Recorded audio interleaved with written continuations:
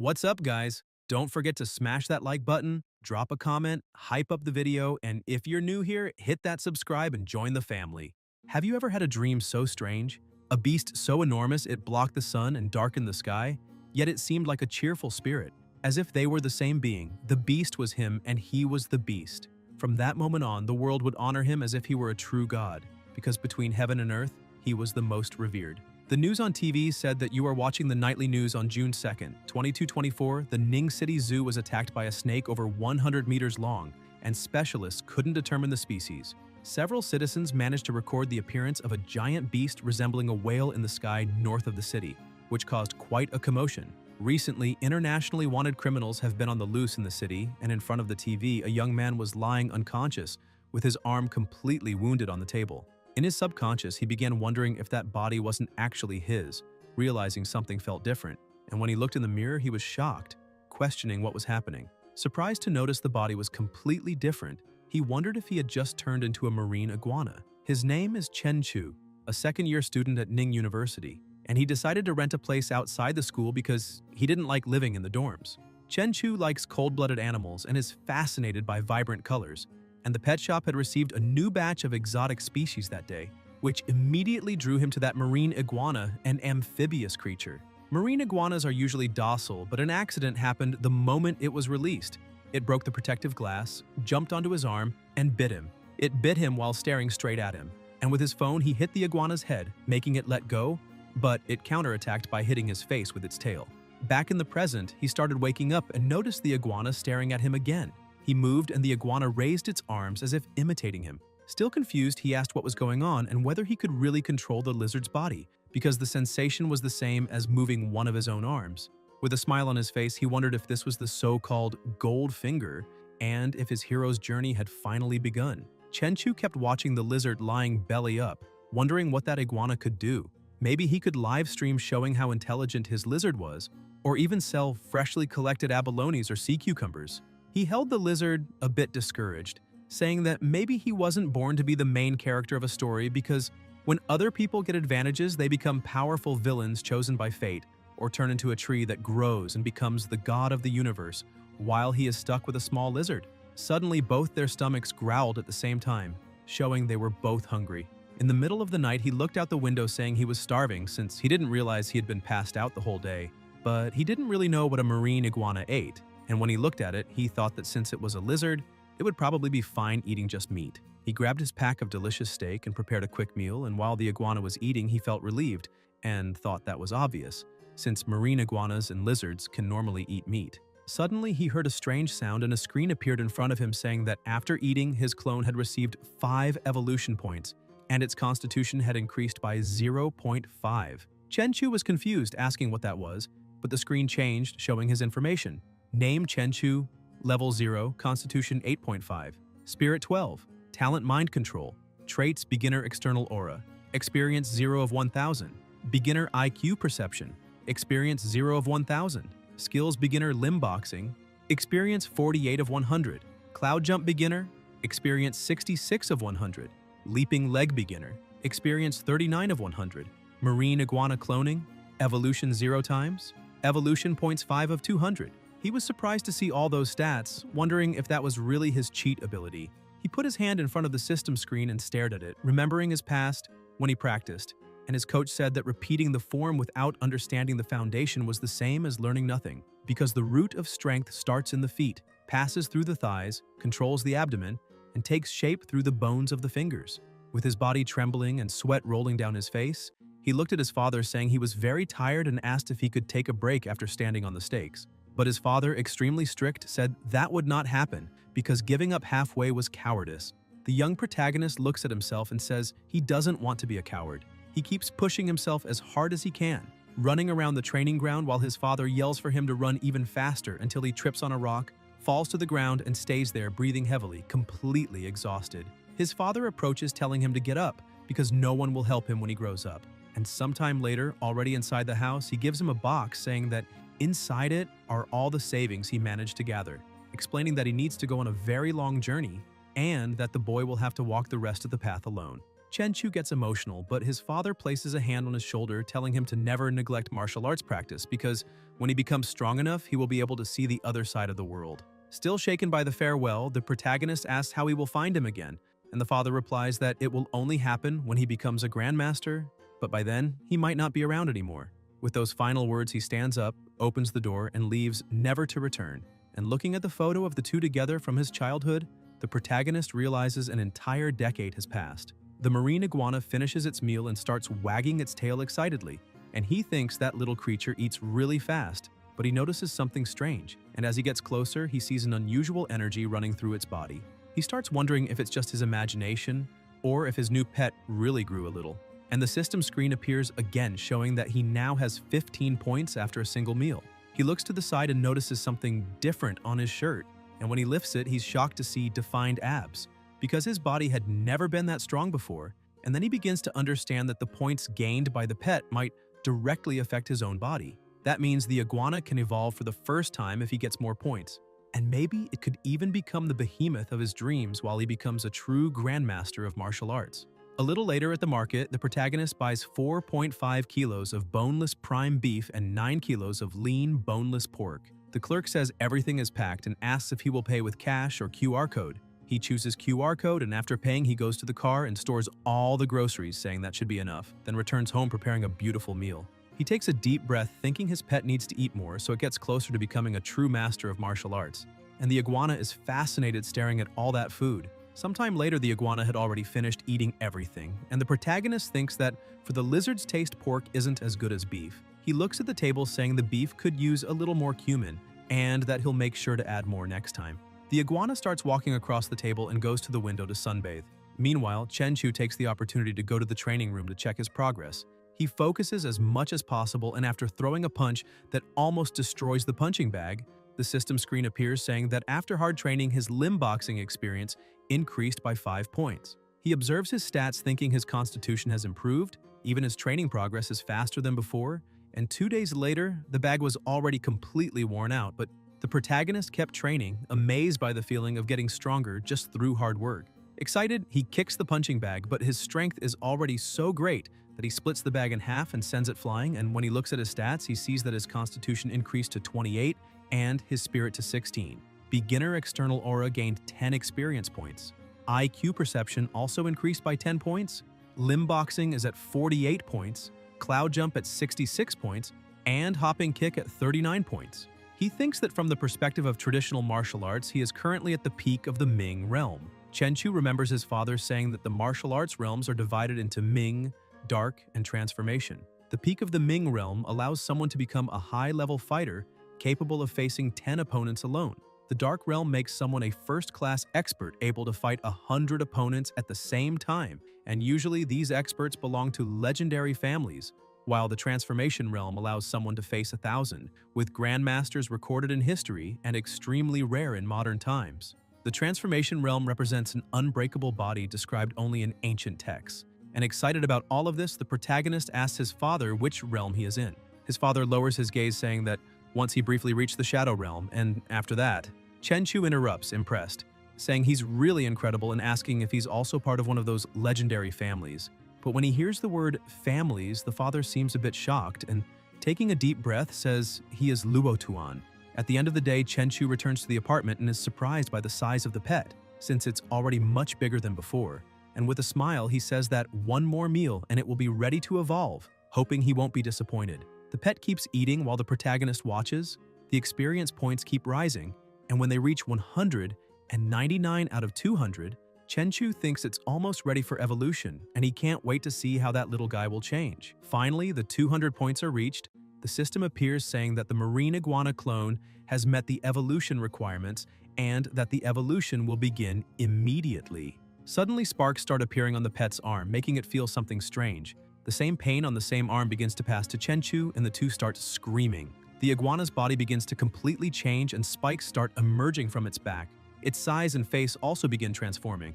The pet loses control over its body and dashes at high speed, destroying everything in the apartment. Shortly after, the evolution seems to have come to an end. Still on the floor, Chen Chu takes a deep breath, saying he didn't expect evolution to hurt that much. He looks to the side and with difficulty goes to the other room to see the iguana.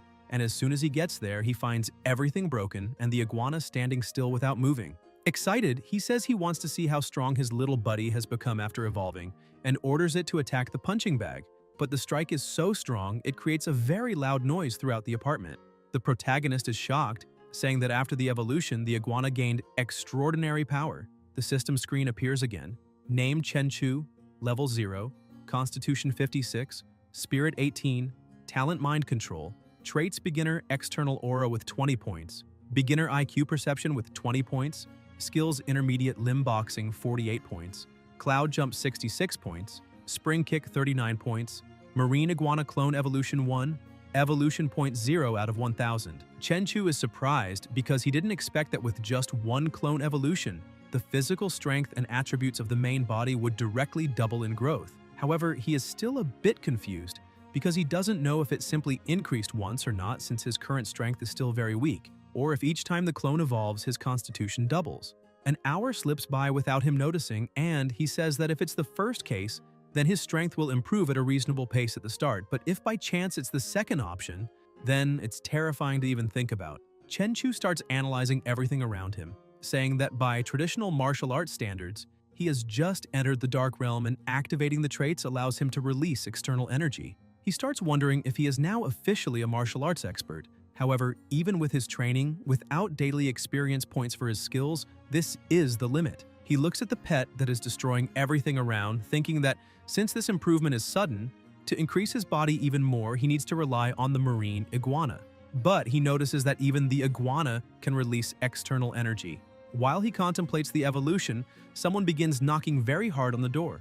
The protagonist goes there, and on the other side, a very irritated muscular man is waiting. As soon as the door opens and he asks what the man wants, the guy becomes completely terrified. A demonic aura comes out of the protagonist's body. Trembling with fear, the man starts wondering what is wrong with that boy because he is emanating vibrations that could crush him in seconds. He completely changes his attitude, saying that lately there has been a lot of noise upstairs and that's why he came to check, asking if the protagonist's place is under renovation. Chenchu gets a bit embarrassed and apologizes, saying there are no renovations being done. He was just training the last few days and didn't realize how much noise he was making. The man asks what kind of training sounds like an earthquake, and when he looks inside the apartment, he's shocked by the destruction, which scares him even more. He slowly begins stepping away, saying it's all good and there's no problem, only asking the protagonist to change his training methods to something a bit quieter. The man runs to the elevator and the protagonist says there's no problem and apologizes again for everything, saying he will adjust his methods from now on. The man thanks him for understanding, and as soon as the elevator door closes, Chenchu and the pet watch. Chenchu closes the door and keeps looking at the pet and the apartment while thinking that the marine iguana clone is way too big now and it's no longer appropriate to keep it indoors. So it's time to set it free. He grabs his car and drives to the shore saying everything is ready. He opens the door and it runs out while he just watches. And without hesitation, his pet dives. He activates Energy Sense, and with his current level, he can cover a 10-meter radius around him. As the iguana swims, the protagonist can feel and see everything it sees, becoming surprised when he notices a five-eyed fish. So he decides to make it his prey and orders the pet to attack. It increases speed and rushes into combat, causing a commotion in the water around it. The iguana kicks up some debris, blocking the fish's vision, and with that, it manages a stealth attack, finishing and consuming the creature. The system notifies that after the clone ate the mutant fish, it gained 10 evolution points and the protagonist's physique gained 1 more point. Chenchu is surprised, thinking that after evolution, eating normal food only gives 1 evolution point per meal, but eating mutant fish can give 10 points. He keeps swimming while thinking that with this kind of mutant creature appearing in the oceans and with recent news popping up everywhere, the world is far from peaceful. The protagonist takes advantage of the situation and continues devouring the mutant monsters appearing before him. Sometime later, the system notifies that the clone has reached the daily limit of 100 evolution points and cannot gain more. Even so, Chenchu keeps swimming because, to human eyes, the ocean at night is cold and completely dark. But through the eyes of the marine iguana clone, the underwater world is colorful and vibrant. As an amphibian, the marine iguana can stay submerged for a long time, but since it still has no gills, it depends on lungs to breathe, needing to surface from time to time. He keeps moving through the seafloor and observing everything around until he finds a small crack. Upon entering, he finds an underground cave and thinks that place seems very good, so he can let the marine iguana clone rest there. After cutting the mental connection, he takes a deep breath, saying that now the clone is already settled and it's time to go home. While driving down the roads, he notices something strange. An apparently abandoned house has a car parked in front. The protagonist becomes curious, wondering if someone is actually living there, but then he hears a cry for help from inside the house. He thinks he needs to control his abilities and act at the right moment. The thugs inside begin to worry, asking if the car has already left, but one of them, eating chips, says yes. They calm down, saying that's great, while another yells at the girl, covering her mouth and telling her to keep quiet. The bald man goes to the guy who was watching the girl and kicks him, asking how he could be so careless, because he told him to keep an eye on her and he didn't even notice the cloth gag fell from her mouth. The young man tries to explain to the boss that it was too dark outside and when they dragged her in, he couldn't see anything. The boss keeps looking at the girl, who is completely terrified, and approaches, touching her neck, telling her to shut up and behave. The girl begins crying, not knowing what to do or say. Outside, Chenchu begins his preparations. He uses his energy sensibility and easily sees all the places and people inside the house. He sees two thugs sitting at the table, the girl trembling and tied up, while the other one just eats, leaning against the wall. Understanding their positions, he starts trying to figure out what is happening, if it could be a kidnapping or even human trafficking, since there are 3 men and 2 of them carry knives. Therefore, it's better to finish all of them in less than a minute to avoid putting the hostage in danger. He prepares for the fight, releases his external energy, and with a single punch blows the door apart, leaving everyone inside stunned. He uses the distraction from the smoke to move forward, and with a kick defeats one of the thugs, throwing him against the wall with great force. The boss becomes furious and tries to attack from behind with a knife, but the protagonist had already sensed it. His strike was so strong that when he hit the boss, the noise was enormous and the impact reached even his bones. The young man leaning against the wall holds the leader, telling him to rest a bit, and prepares for combat, saying it is time to use the Yue Wang Ning Fu fist. On the other hand, the protagonist uses Luo Tuan, the 8 extremities boxing. The two begin to fight. The boy tries to make the first strike, but the protagonist defends and tries to counterattack, being blocked and receiving a punch to the head. Immediately, he realizes that Guy is also an expert. Before completely losing his balance, he makes a distracting move and lands a direct hit, throwing the opponent far away. Lying on the ground, the boy smiles, finding everything more and more interesting, and begins to stand up, saying he really didn't expect to meet a true Luo Tuan 8 extremities disciple after coming down the mountain. The Iron Mountain Slam, the supreme move of the 8 extremities, truly deserves its reputation. Chenchu says it's all a shame, and the young man asks what he means by that. The protagonist gets closer, saying he didn't expect to see a bandit being a descendant of the Yue Wang fist, and that it's shameful for a martial arts disciple to follow a path like that. The boy smiles and asks why Chenchu is so arrogant, when he's nothing more than a simple student who knows nothing, because he only understood reality after leaving the mountain. Shouting that to survive in that world you must do whatever it takes, he charges forward.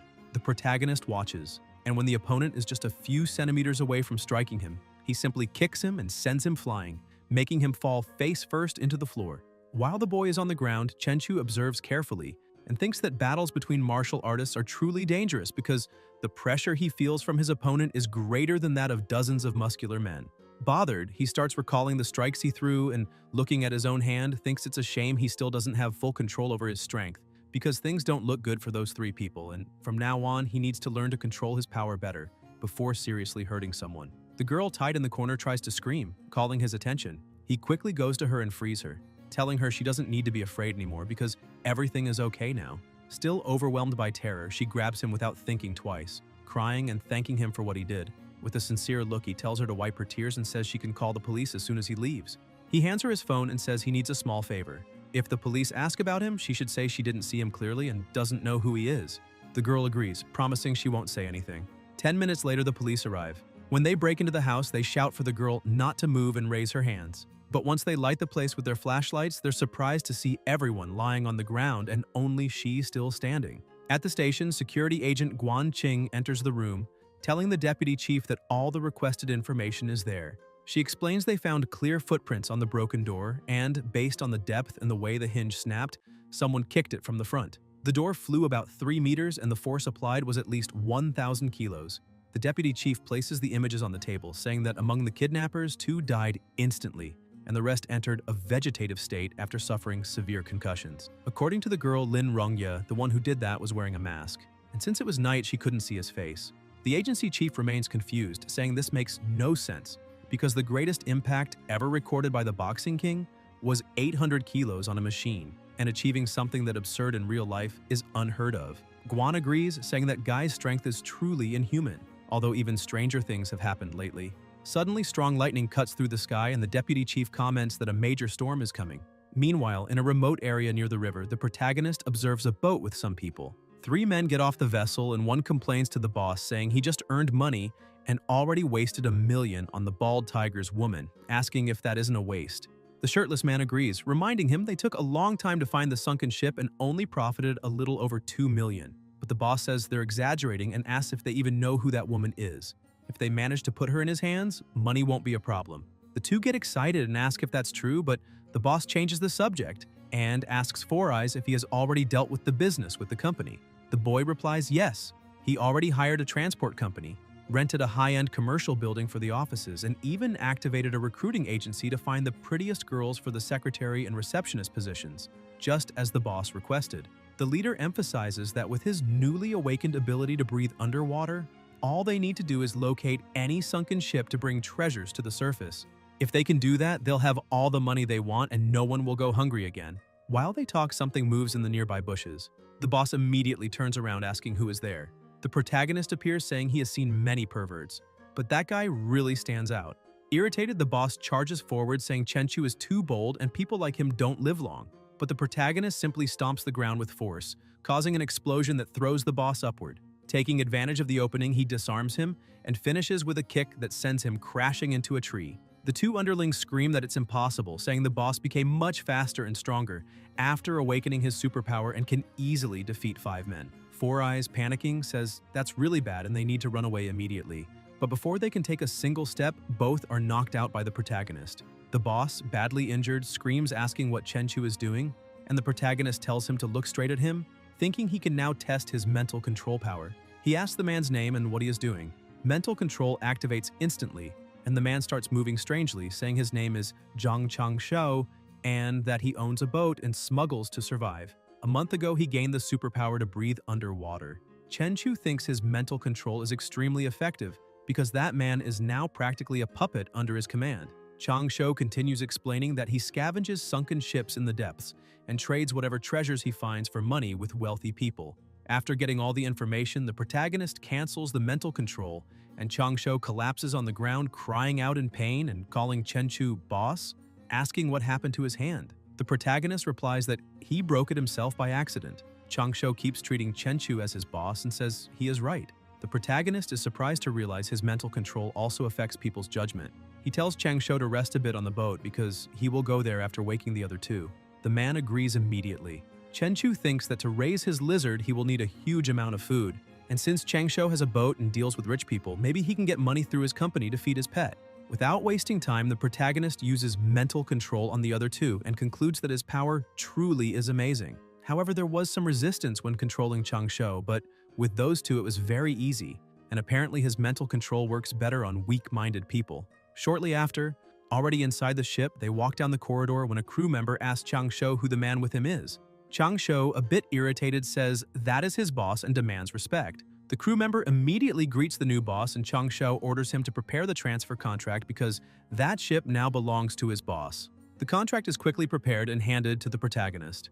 Chenchu tells the man in glasses to meet him at the office the next day and calls boss Changshou to go with him to the hospital since he is injured. The next day, the iguana was at the bottom of the sea eating again, and the protagonist thinks the ocean is a paradise of infinite food. While his pet eats, he continues training at the gym. The system keeps notifying him that evolution points are rising, plus 5 points, and constitution increases another 0.5. He thinks he can't depend only on the marine iguana to increase his power, and must train as much as possible. And after his 2 fights, he realizes his control over his own strength has improved a lot.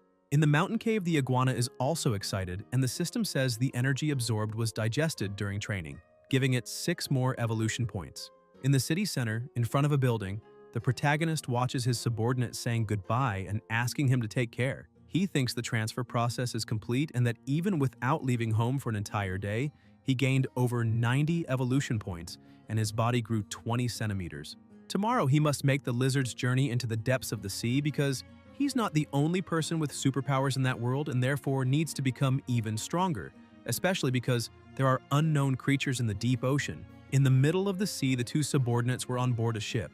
The shirtless man says There have been far fewer fish in recent days and they aren't catching anything. Four Eyes comments that maybe there is a school of big fish down there, maybe even sharks, because they move in groups and even orcas need to be careful with them. Indeed, some sharks were below the water hunting everything that came near. Suddenly, the protagonist lizard begins approaching one of them and lunges to bite. The iguana dodges the attack and starts eating the shark. The system notifies that it gained 10 evolution points, and the protagonist thinks that great white shark meat is quite tender. After the iguana finishes feeding on the shark, the system informs that the clone has met the evolution requirements and asks if they want to evolve. Chenchu is surprised to see he can choose even from a distance, and without hesitation confirms, triggering both evolutions immediately. After going through the pain of evolution, the status screen appears again saying, Name Chenchu, Level 1. Constitution, 130. Spirit, 38. Talent, Mental Control. Traits, External Aura, Beginner. Experience 280 of 1000. Chi Perception, Beginner. Experience 280 of 1000. Skills, 8 Extremities Boxing. Intermediate, experience 370 of 1000. Cloud Step Leap. Intermediate, experience 290 of 1000. Tan Leg Technique. Intermediate, experience 390 of 1000. Clone, Armored Scale Spiny Lizard. A newborn beast attempting to evolve into a fierce Lord-class beast. Evolution, twice. Evolution points, 0 of 5000. Skill, Water Affinity. Lying on the floor, he looks at his stats, saying he finally made a breakthrough, and that his constitution is 13 times that of a normal person.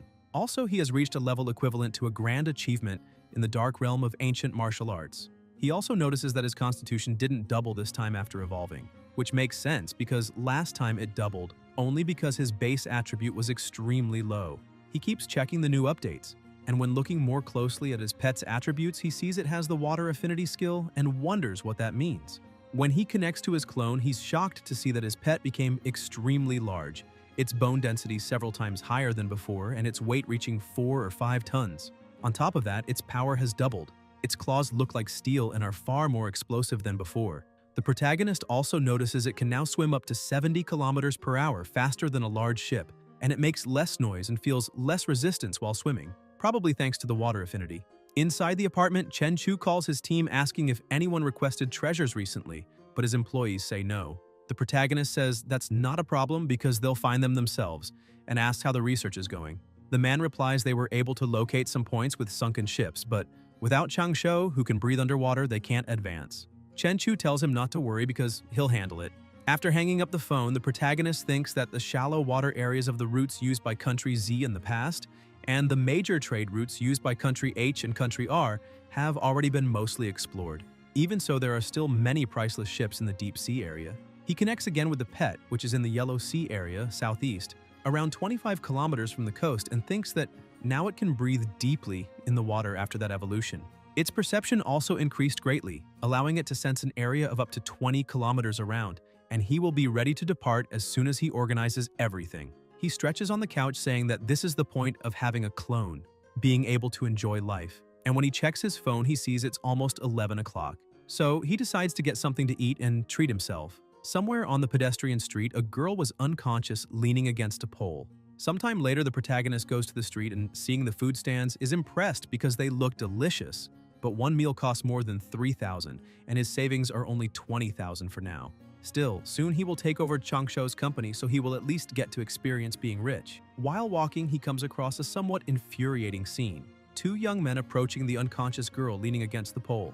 He yells, asking what they are looking at, and tells them to leave immediately, thinking that with his growing strength, his passion for martial arts is awakening too.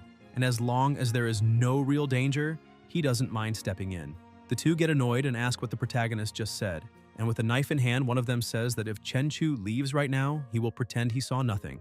The protagonist begins releasing his aura, which takes the form of a beast, and the 2 become terrified. The boy in the hoodie asks why it feels like a beast is staring at him. The other, frightened, says they should leave, but the unconscious girl wakes up and starts laughing, asking what they are doing and if they aren't real men since they're so scared, continuing to mock them. Chenchu gets confused and wonders if that woman is crazy.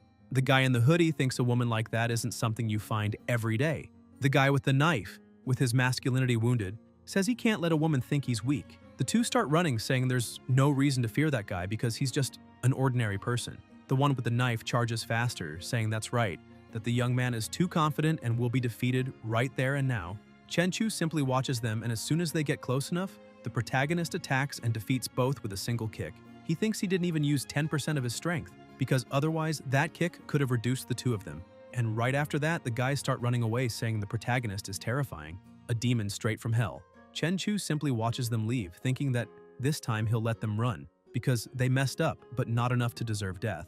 The woman stands up acting strangely and laughing, saying that was amazing, praising the protagonist and saying he is very strong and that it was impressive. Chenchu notices she isn't normal and wonders if she was drugged. The woman begins rubbing herself on him, and the protagonist calls the police, saying there's a slightly drunk and out-of-control woman outside the Shengtang bar. The girl asks why he called the police, questioning if she isn't pretty and if he wouldn't want to take her home. A few minutes later, the police arrive, and a policewoman says the woman isn't being funny doing this kind of thing, while the protagonist talks to another officer, saying he was the one who called because he went out for a late-night snack and saw the woman there.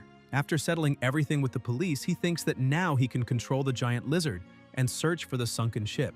And when he uses the probe to sense the surroundings, he realizes that Four Eyes was right, because online information confirmed that there is indeed a sunken ship there. At the moment, his energy sense reaches only about 20 meters, so he needs to keep searching. Shortly after, he finally finds what he had been looking for and says that it seems he won the lottery because the bars are solid gold. Immediately, he contacts Four Eyes and tells him to guide the ship 3 kilometers east and drop a container. The guy from before calls the crew member Black Ghost and wonders if anyone besides Changsho can breathe underwater, but Black Ghost just tells him to stop asking questions and not interfere with the new boss's secrets. Underwater, the pet had already placed numerous gold bars inside the container, and the protagonist says they can start retrieving the site. The container is closed and lifted to the surface. While it's being taken up, the protagonist decides to take one last look around and suddenly finds something strange that looks like a piece of metal. Black Ghost says the cargo is already aboard and everyone can return. Chenchu uses the lizard to try identifying what it is, but when he tries to scratch it, he notices it's extremely tough because the claws of his pet can easily tear through common metal, but barely leave a mark on that thing, so it must be some kind of special alloy. He decides to take it because it might be valuable and he'll study it later. As the lizard returns, something suddenly rushes at it and bites by surprise. Chenchu asks what that thing is because a monster is trying to ambush him. He wonders what that monster thinks it is because even if it's bigger than his pet, when it comes to strength, attack, and defense, unfortunately the two can't compare. In just a few minutes only, the monster's bones remain at the bottom of the sea. The lizard begins moving away and the protagonist thinks that sashimi tastes really good. A few hours later, the protagonist is on the shore thinking that the reefs have been eroded by water for years, making them incredibly hard. The deserted night beach is the perfect place for him to test his strength. That strength works both ways, but his bone density is almost 20 times greater than that of an average human. And with the inner shield absorbing most of the impact, he barely feels pain in his hands, even when punching the rock with force. And even the little pain he does feel is eliminated almost instantly thanks to his body's recovery ability. He keeps training on the rock with light punches while thinking that, after all this evolution, his physique surpassed 200 points, and even without testing, his punch should weigh at least 3,000 pounds, which is 1.5 tons. And with the increase in external energy and the 8 extremities boxing technique, he could easily pierce through a person with a single punch. He decides to test his strength a bit more and throws a powerful punch at the rock, breaking it with ease. After training for a long time, he throws himself on the ground a bit tired, thinking that the punching bag he has at home isn't strong enough. Besides, he can't train in the park because with all the modern technology, if someone recorded it and posted it online, it would be a huge problem, since if people discovered he was extraordinarily strong, he would only attract more trouble. That's why he can only train on that empty beach. Looking at his hands, he comments that this is great because his incredible regenerative ability managed to heal the injuries in less than a minute. Suddenly, his pet emerges from the sea carrying that strange thing, and the protagonist starts examining it, thinking that the irregular black ore shines with a metallic gleam, but doesn't look especially remarkable at first glance. He tries to lift that stone but realizes that piece of metal weighs at least 90 kilos, and besides being heavy, it's extremely tough, to the point that even the giant lizard's claws have trouble scratching it. This would be perfect for forging a weapon, however. With his current skills, making something suitable would be extremely difficult, but what he really needs to focus on now is how to deal with those gold bars. The next day, the protagonist goes to the ship and asks where the goods are. Black Ghost says everything is inside the ship and has already been cleaned and stored in the captain's cabin. The protagonist is evaluating the gold bars when Black Ghost asks how much all that is worth because he has never seen so many gold bars together in his life. The protagonist explains that the bars don't have any kind of markings, so they must have been privately minted and cannot be sold as antiques. He goes to the city center, and upon reaching the 8th floor, the receptionist greets him warmly. Chen-Chu asks if they buy gold there. The receptionist says yes and asks if he wants to sell rings or necklaces, but he opens the bag full of gold bars and says he wants to sell that. The receptionist is shocked, saying that is a lot of gold, and asks him to come with her because she will take him to the manager upstairs. The manager greets him, asks for his name and how much gold he wants to sell. The protagonist introduces himself, opens the bag again, and says he would like to sell everything. The manager is also surprised, but says he needs the team to check the gold quality, so he will have to wait a bit. While they analyze, the protagonist just sits and waits. After assessing and weighing everything, the manager returns saying the bars total 11 kilos and 250 grams, and since they aren't very pure and were privately minted, they can pay 400 yuan per gram, asking if he accepts. Chen-Chu smiles and says it's a good price. Shortly after, 4.5 million are deposited into his account, and as he drives through the streets, he watches the people around, thinking that normally people his age are still struggling to pay for college while he can earn millions with just one adventure. Something that feels surreal. Now that he is a millionaire, he thinks he should buy a car first because the one he currently has is too low and terrible on the hole-filled coastal roads. He goes to the luxury car showroom and starts looking at a Land Rover. 2 other people enter the store and another receptionist greets them, while the protagonist watches the scene and realizes that's his ex. Since back then, he spent a fortune trying to win her over, but she preferred chasing wealth and status, enjoying life with rich guys. She notices him too and tells her boyfriend that he's the loser who used to chase her. The boyfriend asks what a broke college student is doing in a luxury car dealership. Black Ghost gets irritated asking who they're calling poor, but Chen-Chu steps in and tells him not to bother. The ex's boyfriend shouts back asking why they can't just tell the truth, saying the protagonist is nothing but a poor college student and questioning what he's doing in a place like that. The girl tells her boyfriend not to waste time with that loser and to go pick a car. She walks over to a convertible saying she likes that model, and the boyfriend answers he'll take a look, but inside he feels embarrassed thinking that money exists to impress women. But he only receives a few tens of thousands per month to spend, so how could he ever buy her a luxury car? Meanwhile, another saleswoman is showing the Land Rover to the protagonist. He thinks that the car is tall, comfortable, and can carry a lot, so it should meet all his needs. He tells the saleswoman that he likes the car and will pay with his card. She smiles and says he made an excellent choice, explaining that the car costs 2,380,000 and asking whether he wants to pay in full or in installments. He replies that he will pay in full, surprising the saleswoman. His ex-girlfriend hears that and is stunned, asking how he plans to pay for a car worth more than 2 million with a card. Her boyfriend walks over saying he's just pretending because there's no way he has more than 2 million in his account. She agrees and mocks him, saying that back when they were together, he didn't have money to buy anything besides instant noodles for weeks just to try to impress her. The two get closer and the man starts laughing at him, saying a broke student wants to buy a luxury car and telling him he doesn't need to put on a show because it would be embarrassing if the card gets declined. Black Ghost steps in saying it's none of their business, whether the protagonist can pay or not, and asks what the guy will do if he actually buys the car. The young man replies that if by any chance he really manages to pay, then he will call him dad right there on the spot. But if he can't, then the protagonist will have to call him dad instead. The ex continues feeling superior, convinced he's just bluffing to impress her. Suddenly, the saleswoman returns with the keys and the card, saying the car now belongs to him. The protagonist thanks her, leaving everyone shocked.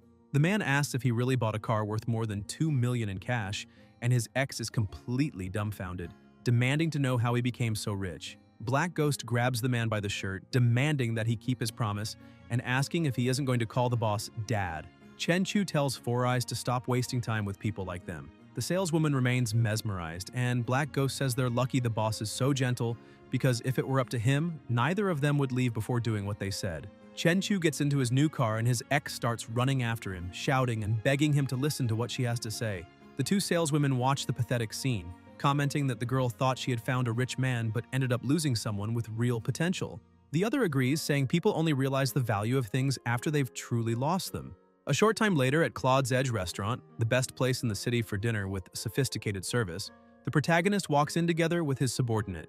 A woman sits beside him asking what he would like to order, and Chen-Chu asks her for a Boston lobster costing 5,888 yuans and 2 king crabs costing 7,888 yuans. Shortly after, the food arrives and 2 girls start feeding him. All of that is very expensive, but it is definitely worth it because it tastes great. The girls keep smiling and asking where he wants his next bite from. Chen Chu keeps enjoying that moment, thinking that he has cooked many meals for his lizard, and now it is time to enjoy a bit of a luxurious life. He looks at his tablet and sees that the advisor had sent a message in the group saying that classes would start in 1 week, so they need to remember to arrive at school on time. Some students say they understood, and the protagonist sends a message saying it is true because he had forgotten he was already in the second year. He opens his status panel and keeps looking, while thinking that as soon as classes start, he will have less time, so he needs to make more money as quickly as possible to help his little lizard reach the Shadow Realm. The protagonist connects with his lizard, thinking that the swordfish in front of him is the fastest swimmer among the fish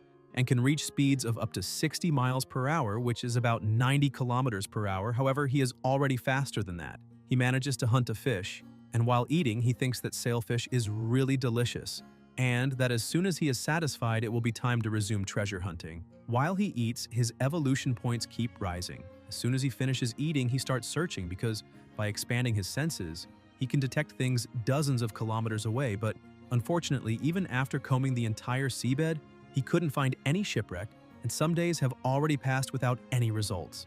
He keeps swimming searching for things, but the world is beginning to change in strange ways, making him question whether there is some type of secret supernatural organization commanded by the government, because either way now he has these abilities and needs to be even more cautious with his actions. He goes to the high-end commercial building in City N, thinking that after Changsha transferred the company to his name, he never returned there even once, because that is the busiest area of the city, and that alone shows that Changsha really did everything to leave the company with a good appearance. As soon as they enter Tianlan Marine Industries, the receptionist Ning is happy to see assistant Zhang Shu, and he asks her to call everyone to the boss's office right now. Shortly after, in the boss's office, the assistant introduces the protagonist, saying that he is the real head of the company, and his name is Chen Chu, Mr. Chen. Everyone there greets the boss, and the girls become completely enchanted, thinking if he is really the boss because he is very young, handsome, and rich. An assistant calls the protagonist, saying that girl is Ning Nixon, the receptionist. A bit happy, with a reddish face, she smiles, greeting the new boss. Another beautiful woman starts approaching, saying she brought his coffee, and the assistant introduces her, saying that woman is the boss's secretary and her name is Su Lengyu.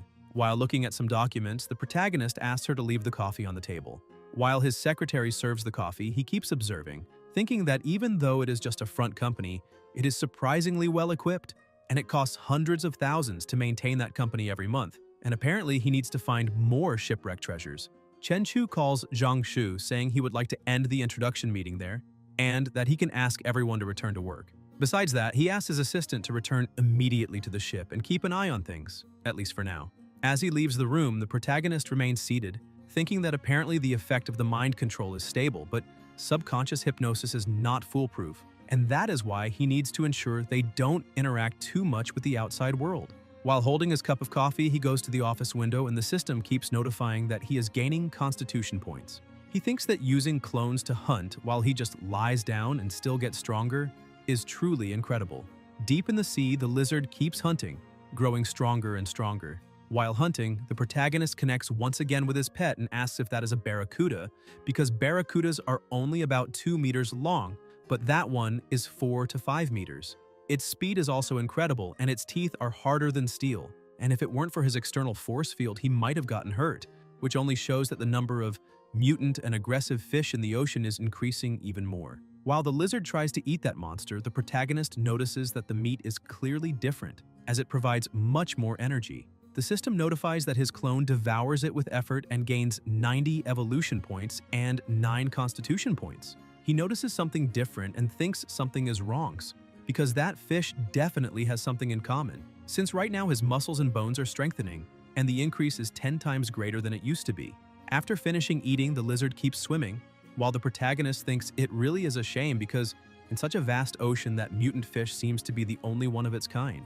Meanwhile, at the Tianlan Marine Industry office, Ning asks Leng Yue if she thinks the boss has someone special. She sits on the desk asking why, and if she's thinking of hitting on him. The other woman behind looks at the receptionist, saying she's blushing again. Suddenly, someone arrives asking if they still haven't finished work hours, and everyone is surprised to see that it is Chen Chu. Secretary Leng Yue walks up to him, saying they still have some things to finish. The protagonist starts getting ready, thinking that with his hearing, he can hear their conversation from inside the elevator. But to avoid embarrassment, he will pretend he didn't hear anything.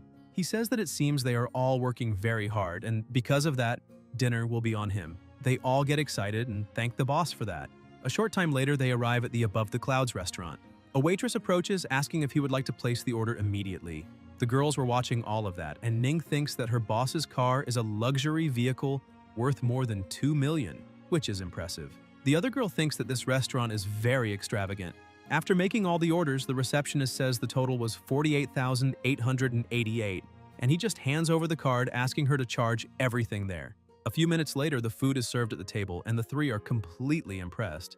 Ning starts wondering from which rich family her boss came. Lung Yue, also impressed, thinks that the boss is simply throwing money everywhere. The other girl is also amazed, thinking that following a boss like that surely means there is a bright future ahead. Before they start eating, the protagonist says he still needs to take care of some things that night, and because of that, after dinner, he will take them all back. The three smile, excited, and thank him. After dinner, he goes back to the seaside and starts training, thinking that the sea breeze is so relaxing that it really lifts his mood. During the night, on a rocky, deserted beach, he didn't stop training the whole time, and now his physique is more than 20 times that of a normal person, and the strength of his punch exceeds 2 tons. However, the stronger he becomes, the harder it is to control. He punches the rock using too much force and complains because his stance was not fully correct, and that is why he ended up losing control and needs to keep training to get used to his true strength. But he notices something strange when he realizes that even so late at night, there are still some people in such an isolated place. A buyer shows up saying that they have done so many deals already and still they don't trust him. The seller says the pressure is too great right now and the rules are still the same. First the money, then the goods. Chen Chu hides behind a rock thinking this is a D-level deal, but those guys are armed, and so he needs to be cautious. One of the subordinates goes to the boss saying the goods are top quality. The buyer says that is not bad at all and that it is a pleasure doing business with them. The seller also thanks him, saying the pleasure is all his. The man warns that things have been tight lately and so they need to be careful. But another guy tells his boss not to worry because they only work through exclusive channels. And even if something goes wrong with the goods, it won't be traceable. Suddenly, the protagonist jumps toward them and quickly takes down the two guys. The buyer gets scared and steps back, pulling out his gun. But the protagonist's speed is so great that before he could aim, Chen Chu had already gotten close enough to end it. With the 3 people on the ground, he thinks those people have already lost all humanity, and eliminating them is practically a public service. His pet starts approaching and with a single attack manages to split the boat in half, and people start falling into the sea asking if they hit something big or what might be happening. As soon as they fall into the water, they notice something is close to them and begin to panic, shouting that there is a monster there and that they need to swim as fast as possible. Some start calling the boss for help. One of the thugs pulls out his gun, saying it is impossible to escape through the sea, so they need to go all out because he wants to see that monster dodge a bullet. As soon as he fires and hits the monster, he cannot believe what he just saw. With his body trembling in fear, the shot didn't cause a single scratch on that beast. The pet keeps attacking until it wipes out all those thugs. After finishing the job, it carries the briefcase to the beach. Sometime later in Chen Chu's room, he sees the briefcase was full of money, and a stack of bills is worth 10,000, and 3 million are 300 stacks. He thinks that money spread right in front of him feels much more real than just numbers on a bank card. The next morning, at a cafe, Lung Yue arrives with some documents in hand, heading toward the protagonist, and the men sitting at the table keep looking at her, saying she is a stunning woman because she gives off a cold, untouchable vibe. When she reaches the table, she asks her boss to sign them, and the 2 young men at the next table are impressed, wondering if that really is that woman's boss because he looks so young. After signing the contracts, the protagonist stands up, asking Lung Yue to inform everyone that it is time for a meeting. The 2 men keep observing, thinking that even though he is young, he seems unshakable like a mountain, and his presence is completely intimidating. Sometime later in the meeting room, the protagonist asks them to take good care of every little detail, and if they do so, they will be the heroes of the company. Because if performance keeps rising like this, at the end of the year, everyone will receive a big bonus. In the middle of the meeting, his phone rings and someone says that today is the last day for him to register at school because he is the only person still missing from the class. He apologizes, saying he will go there right now, and Lung Yue brings his coat. The protagonist says he needs to go register at school and that there is not much left for them to do there today, so everyone can leave work early. Furthermore, while he is not there, Su Lengyue will be responsible for taking care of all company matters. Ning is surprised to find out that her boss is still a student, and the girl next to her comments that he seems so focused she thought he was some rich heir raised with perfect etiquette. Shortly after, at the university campus, the protagonist arrives with a new car, and everyone around is impressed, asking if he is Chen Chu and if he is really a rich guy because That car is worth more than 2 million. Some people cannot believe he owns a car of that value. Later on the campus forum, a back-to-school post was pinned, saying that on the last day of enrollment for new students, a tall, handsome, and elegant guy showed up driving a car worth more than 2 million. Shares 748, comments 2,822. In the comments, people were asking if he was Chen Chu because he looked very handsome in the summer. However, others said they didn't care about looks since he was driving a car worth more than 2 million, and his family surely must be billionaire. The girl reading the post feels that man is very familiar, especially those black and white eyes like stars radiating a sharp glow. She keeps reading and sees someone saying that guy is not a freshman because he is in the second year of the finance department and is now entering the third, and his name is Chen Chu. The girl is surprised to discover he is from the finance department because that cannot be true since he is in the same year as her. While walking, the protagonist thinks that his body and strength are improving at a very good speed, but he only knows light extremities cloud step and tan leg technique, and needs to learn new skills to better control and use his current power. He passes by a fight club but thinks those moves are too graceful, and if he fought someone like that, he would end up crushing the person with a single slap. So if he really wants to learn how to control everything, he needs to keep training alone. He arrives at Longteng Steel and upon meeting the receptionist, says he would like to make a custom steel order around 100 tons or more. The woman agrees and takes him to the VIP room to call the sales manager. Once inside, the manager asks what type of steel he wants to order, and Chen Chu explains that he wants a steel pillar with 2 meters in diameter and 5 meters in height, as well as some steel blocks weighing 1, 5, 10, and 20 tons each. After the simulation, the manager informs that the total weight is around 200 tons and the estimated cost is about 700,000, but the final price depends on the product finishing. The protagonist says it's all good and asks to sign the contract the next morning. At Changshou's improvised dock, assistant Zhang Shu informs the boss that the entire area is his warehouse. The protagonist thinks it's great and asks him to leave because he wants to take a look by himself. The system notifies that the clone gained 8 evolution points through directed feeding, and that constitution increased by 0.8. He thinks about all the stages: brightness, darkness, transformation, and beyond transformation. But he hasn't even reached the transformation stage yet, so he still has a long way to go. Looking at the space, he imagines that when the steel pillar is installed in the warehouse, that will be his training field. However, he thinks the maximum daily evolution points is 100, and because of that, he will need many days. And compared to the progress of that giant lizard, his body is still far too slow. At the site of the last fight, Guan Qing and the deputy security chief were analyzing everything together with the police. She starts reading the report, saying that Luo Hao, known as Big Boss Luo in the underworld, owns a bar and commands more than a dozen henchmen. His right hand was almost torn off by a heavy weapon, used with unbelievable force, hanging only by a piece of flesh. Iron Chi Lao had his chest hit with immense force, crushing his organs and dying on the spot. All three were killed in less than a minute by the same person, whose strength and speed were insane. She wonders who could do such a thing when the captain's radio rings saying they found another body coming from the sea. Meanwhile, at Tianlan Maritime Company, Leng Yue comments to the boss that the company has no services. Everyone just slacks off, and she asks if they shouldn't hand out flyers or something like that. The protagonist replies that it's not necessary because business is like fishing. You just need to wait for the fish to bite the bait. The secretary gets worried, thinking that even if the boss is very rich, they might end up going bankrupt. After all, how will the fish bite if no one knows about the bait and no one reaches them? Suddenly, Ning knocks on the door saying someone came to see the boss with a business deal. Leng Yu can't believe someone actually came to bring money in the end. The man enters the office looking around and asking where Zhang Laoda is, and the protagonist says he and his men are all under his command now. The man finds it impressive that he actually sidelined that guy and introduces himself as Wang Tianhua. The protagonist is impressed, saying he finally met Boss Wang and that they should sit down to talk more calmly. Leng Yue says she will prepare tea for everyone. Tianhua explains that there is a centuries-old shipwreck worth at least tens of millions and asks if the protagonist can make it happen. Chen Chu asks how Tianhua intends to split things once the items are recovered, and he answers that he will provide the map and keep 70%, while Chen Chu would get 30%, because even international teams work at that rate. Chen Chu says that if that's the case, he should look for an international team. Tianhua asks what his suggestion would be, and Chen Chu replies that he would like a 50-50 deal. Otherwise, it's better to forget it.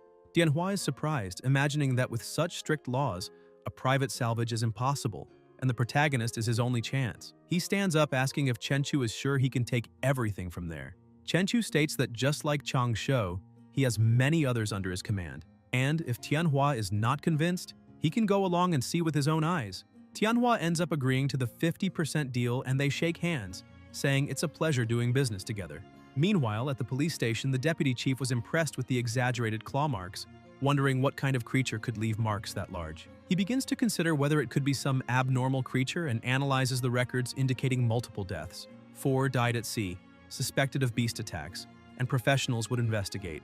At the end of the day, Chen Chu goes to the warehouse to receive the order and Leng Yue asks what that huge iron pillar is for. He says it is a calming pillar of the sea, buried at the dock to stabilize the waters and restrain the sea dragon kings. She thinks the boss really knows a lot of things. After making the payment, he looks at the bank account balance, which was at 321,800, and thinks money really flies. And now, only that is left in the Bixi Garden complex. Chen Chu drops off the secretary and she follows him, apologizing for bothering him again and asking if he would like to go up for a glass of water, but he refuses, saying he still needs to take care of other things. She says it is fine, and as he walks away, she keeps watching and wonders how she managed to be bold enough to say something like that to him, especially knowing that even her underwear must be lying around there. While driving, he thinks that during dinner earlier, he accidentally broke the chopsticks, so he still needs to train his control over his own strength. That is the key point. During the night, he goes back to training on the rocks, thinking he needs to reach full mastery to completely use his powers. He focuses and notices that his aura shield now covers an area of up to 30 meters, allowing him to feel every movement of the wind and the grass around him. 3 days later, the pet was still fiercely feeding in the sea, and the system reports that evolution points are at 210 and constitution points at 21. He notices that the red-eyed fish are the same as the ones he saw that day and realizes that Tianhua's ship is slowing down, so they must already be close to the spot. He calls Tianhua, saying that the other team has already arrived and asks when they will start. Tianhua says the work is quick, and he will prepare things to begin still that night. The protagonist thinks that after hard work, he gained 15 experience points in control, and with aura enhancement, his strength multiplied. Tianhua calls again, saying he still hasn't seen the other team, and Chen Chu replies that they are already underwater and asks for the location. Tianhua questions if he is serious because that is truly impressive, then gives the coordinates, explaining that it is 200 meters to the left and about 700 to 800 meters deep. Connected to the pet, he starts descending but notices that even with his constitution, the water pressure is making everything uncomfortable. Upon reaching the point, he realizes there is nothing there and reports that at 800 meters deep, within a radius of 200 meters, there is nothing. Tianhua asks if he really scanned all of that so fast, thinking it is impossible for someone to sweep 700 to 800 meters deep in just 20 minutes. One of the subordinates comments that after hundreds of years the location has probably changed and asks to try moving about 1 kilometer east. The boss apologizes and asks if the protagonist can check this new direction. He continues scanning with the pet, and after searching for a short while, they finally find what they were looking for. They bring everything to the surface, and when opening it, one of the men tells the boss there is a total of 8 broken pieces and 3 intact ones, valued at around 30 million. And if sold privately, they could get about 20 million more. Tianhua asks the protagonist if he heard, because that is the situation. And Chen Chu states that now the rest is up to Tianhua because he will only come back to collect the money. A few days later, the two meet, and Tianhua says the total exceeded 23 million. Each one receives 11.5 million, and that he can check if he wants. Chen Chu says there is no need because he trusts his work partner. Tianhua laughs, saying the protagonist is quite straightforward and that he will look for him whenever he has new information about sunken ships. Chen Chu looks at the pile of money, thinking that the financial problem is already solved, but his strength is still too weak. He needs to train until he reaches the point where sniper bullets and grenades do not affect him before trying riskier moves. The next day, inside the industry, one of the employees approaches him, saying someone sent a resume the day before claiming they could bring 200 fishing enthusiasts every month for a salary of 50,000. He asks to take a look, and Ning comes over excited that he's back. Upon picking up the resume summary, he reads, "Member of the Fishing Association, knows many insiders in the area." Without a second thought, he crushes the paper and tells the employee to reject that candidate, saying he is nothing but a scammer. Ning, excited, asks why he hasn't been at the office in the last few days, and he replies that he had a big project and ended up earning a few million. She brightens her eyes, saying he is truly amazing, and with a smile on his face, he asks if he hadn't already said he would take everyone to celebrate after that project, and emphasizes that tonight he will take everyone to Yunshang Tianwan. The HR girl thinks that working there is truly wonderful. The job is easy, the salary is excellent, and the boss always treats everyone very well. Ning even jumps with joy, saying how nice he is. The girl keeps thinking that unlike her friend's company where the manager tried to hit on her, everything there seems perfect. But then she gets a doubt. If the boss himself tried something with her, would she accept it or not? At the restaurant, Ning comments that she didn't know maritime fishing was so profitable. The HR girl asks if just a few days of traveling can really bring millions, and the protagonist says it was just luck because he caught a bluefin tuna, a fish worth hundreds of thousands. Suddenly, a man appears asking if he is Mr. Chen, owner of Tianlan Marine Industries. He introduces himself as Li Tianrui, deputy general manager of the Tianhong Group and a friend of Tianhuai, saying that he wants to fish in the sea and asks if Chen Chu is interested in cooperating. The protagonist replies that as long as it is profitable, he is always interested, and asks the man to go to his company the next day so they can discuss things better. Leng Yue hands over the boss's business card and Li thanks them, saying they will see each other the next day. Xiao Hui observes, saying he didn't expect him to be so young. Ning asks if the Tianhong Group is really big, and Xiao Hui explains that the chairman is worth tens of billions. He is richer than the richest man in the city and even has the same surname as young Master Li. So maybe they are relatives. Ning is impressed by the idea of tens of billions, and Leng Yue also cannot imagine that she just ran into the son of the richest man during a meal. The protagonist gets excited, thinking that even the heir of the richest man is interested in shipwrecks. Meanwhile, at sea, he thinks it's a coincidence because just when he was telling Xiao Hui about a fish worth more than 10 million, he finds not one but two of them. At night in the warehouse, he looks at the preserved fish, saying that it is worth more than 10 million and its meat isn't even that special. That is not just a fish, it is literally money swimming. And now the next step is to find a buyer and sell it. The next day, while he is still training, the protagonist gets a call saying that young Master Li has been waiting for him in the office for some time. He replies that it's fine and that he is on his way immediately. Shortly after at the industry, the two meet and Tianrui says he has the exact location of a shipwreck. Chen Chu asks why, with all the wealth of the Tianhong Group, young Master Li is still interested in shipwrecks. Tianrui replies that no one thinks they have too much money. The protagonist agrees, saying they will split 50% each after the items arrive, and Tianrui says it's fine by him. Chen Chu keeps staring and thinks that from the young master's look, it's obvious he's not only after the treasure on board, which is interesting. He takes advantage of the meeting and asks Tianrui if he knows anyone who runs high-end seafood restaurants, because he has a 4-meter bluefin tuna. Tianrui says that is very impressive because even a bluefin tuna is within his reach, and adds that he knows someone who owns a seafood restaurant and invites the protagonist to have lunch together so he can introduce them. Sometime later in the warehouse, the protagonist takes manager Lin to see the fish. The manager runs off, and Chen Chu asks him not to run so much because the fish is right there and it won't escape. After examining it, one of the manager's subordinates says the quality of the fish is perfect and all aspects meet A-level standards. Manager Lin says that the fish really is top quality, but since they are all friends, he offers a price of 7 million. The protagonist says it's a good price and accepts the offer. Leng Ye, who is with them, keeps watching her boss, thinking that a single fish was sold for an unbelievable 7 million.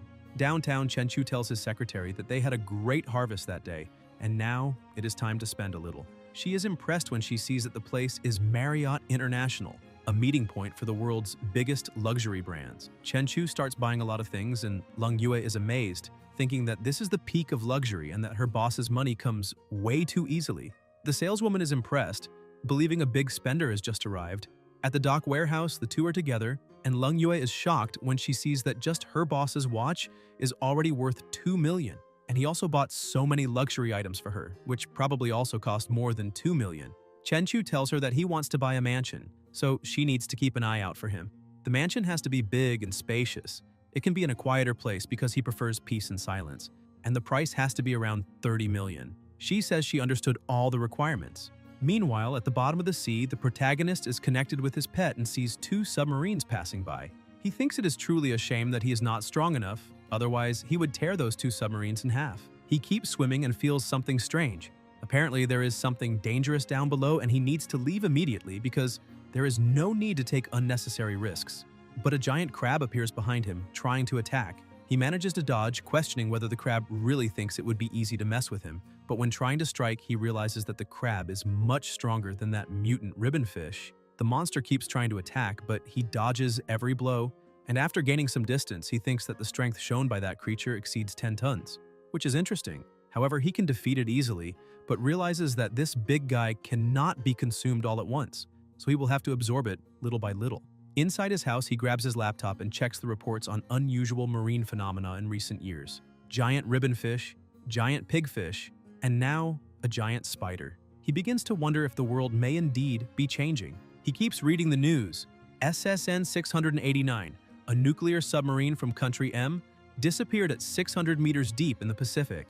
The latest report states it was attacked by a giant unknown sea creature. Another nuclear submarine in the Arctic collided with a submerged iceberg, killing all 127 crew members.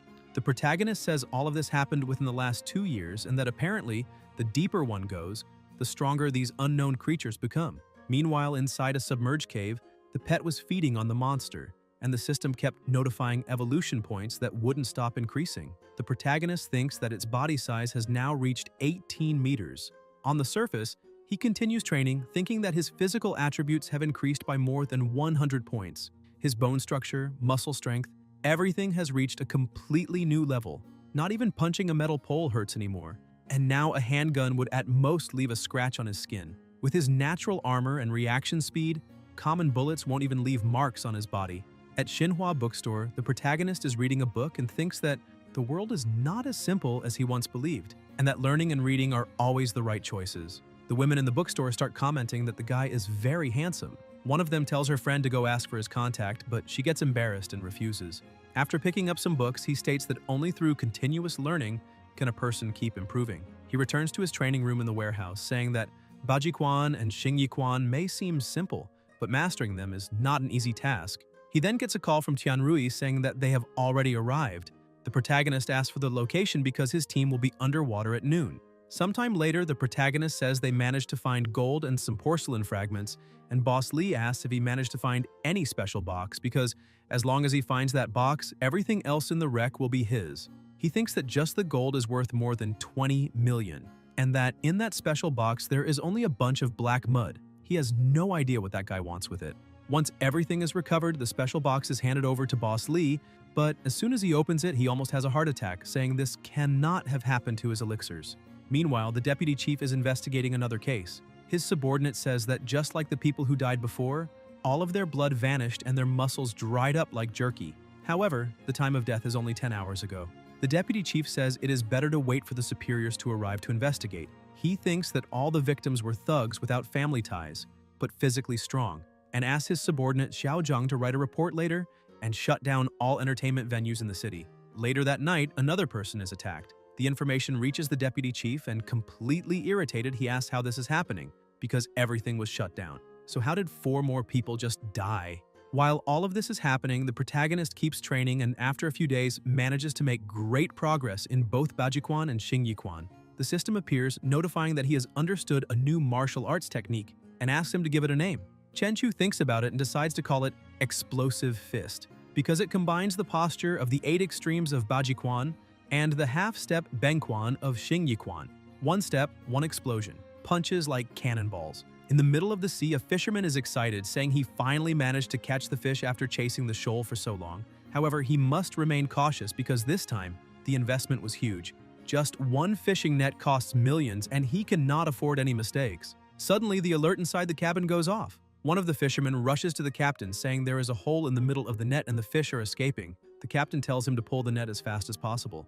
Tom Chan-yun says the detector shows nothing. However, the net does not move. Underwater, the protagonist's pet had already reached an enormous size, and he thinks that with a single bite it takes dozens at once, so that Free Banquet was very satisfying. With its affinity with water, sonar detectors cannot detect it at all, and now it is time to go home because it is already satisfied.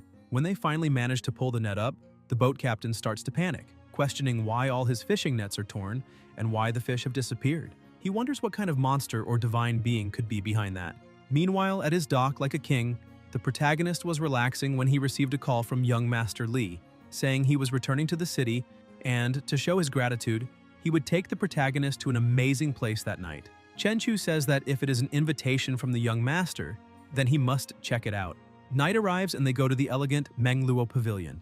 A beautiful girl comes to the door to welcome them.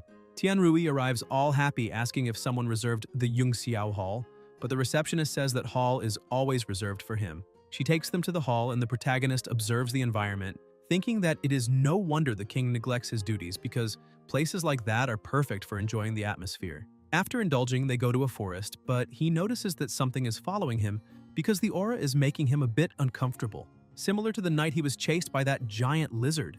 Excited by the situation, he wonders if it could be a monster or even a ghost. However, he is pleased because it has been a while since he has stretched his legs. Suddenly, a guy wanting to show off to his girlfriend calls the protagonist to bet on a race. Chenchu begins to disdain him and accelerates like a madman. The couple is impressed, saying that the turn he just took was completely insane, questioning if he is trying to kill himself and if he is really human.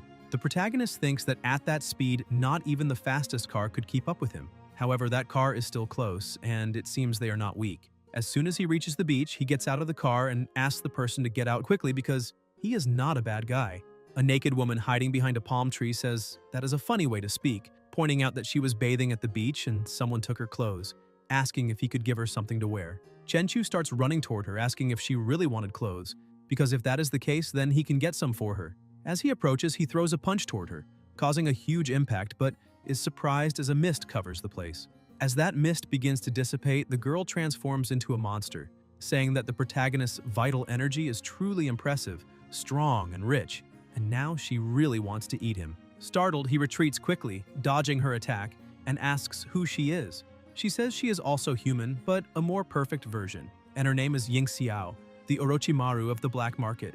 She keeps attacking while shouting that eating the protagonist is like eating hundreds of healthy and energetic people, enough to help her complete the first stage of evolution. Chenchu keeps dodging all attacks, but with astonishing speed, he appears behind her, asking if she really wants to eat him, because first, they must see if she has what it takes. She is shocked by his speed and his completely terrifying strength. He throws just one strike, causing a massive explosion. Ying Xiao, already defeated, asks how this is possible because the protagonist clearly does not have the aura of an awakened one. She tries to escape, hiding behind the palm trees. However, the protagonist is like a predator, attacking her at all costs and destroying everything in front of him. He realizes that this being can merge with trunks and stones, but every time he attacks the attached object, her aura weakens. After destroying everything around them, Ying Xiao has nowhere left to run, and the protagonist stares at her on the ground, saying that merging with trunks and trees really is a good survival ability. However, it is a pity that she met him. He emphasizes that if she answers a few questions, she will receive a quick and painless death. Ying Xiao asks if she looks like someone who fears death and begins to laugh, saying that this place is very beautiful, but it is a pity she will not see it again. Still, it is fine because she has already taken her revenge. She says that if she had just one more month, she could have completed her shadow transformation, and by then not even a god of war would be able to scare her. But instead, she met a true monster in an ordinary city. Her body begins to dissolve until it completely disappears. The system notifies that he managed to eliminate a corruptor and gained 10 attribute points. He becomes a bit confused and asks what a corruptor is and what those attribute points are. The system explains that they can enhance abilities, strengthen weapons, and improve the body itself, in addition to unlocking special abilities such as lightning, ice, fire, and others. He looks at the system, thinking that he already has extraordinary powers and that soon the giant lizard will have them too. He starts smiling, imagining that with those powers he could create a real-life Godzilla. He goes to the warehouse and begins searching about corruptors and awakeners, but his search on the internet finds no relevant information, and he concludes that apparently the authorities have blocked those details. Still, he thinks it is fine because he is still too weak, and when he becomes stronger, he will explore this world again, maybe after his physique surpasses 10,000 points. Suddenly, the system appears asking him to choose an element to enhance: wind, fire, water, earth, lightning, light, or darkness. His current physique is insufficient, allowing him to strengthen only one basic element, so he quickly chooses lightning. The system notifies that attribute points were used to enhance his extraordinary abilities, granting lightning mastery and +1 to his mental attribute. He begins to control lightning with his fingers and asks if that is just a cheap version of lightning powers, but accepts it because even lightning mastery has experience points and seems it can be improved with training, which is not bad at all.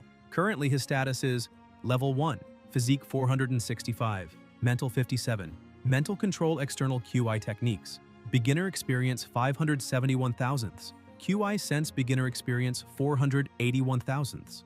Abilities: Collapsing Punch, Beginner Experience 26 500ths, Sky Step Intermediate Experience 517 1,000ths, Spring Kick Intermediate Experience 412 1,000ths. Powers: Lightning Mastery, Beginner Experience 10 10,000ths, Attribute Points 0.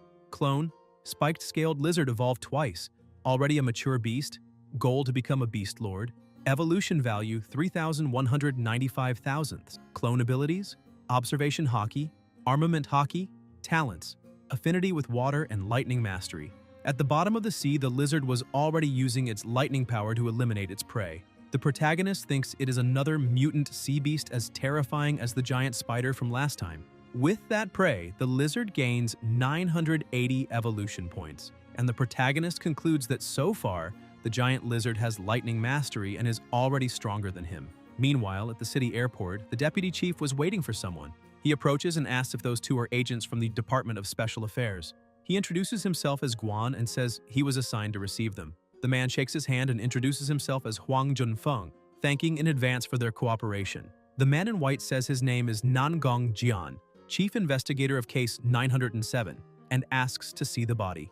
They proceed to the morgue where Guan presents the corpse, explaining that this person died the night before and was the only body found, and that in the past 4 days, 4 people mysteriously died each night.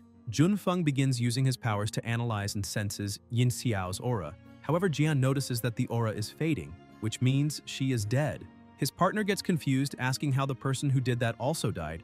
Meanwhile, in the warehouse, the protagonist kept training, thinking that his power had grown too fast and he was not managing to control it, so he does not dare visit Ning's house because he fears breaking her couch just by sitting. He remembers giving her a ride when she invited him for tea, but he said he couldn't because he had other plans for that afternoon. Furthermore, he thinks he cannot get too close to her since he might accidentally crush her bones. The next day, a seller was showing house number 88. He says the main building has 560 square meters, with a front garden of 70 square meters, plus a backyard of 200 square meters and a billiard room of 80 square meters. He emphasizes that the last buyer, the current owner, paid in full including furniture worth over 1 million, and that the total price is 34 million. Chen Chu says that for 25 million he will buy it now. However, he suddenly receives a call for help on the phone, saying there is a monster. Somewhere else on top of a building, Junfeng and Jian were observing. Junfeng comments that no unusual activity has occurred since last night, and that it shows the corruptor is really dead, but he finds everything very strange, because that being was in a semi-ethereal state, and a being like that is not something normal people can handle. He asks the captain if they should stay and investigate since they could take the opportunity to get to know a bit of the city's commotion.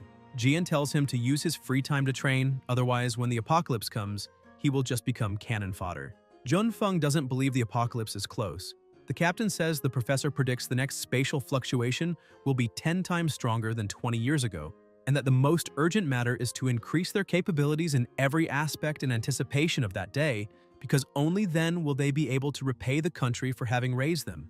Over time, at the bottom of the sea, the lizard was searching again. The protagonist sees more gold and stops, realizing he finally found something valuable, but moving too much sand ended up breaking a lot of porcelain, and that is his fault. He starts checking the value and realizes he struck gold, because a single piece from that dynasty is worth at least a few million, maybe tens of millions. He takes a deep breath, saying it's a shame that his careless agitation destroyed so many things, since it could have been worth more than 100 million. Suddenly, he hears shouting. The waitress was asking what that guy tried to take, but the man yells back asking what she's talking about, questioning what she thinks she saw and saying she can't accuse him like that.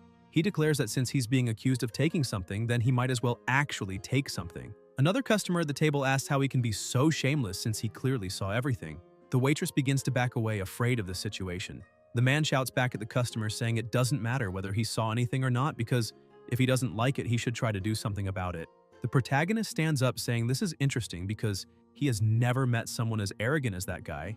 The man keeps acting arrogantly, saying he has just met him, and if he isn't happy with the outcome, then he should try to hit him. Chen Chu starts walking toward him, and the man keeps acting arrogant, asking if he's really going to try something, since he is just another bloodthirsty youngster who only knows how to talk. The protagonist asks the shopkeeper if there are surveillance cameras there.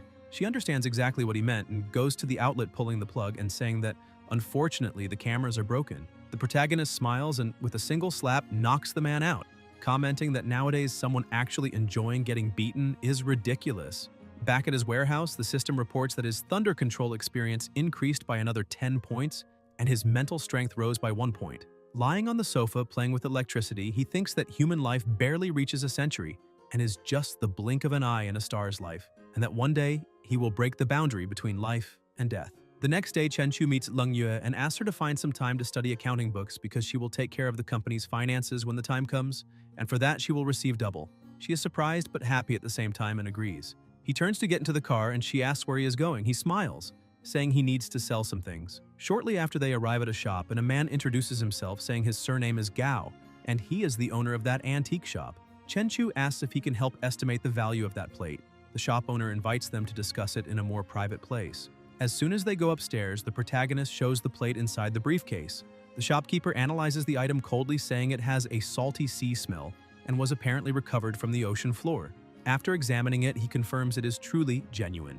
But it is part of a set, and apparently Chen Chu only has one piece, which significantly reduces its value. The protagonist is a bit upset, saying that it really looked like a set because when he found the piece there were many others around, but unfortunately that was the only intact one.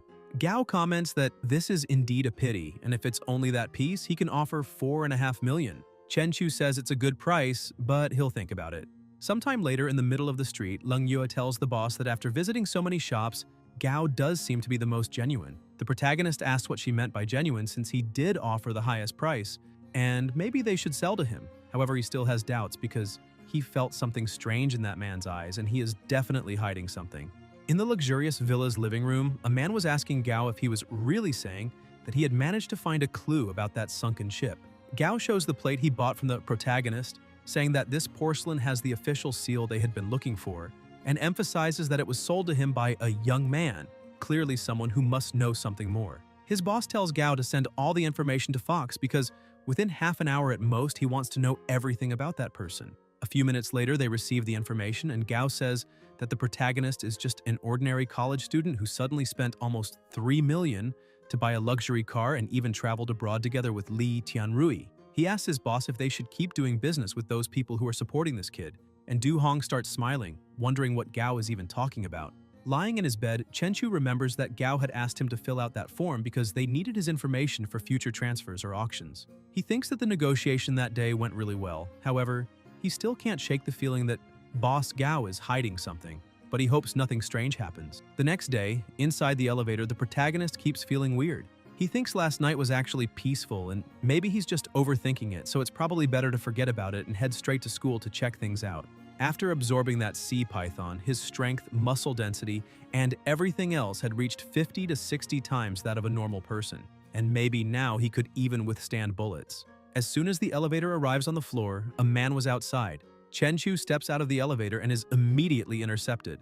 The man places a gun against his back, telling him not to move or make a sound. He must just follow along. The protagonist simply obeys, and inside a van he pretends to be completely terrified, asking where those thugs are taking him since he doesn't remember having done anything to offend them. The driver says they're taking him to meet someone, so he shouldn't try anything. Shortly after, they arrive at a hideout. One of the lackeys tells his boss they managed to bring the boy.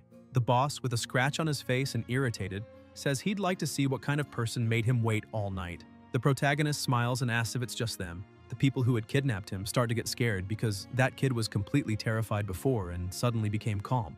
And what was even stranger was that his calmness was unsettling. The boss realizes something is wrong and shouts for everyone to grab their guns immediately. Chen Chu uses his speed and with one strike knocks out the thug who was armed beside him. He grabs the gun in his hand and their boss tells the protagonist to lower the gun. One of the ones pointing a gun asks if he's not listening since he was already told to lower it. The boss starts to smile, even though a bit nervous, and tells Chen Chu that he only has one gun while he has two.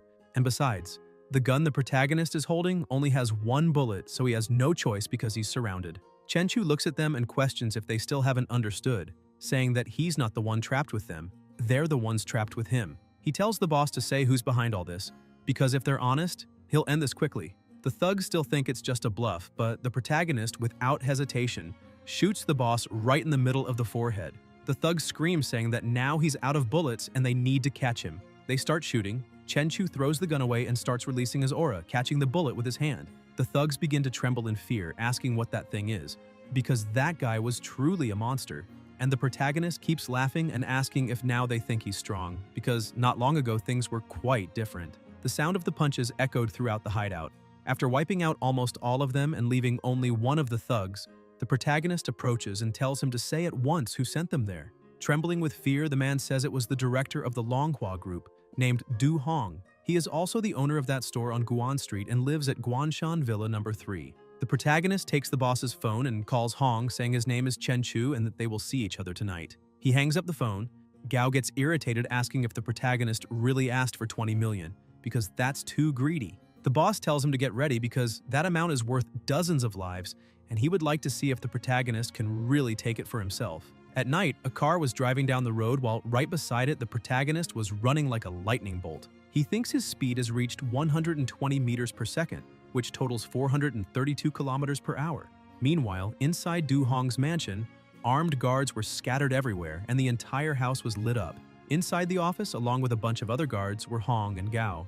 Gao asks his boss if he thinks that kid got scared because he single-handedly defeated 7 armed men and clearly has something more than what he appears to. Hong keeps acting superior and says that he has about a dozen gunmen and several dozen loyal subordinates, and that this is the time to put them to work. Suddenly, all the lights in the house go out, leaving the gunmen alarmed. The guards say they activated the backup power, however the security camera at the front gate is broken, and the front door was also forced open. This only proves how fast the intruder is. Hong starts getting scared and punches the table, saying they need to shoot at anyone who steps in there, no matter who it is. Meanwhile, outside the door, the protagonist had already taken down countless gunmen. He knocks on the door and everyone keeps aiming. The moment he opens it, the boss shouts for them to shoot.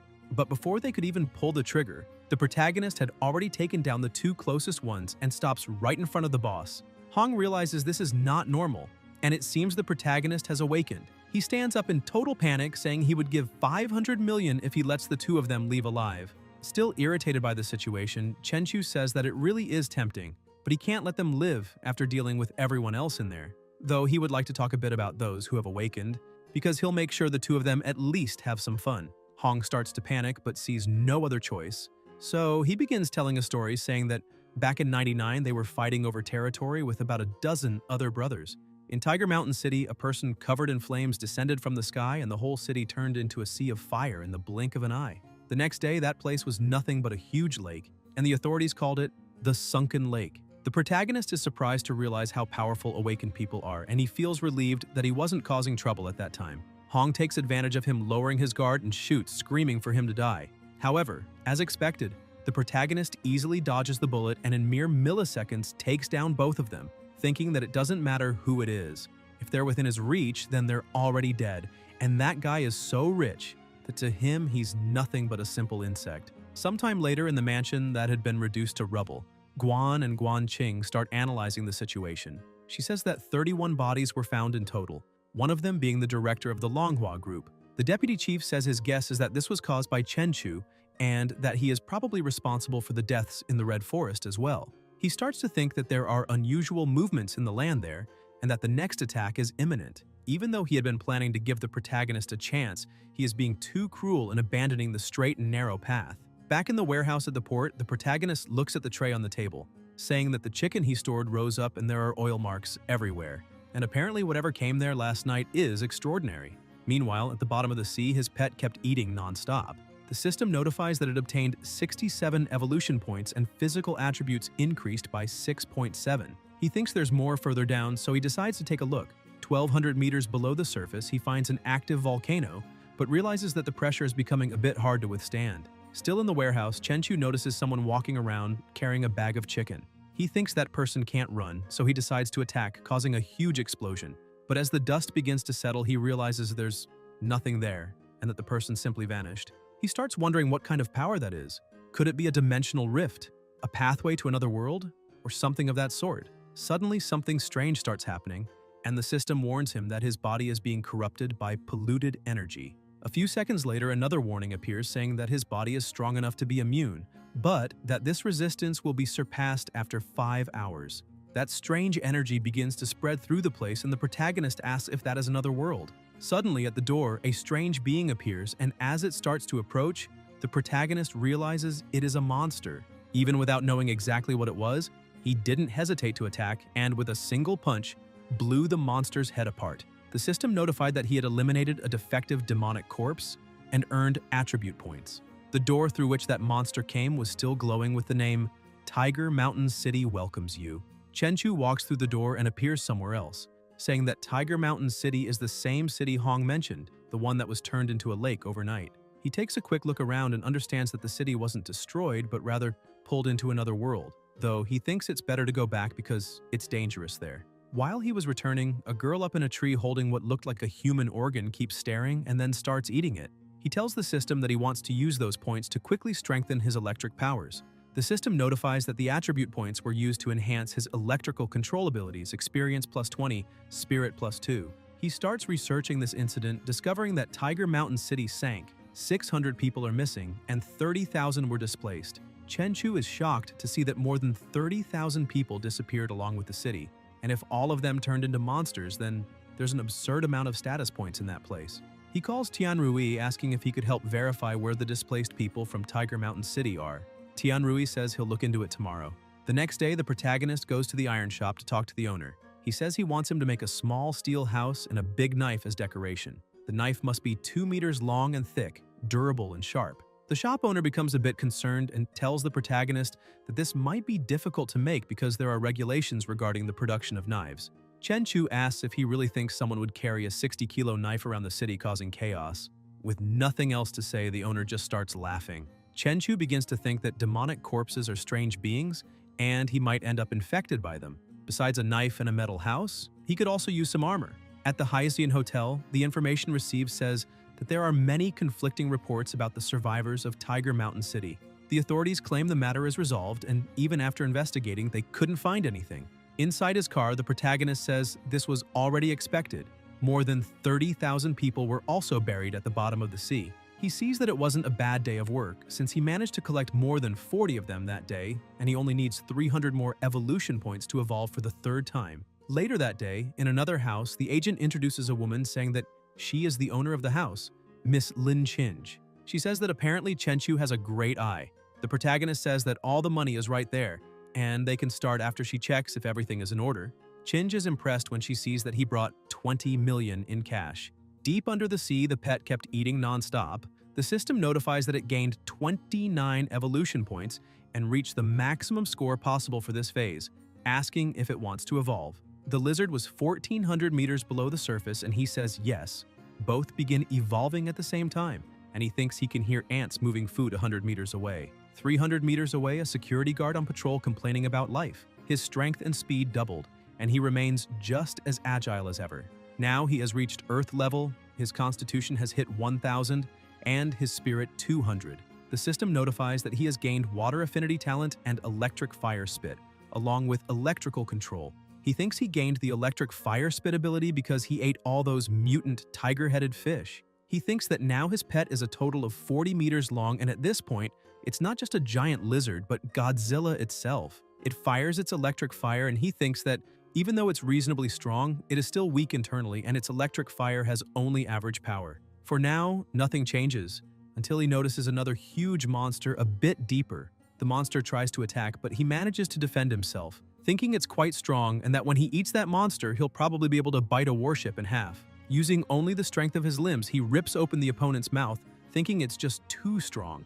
After eating the entire monster, he thinks that tiger-headed fish gave him over 2,000 evolution points and a lot of burning energy. He keeps swimming around the place because that cave must have been the territory of that enormous tiger-headed fish. While looking around the place, he sees something terrifying.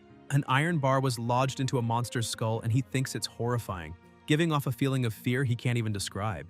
And it also seems like there's something inside the head because the energy in his body is boiling. The system warns that he has discovered an ancestral factor and asks if he wants to absorb it immediately. The protagonist says yes, and the pet's body becomes surrounded by dense energy. The system says he has absorbed an ancestral factor and is now undergoing an extraordinary evolution, having obtained the power of an ancestral beast, Kiksh's Crimson Flame, currently absorbing Crimson Flame energy. Crimson Flame plus 10 points. He decides to test his new ability, and upon using it causes a massive explosion meters away. He becomes impressed with his own power because that demonstration of strength was terrifying, a simple burst of energy, and that island vanished completely. A little later in the warehouse, the protagonist is fully equipped. The sword he is holding weighs a total of 120 kilos, and it's the perfect weight for him. So he names it the Celestial Sword. The armor he is wearing is made of titanium alloy, and it's not bad either since it's quite useful, and once he evolves further, he will be able to detect other beings. When he opens the door, he is surprised because he didn't expect his first opponent to be just a little girl. He starts questioning if she is one of the Tiger Mountain City survivors with special powers, because if so, she is also a monster. He goes in and notices there are many other monsters, and apparently the city gets livelier at night. Without hesitation, he begins his attacks. The system says he eliminated a demon corpse and gained 5 attribute points, and he asked to strengthen his weapon, the Celestial Sword. The system asks which aspect he would like to enhance: durability, sharpness, armor-piercing capability, damage against monsters, elemental enhancement wind, fire, lightning, electricity, or light. And Chenchu asked to put 3 points into durability and 2 into sharpness. He keeps attacking the monsters, destroying all those coming his way, and begins releasing energy saying that they're fast but not fast enough. The system notifies again saying that he defeated a second-level demon and earned 10 attribute points. His armor was enhanced by 15 points, and he acquired a first-level shock deflection ability. He tells it to put 5 points to increase the armor's resistance and 5 points to improve the sword's cutting power. He notices something moving near him, and when he looks to the side, he sees a strange slime moving quickly. He attacks and destroys everything with ease. The system keeps notifying him that he killed a violent second-level demon and gained 12 attribute points, eliminated a 4-armed second-level demon and gained 10 attribute points, and killed a snake-like second-level demon and gained 10 attribute points. Suddenly, an even bigger and stronger monster appears beside him preparing an attack. He thinks this is important. There's no way he earned all those points for nothing. The monster attacks, causing a huge impact in the area, and the protagonist dodges at the very last second. He thinks that monster is basically as strong as he is, but it's far too slow and that fight won't even be fun. He begins attacking and with just a few blows manages to eliminate the monster. The system says he killed a 5th-level armored demon and gained 100 attribute points and also discovered the demonic armor element. Now he can use 10 attribute points to absorb it. Chenchu thinks it makes sense that the monster was truly strong since it was 5th level, and now he understands why he needed to hit it more than 10 times to take it down. But this also shows he still lacks a fatal strike strong enough to eliminate monsters with a single move. Suddenly, he hears a voice telling him to run, and as he approaches, he realizes it's the girl who stole his chicken, the same girl who told him to run before, and she doesn't seem to intend to attack him. He gets closer and gently touches her head, asking if she is Shixi, and introduces himself saying his name is Chenchu, and emphasizes that from now on she'll be his little sister and he'll take care of her. The protagonist calls her over saying he'll take her back to the city and buy her new, beautiful clothes. Sometime later in the city, the two are inside the car and Chenchu asks if she knows what that dark lake is in the flooded area. She says it's the Black Tide, but she doesn't know what's in there, only that it's dangerous. He buys a pretty dress for her, and after taking a bath and putting it on, he gives her food. Shixi begins running around the house completely happy, as if she were a child again. He looks at his status panel, now level 1, with physical strength above 1,000, mental strength above 200, mental control and external chi techniques at beginner level with 780 out of 1,000 experience, chi sense at beginner level with 640 out of 1,000 experience, skills collapsing punch, beginner with 105 out of 500 experience, celestial steps intermediate with 580 out of 1,000 experience, spring kick, intermediate with 460 out of 1,000 experience. Proficiencies Lightning Mastery beginner with 400 out of 10,000 experience. Crimson Flame with 930 out of 1,000 experience, attribute points 80.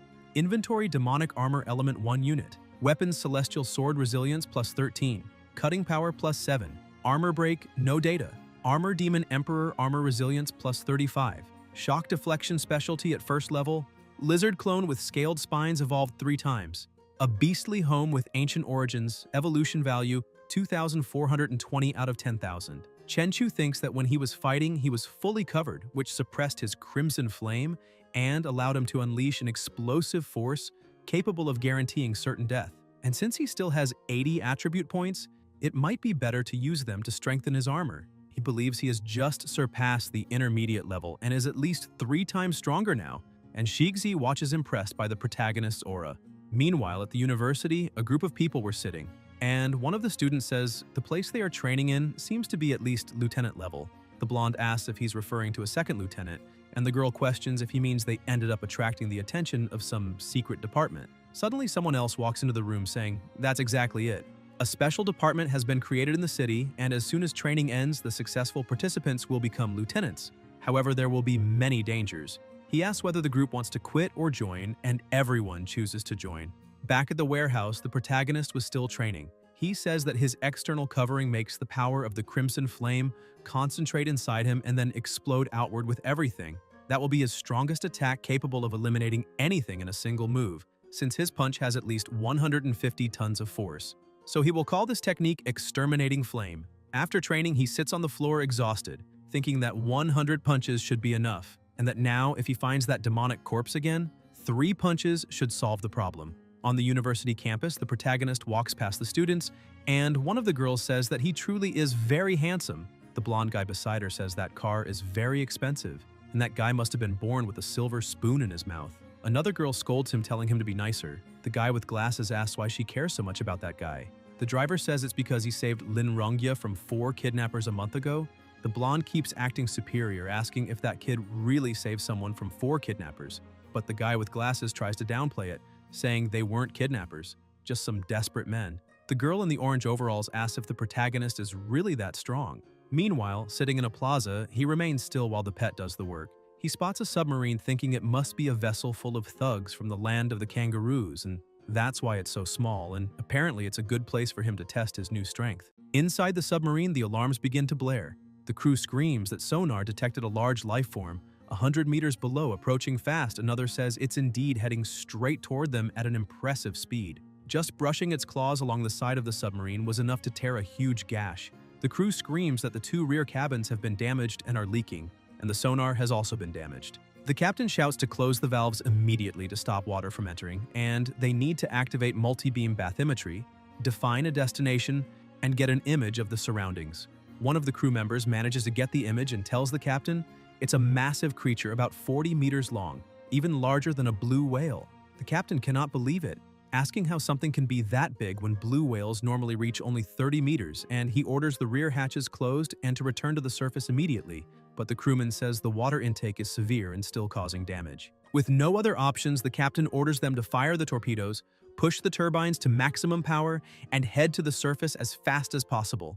The pet looks at the torpedoes coming toward him and starts smiling, because now he has reached a speed of 200 kilometers per hour and those torpedoes will never catch him. The show has only just begun. The submarine tries to escape, but the pet quickly catches up. The torpedoes that were following him head straight for the vessel and cause a massive explosion. The protagonist analyzes the situation, thinking that even so, the submarine's explosions are not very strong, and if he's hit directly, he would definitely get hurt, which means he needs to get even stronger. During the night, Chen Chu and Shixi were watching a performance, and a man beside him says that the new girl is one of the 4 most beautiful of all the new students, because she dances with the agility of a bird. The protagonist becomes a bit surprised, asking if she is that girl, while his new little sister is stunned by her beauty. That woman performing is the same one who had been altered and leaning against a pole earlier, and as soon as she finishes performing, another person arrives, a man holding a bouquet of roses, and confesses that he fell in love with her at first sight, asking Chin Kin to be his girlfriend. The crowd watching the show starts shouting, asking what that guy is talking about, saying that the woman is free and needs to leave the stage, that doing that is outdated and he should stop embarrassing himself. Chin Chin apologizes to the president, but says that the audience will not allow her to say yes, and besides, she doesn't like him anyway. After the event, she goes to the protagonist and asks if he still remembers her. People start looking around, wondering why the school beauty is waiting for that guy. The protagonist is a bit confused, and she says that about a month ago, he had called the police and saved a girl who had been drugged. Chen Chu says he remembers that and asks if there is any problem. Embarrassed, she keeps staring at him, trying to speak, but her shyness won't let her. The protagonist turns away and says that if there's nothing to be said, then he will leave. Shixi looks at that woman and doesn't like her very much. She looks at the protagonist's car and says that it costs at least $2 million, and on top of that, he's wearing Gucci shoes worth at least $30,000, which only shows he looks like someone born into wealth, unlike that guy Wei Xian. Sometime later, back in Tiger Mountain City, Chen Chu says that according to what his little sister said, the dark tide is coming, and he needs to find a cave, because everything in that land will vanish, and that cave has 30 meters of depth and 4 or 5 meters in height, so it will serve. He defeats 2 more opponents, and the system says he eliminated a second-level mutant Bone Lance demon corpse and gained 20 attribute points, and also eliminated a third-level mutant flaming demon corpse and gained 20 attribute points. He is surprised to see that a demon corpse managed to evolve fire control power and even got a little hot. He asks the system if he can increase the resistance of his clothes against demonic attacks. The system notifies that he used 10 attribute points, and his armor merged with demonic materials and ignited, becoming extraordinary. Chenchu says that with extraordinary demon armor, he has basically become immune to normal flames. Meanwhile, his pet was searching for food. The protagonist thinks the Pacific doesn't have many deep-sea fish, and mutant fish are hard to find. And if that's the case, maybe he could hunt them at a fish farm. Somewhere underwater, he finds a school of fish and thinks that more than 20 of them should be enough for a good day of food. Still in that strange space, the protagonist encounters a slightly different opponent. He manages to defend himself but is impressed by the speed of the monster, because it broke the sound barrier. The monster looks at him saying it has found fresh meat. The protagonist studies his opponent's movements, thinking that the sword technique of that demon corpse is surprisingly agile, and when it grips a blade, its arm trembles twice, and the sword's trajectory changes. Now that he understands it, it's time to end this. So he charges forward with everything he has. But suddenly, a face appears on the demon's chest, spitting an impressive amount of fire. The protagonist defends and uses his exterminating flame ability. The demon's face is shocked and is finished off with a single strike. The system notifies that he eliminated a 5th-level blazing demon corpse and earned 100 attribute points. Fusion core element discovered. And now, he can spend 10 attribute points to extract it. Even without knowing exactly what the fusion core element is, he decides to extract it anyway. Suddenly, a heart appears on his sword, and the system says that his weapon, the Celestial Sword, has been fused with demonic materials and ignited, becoming extraordinary. He tests the weapon and is surprised to see that now it can launch attacks, as he can combine the power of flames and lightning to create an energy explosion with the sword. On the other side of the city, Chenchu finds a completely different demon corpse and is shocked to see that it underwent so many mutations that it turned into something similar to a spider. He looks around and realizes the forest is so quiet it's getting eerie, so he will head back. Back at the warehouse, Shixi runs to the door after the protagonist leaves, saying she will close it for him. Chenchu is surprised and wonders if she can really close a shapeless door, which means she has spatial power and is more mysterious than he thought. But closing the door works very well anyway. At least this way, the remaining demons won't leave while he's not there. The system says it has detected that the protagonist can increase his storage space and that with 10 attribute points, he gains 1 square meter. The system asks if he wants to do it, and he says yes. He says that's exactly what he needed, because he was about to start complaining that carrying that sword was getting inconvenient, and having a storage space is everything he wanted. In the deep sea, the pet had already appeared about 5 to 6 meters in just 3 hours and gained 500 evolution points, and farm-raised fish taste very good as expected. On the surface, aboard a boat, a man calls his companion Shan Tianjun and uses a torch to shine a light on the water, asking what happened to that tuna. Tianjun says it's very strange because there is enough oxygen in the water. Suddenly, they notice a bit of blood in the water and start shouting that something is happening to the tuna. But a second later, the boat is completely destroyed with just 1 strike from the pet, throwing both men far away. Inside his house, Chenchu says he still has more than 100 attribute points left, so he should level everything up. The system says it used 40 attribute points and strengthened his Qi sense, experience plus 400, reaching intermediate level, and then used 60 attribute points and strengthened the spring kick, experience plus 600, reaching moonstep. He jumps, testing his 2 abilities, and realizes his Qi perception increased from 100 meters to 500 meters, and that moonstep allows him to stay in the air for a moment. Sometime later, while brushing his sister's hair, he is watching the news. The reporter says that a surprising black mist appeared in the city, covering 100 kilometers of area and causing more than 500 people to disappear. Chenchu is surprised because it seems similar to the Black Tide and only proves that world peace won't last long. In the deep sea off Aoding Island, a submarine was navigating the area, and a beast man approaches researcher Shan Benjun asking how Professor Kant's research is going. Benjun says he recovered a special substance from the body of the giant beast and even discovered the method by which the beast heals. The beast man asks if it is an extraordinary substance because if that is true, then they can now create extraordinary humans. The researcher says that besides that, they will also be able to control even the greatest beasts. The submarine finally reaches its destination. They disembark, and 2 people carry a box saying they have brought the mini nuclear power plant to that place. He says that is very good because it is almost reaching its target. In the middle of the ice, a gigantic dragon with a blade stuck in its chest was trapped. A man says the facility is complete and the nuclear power source has been connected. An old man says that the nuclear energy managed to enter the beast's body and it recovered. And also, it is intelligent enough to know that the metal collar will kill it, and now it must follow instructions. Benjamin tells Professor Kant that he is even smarter than Einstein. The beast begins to move, and the professor shouts that it finally worked and that the monster will awaken soon. The protagonist's pet was watching all of this and thinks those people are trying to resurrect a giant beast and therefore must die. So he stomps the ground hard, causing a collapse. Everyone panics, saying another giant monster is there and they must block it immediately or they will all die. The professor gives the order to fire and calls Benjamin to run to the submarine. The guards start using everything they have, shooting and even throwing grenades. While the professor ran as fast as he could, none of it had any effect. The monster kept moving to attack them. The guards say it can't be real because even armor-piercing 24mm rounds and an explosive bullet didn't work. Another guard says those weapons are used in civil wars. The pet wonders if this is really all humans are capable of, then uses its ultrasonic roar ability, unleashing its crimson flame and wiping out all the soldiers around. The professor and Benjamin try to escape in the submarine, but the pet spots them and launches another attack, destroying the submarine. Suddenly, the giant beast that was imprisoned awakens. The pet observes this and thinks that they really did manage to resurrect that creature, and its aura is terrifying. The protagonist thinks his pet only needs to keep its distance and kill it using electrical attacks. He strikes the giant beast, which begins screaming that it has just woken up and isn't strong enough yet, begging him to stop. As soon as he finishes eliminating that giant beast, the system notifies that he just discovered a damaged ancient reason and asks if he wants to absorb it. He says yes. The system continues notifying, telling the protagonist that his clone rested and gained evolution points +5 and physical strength +0.5. He is surprised to see that he can get stronger just by resting. After absorbing the damaged reason, Shixi is eating cake eagerly, saying it's delicious. His phone rings and shows a message. Situ Chanqian asks if he's free tomorrow because she would like to have lunch together. He says yes and tells her he'll pick her up at 11.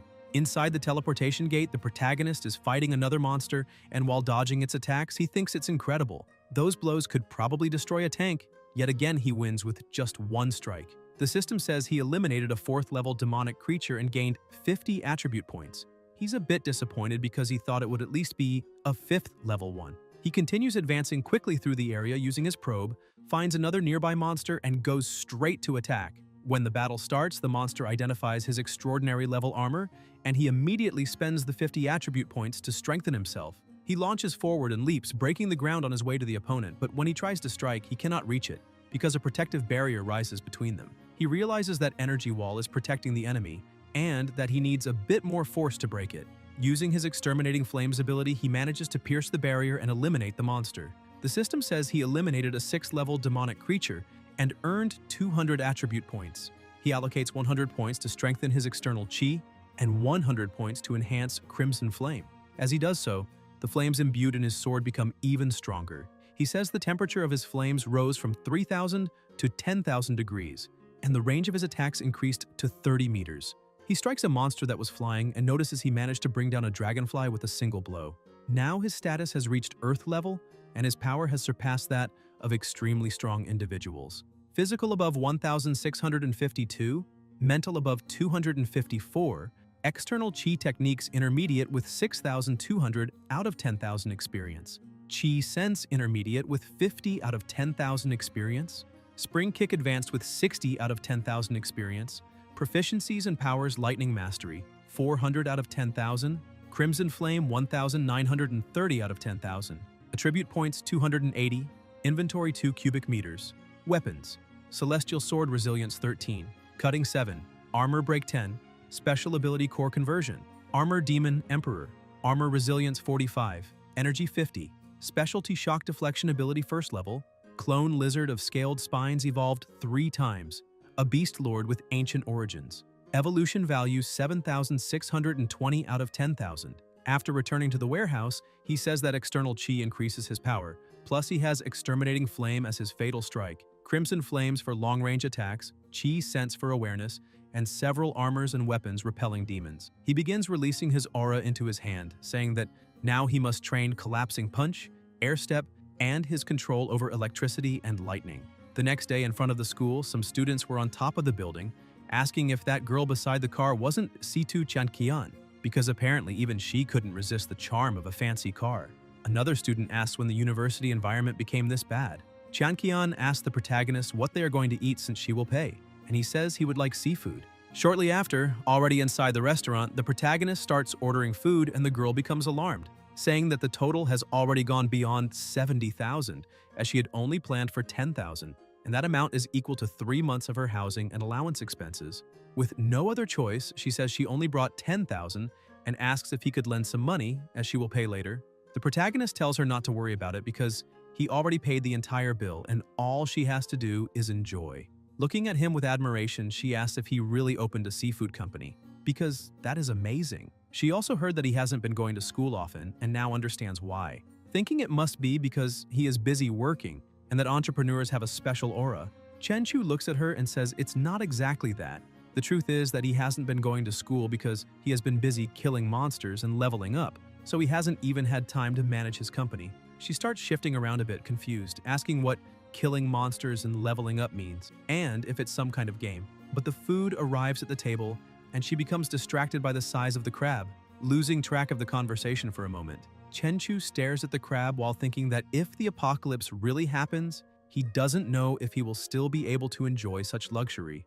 They go to a luxury store. Qianqian waits in line behind him, thinking the protagonist said he wanted to go shopping after eating, but she didn't expect him to buy at LV, especially after spending 80,000 on a meal. Spending another 20 or 30,000 on clothes after that leaves her in disbelief, since she couldn't afford even one of the buttons on his outfit with her 2,000 per month allowance. Chen-Chu holds her hand and says they will buy her some clothes now. She becomes shy when he grabs her hand, wondering if he thinks she is easy.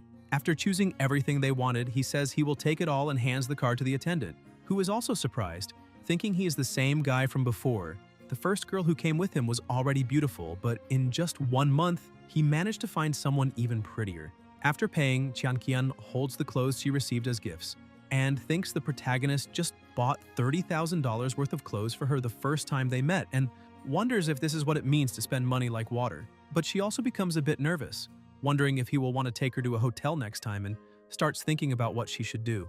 Meanwhile, in a nearby gym, a demon suddenly appears and the protagonist senses it. He turns to her and says he has urgent matters to deal with and that he will send her straight to school. That attitude surprises her, making her think he has no ulterior motives or is taking things slowly. In the end, she thinks she may just be overthinking it. Chen-Chu believes a spatial rift occurred nearby and that something is wrong. Sometime later, he reaches the gym, still outside, and observes through the window, thinking that this is the real world. Yet a polluted aura showed up there. He follows the aura into an alley.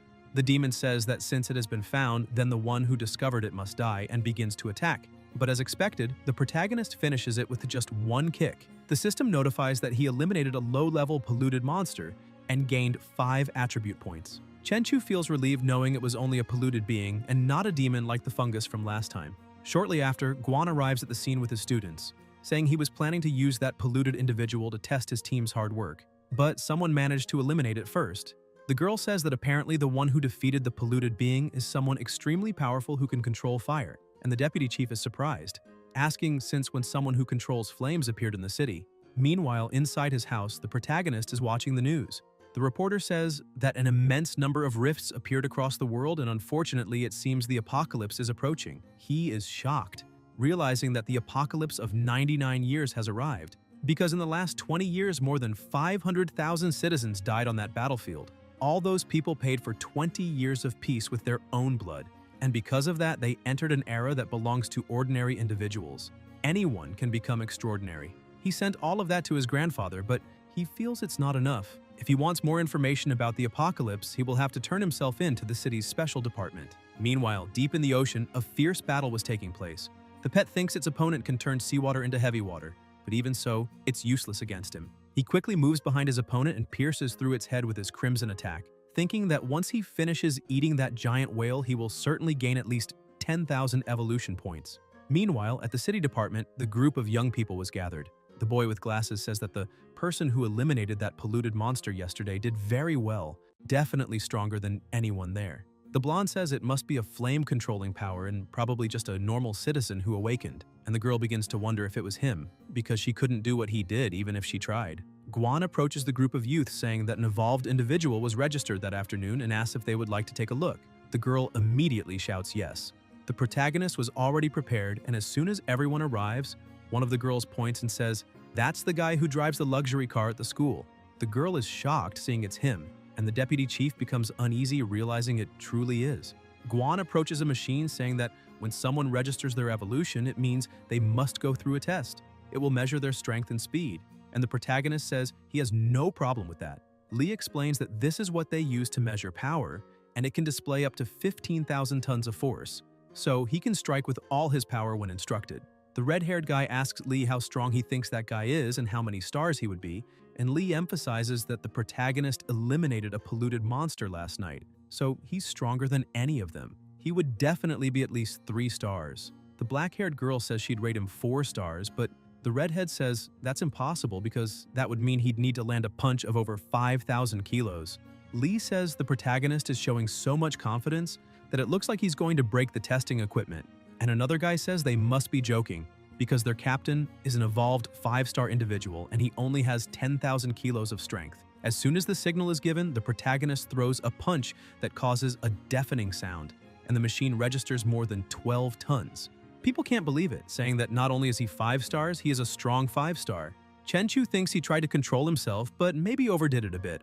Guan is also impressed, saying the protagonist reached the 5-star standard, and now he can receive 50,000 yuan from the city's special department every month. And if he is also willing to join their team, he will be paid even more and promoted to vice chief, and he would also receive a title. However, the protagonist refuses, saying he is used to walking alone. The chief says he expected that and asks if he was the one who eliminated that polluted monster yesterday night. The protagonist says yes, and Guan asks if he also has the power of flames because his power is truly strong, as good as the awakened individuals he has seen before. And with that talent, he could be accepted by the god of battle Jiang as a disciple if he joined the department. Chen Chu thinks that this god of battle is considered the limit of human potential, but he believes he cannot accept this because his giant lizard must remain secret and he has other ways to become strong. He thanks the chief but declines the offer. The department makes an official city announcement, congratulating the first officially registered evolved individual, Chen Chu, male, 21 years old, evolution level 5, extraordinary strength, blood-colored flame, currently ranked first among all evolved civilians. People begin commenting on the post amazed, asking if there is really a 5-star evolved, saying it's too overpowered. In other places, the maximum is 3 stars, and that's why City N is the best. Some people are even calling him a god and study at the same school as he does. As soon as Tianrui sees the post, he calls the protagonist asking if he's really a 5-star individual and still ranked first, telling him to take care of him in the future, and the protagonist just laughs. After hanging up, he throws the phone on the table, saying that even classmates he hadn't spoken to in years called to congratulate him, and that he received calls from even more people. He starts laughing, thinking this must be what it feels like to be a god living among humans. Meanwhile, after finishing eating that giant whale, his pet has reached 90 meters in length, and his physical strength increased by 1,800 points, and his power rose from 29 tons to 70 tons. He keeps smiling because with his external covering, he could even withstand a piercing bullet. And compared to another evolved individual, he is at least level 7 or 8. Chen Chu believes that the 7-star rank should be the highest limit any awakened individual can reach. But there is still an enormous gap between that level and the 10 Star War gods. In a peaceful world, even if someone grows stronger day after day, if there is no worthy opponent, an uncomfortable emptiness eventually settles in one's heart. But at that moment, everything was different, because the apocalypse had just arrived and horrifying creatures were tearing through space-time to invade that reality, causing countless powerful individuals, awakened, evolved, and even war gods to begin appearing. The protagonist gets up thinking that at the pace he is evolving, he will soon be able to face those gods on equal footing, although his real goal is to surpass even the existence of a god and become the most powerful being of all. Suddenly his phone rings. His secretary Leng Yue sends a message telling the receptionist that he is an evolved individual. Little Ning says at the front desk that the boss surpassed the awakened stage long ago and is now a 5-star individual, one of the best, while Hui Hui from the IT team praises how incredible he is. But the secretary gets jealous and tells everyone to show some respect. Chen Chu replies saying it is not a big deal since they will all get there eventually, he's just a few days ahead. Ning gets excited and asks if he is serious, because she dreams of awakening like him. Determined, she comments that it would be wonderful to evolve into an angel and gain beautiful wings. Leng Yue, jealous, says she cannot choose the form she evolves into and might very well turn into a frog, which irritates Ning, who tells her to shut up. Chen Chu laughs while reading the messages and tells the 3 of them to stop slacking off, and they respond saying they will return to work. Sometime later, back at the warehouse, the protagonist gets ready to enter the subspace again. He smiles and asks his sister to open the door, and she obeys immediately, saying it is already open and he can go in. He tells her to stay there without moving because he is going to check the place first. As soon as he crosses the portal, he smells something strong and notices something strange. Wondering if that door leads to a new location every time it is opened, he looks back at his sister, thinking that if they want to confirm what lies beyond that passage, Shixi needs to keep it open. But that worries him because if they keep repeating this process, an even more terrifying monster might eventually discover the portal's existence. He remembers the blue-eyed monster that chased him and thinks the creature may have deduced the location of the door where he vanished and might even have sent another monster to follow him. Besides that, every time the portal closes, a new destination appears when it reopens, which means he will have to explore everything from scratch each time. He smiles at the thought that it could be a world completely generated at random, and if that is the case, it is actually not bad.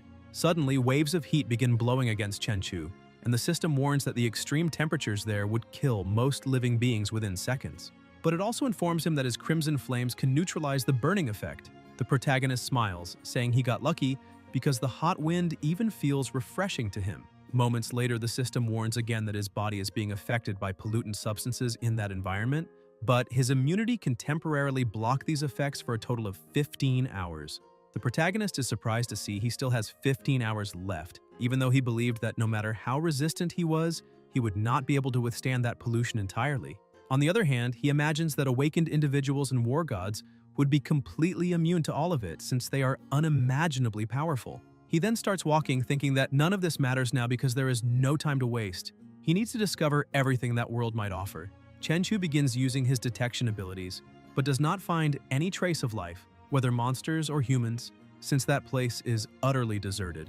He keeps analyzing the surroundings and comments that it is no surprise, because such an infernal environment would not support life under any circumstances, which is why he needs his sister to open the door again. Suddenly, he notices something rising behind him and, thanks to his reflexes, he quickly turns and attacks the monster. His strike slices it in half, but the creature simply regenerates. The system informs him that it is a poisonous smoke monster of difficulty 3, making Chenchu smile since he had not even noticed its presence, which proves that this world truly has something different. The creature lunges forward trying to injure him, but it is blocked by the protagonist's protective barrier. He then understands that his senses did not fail because that monster is not alive, and being a filthy entity, it needs to be dispersed with thunder that repels evil spirits.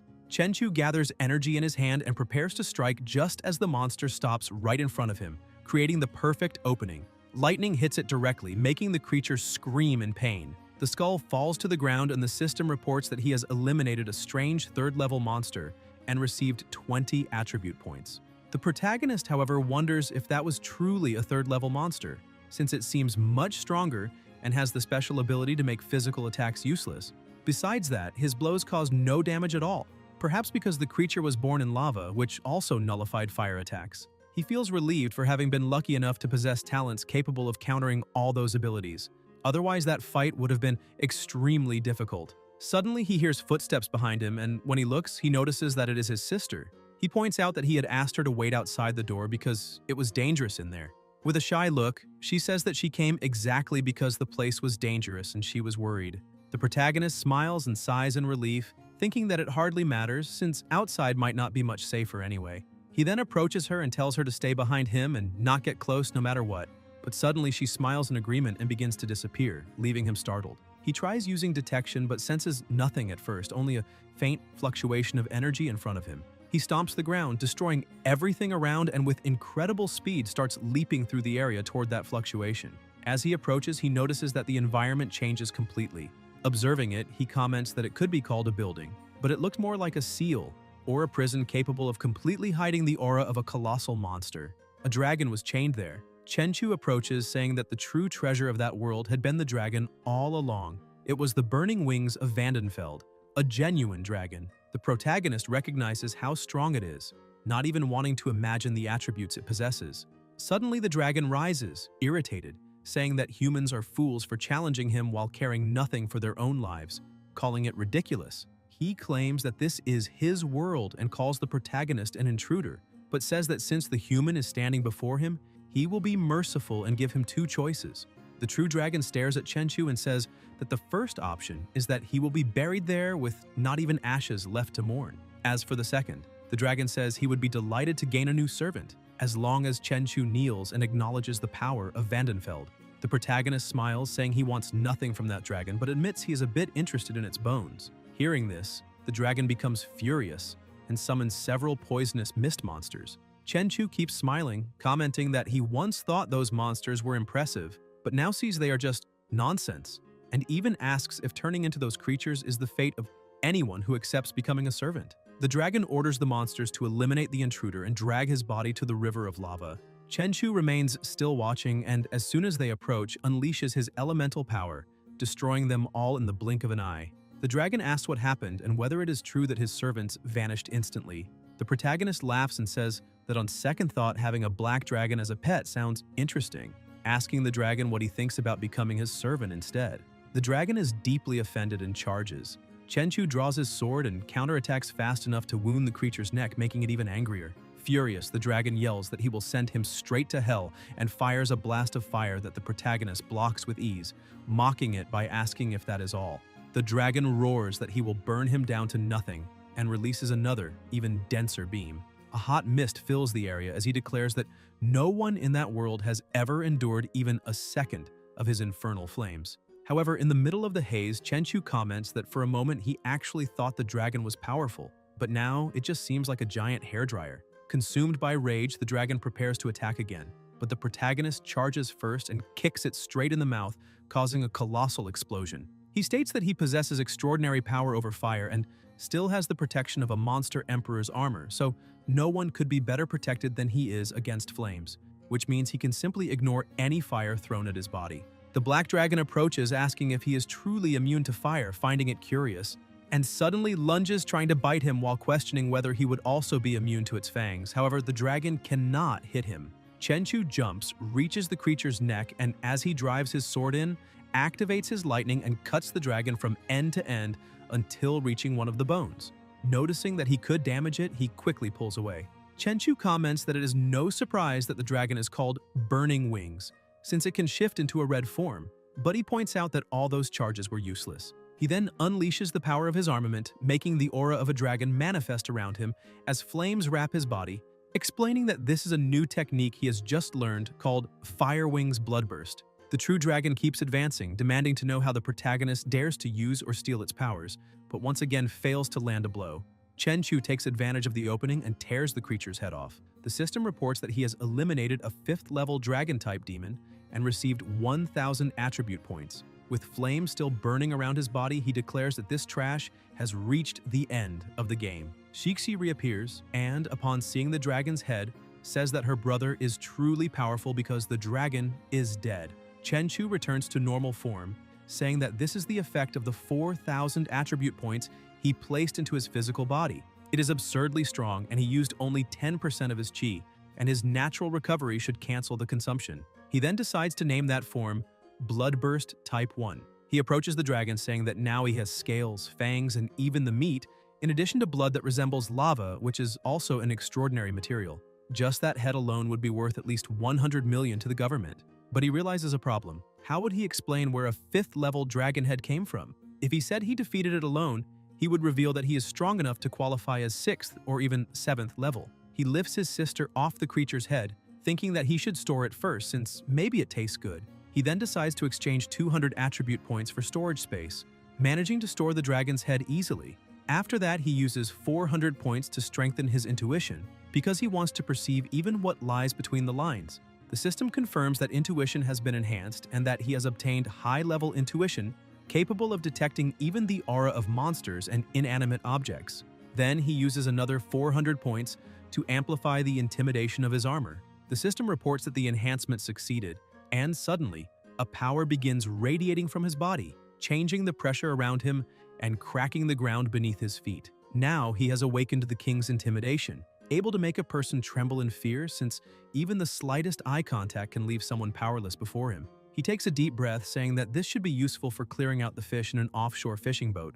Meanwhile, some fishermen celebrate, saying that something is on the hook, but when they pull it up, they see that almost no fish came. One of them asks why, while another says, It does not matter as long as they stay alive. Suddenly, a man examining the fish is startled when he sees something in the water. The ocean begins behaving strangely, and right after, an explosion of lightning occurs, throwing several fish upward. The fish crash onto the fishing boat as the man shouts that there are already more than 50 and he has never seen anything like it. And deep in the sea, the protagonist's pet swims toward a fisher while Chenchu simply watches because it was just a test. And he concludes that the king's intimidation made the lizard's oppression even stronger, to the point that nothing could move inside the area of effect. He then combines flames and electricity at the same time and realizes that he can fly, since humans have always dreamed of reaching the skies, so he climbs higher and faster, thinking that as long as he maintains these two powers together, he can completely ignore gravity. During the test of his new ability, he notices something on the horizon, guided by intuition, insisting that there are still countless unexplored places in that world. And as he approaches, he thinks that there might be a being there, so unknown that even the ruling dragon of that world did not know of it. After all, the Black Dragon was just a magical creature imprisoned, and clearly some superior power had to be behind it. Determined, he continues heading there, and soon he is walking through the ruins of the giant kingdom, observing drawings on the ancient walls and understanding that a civilization of giant dragons once existed there.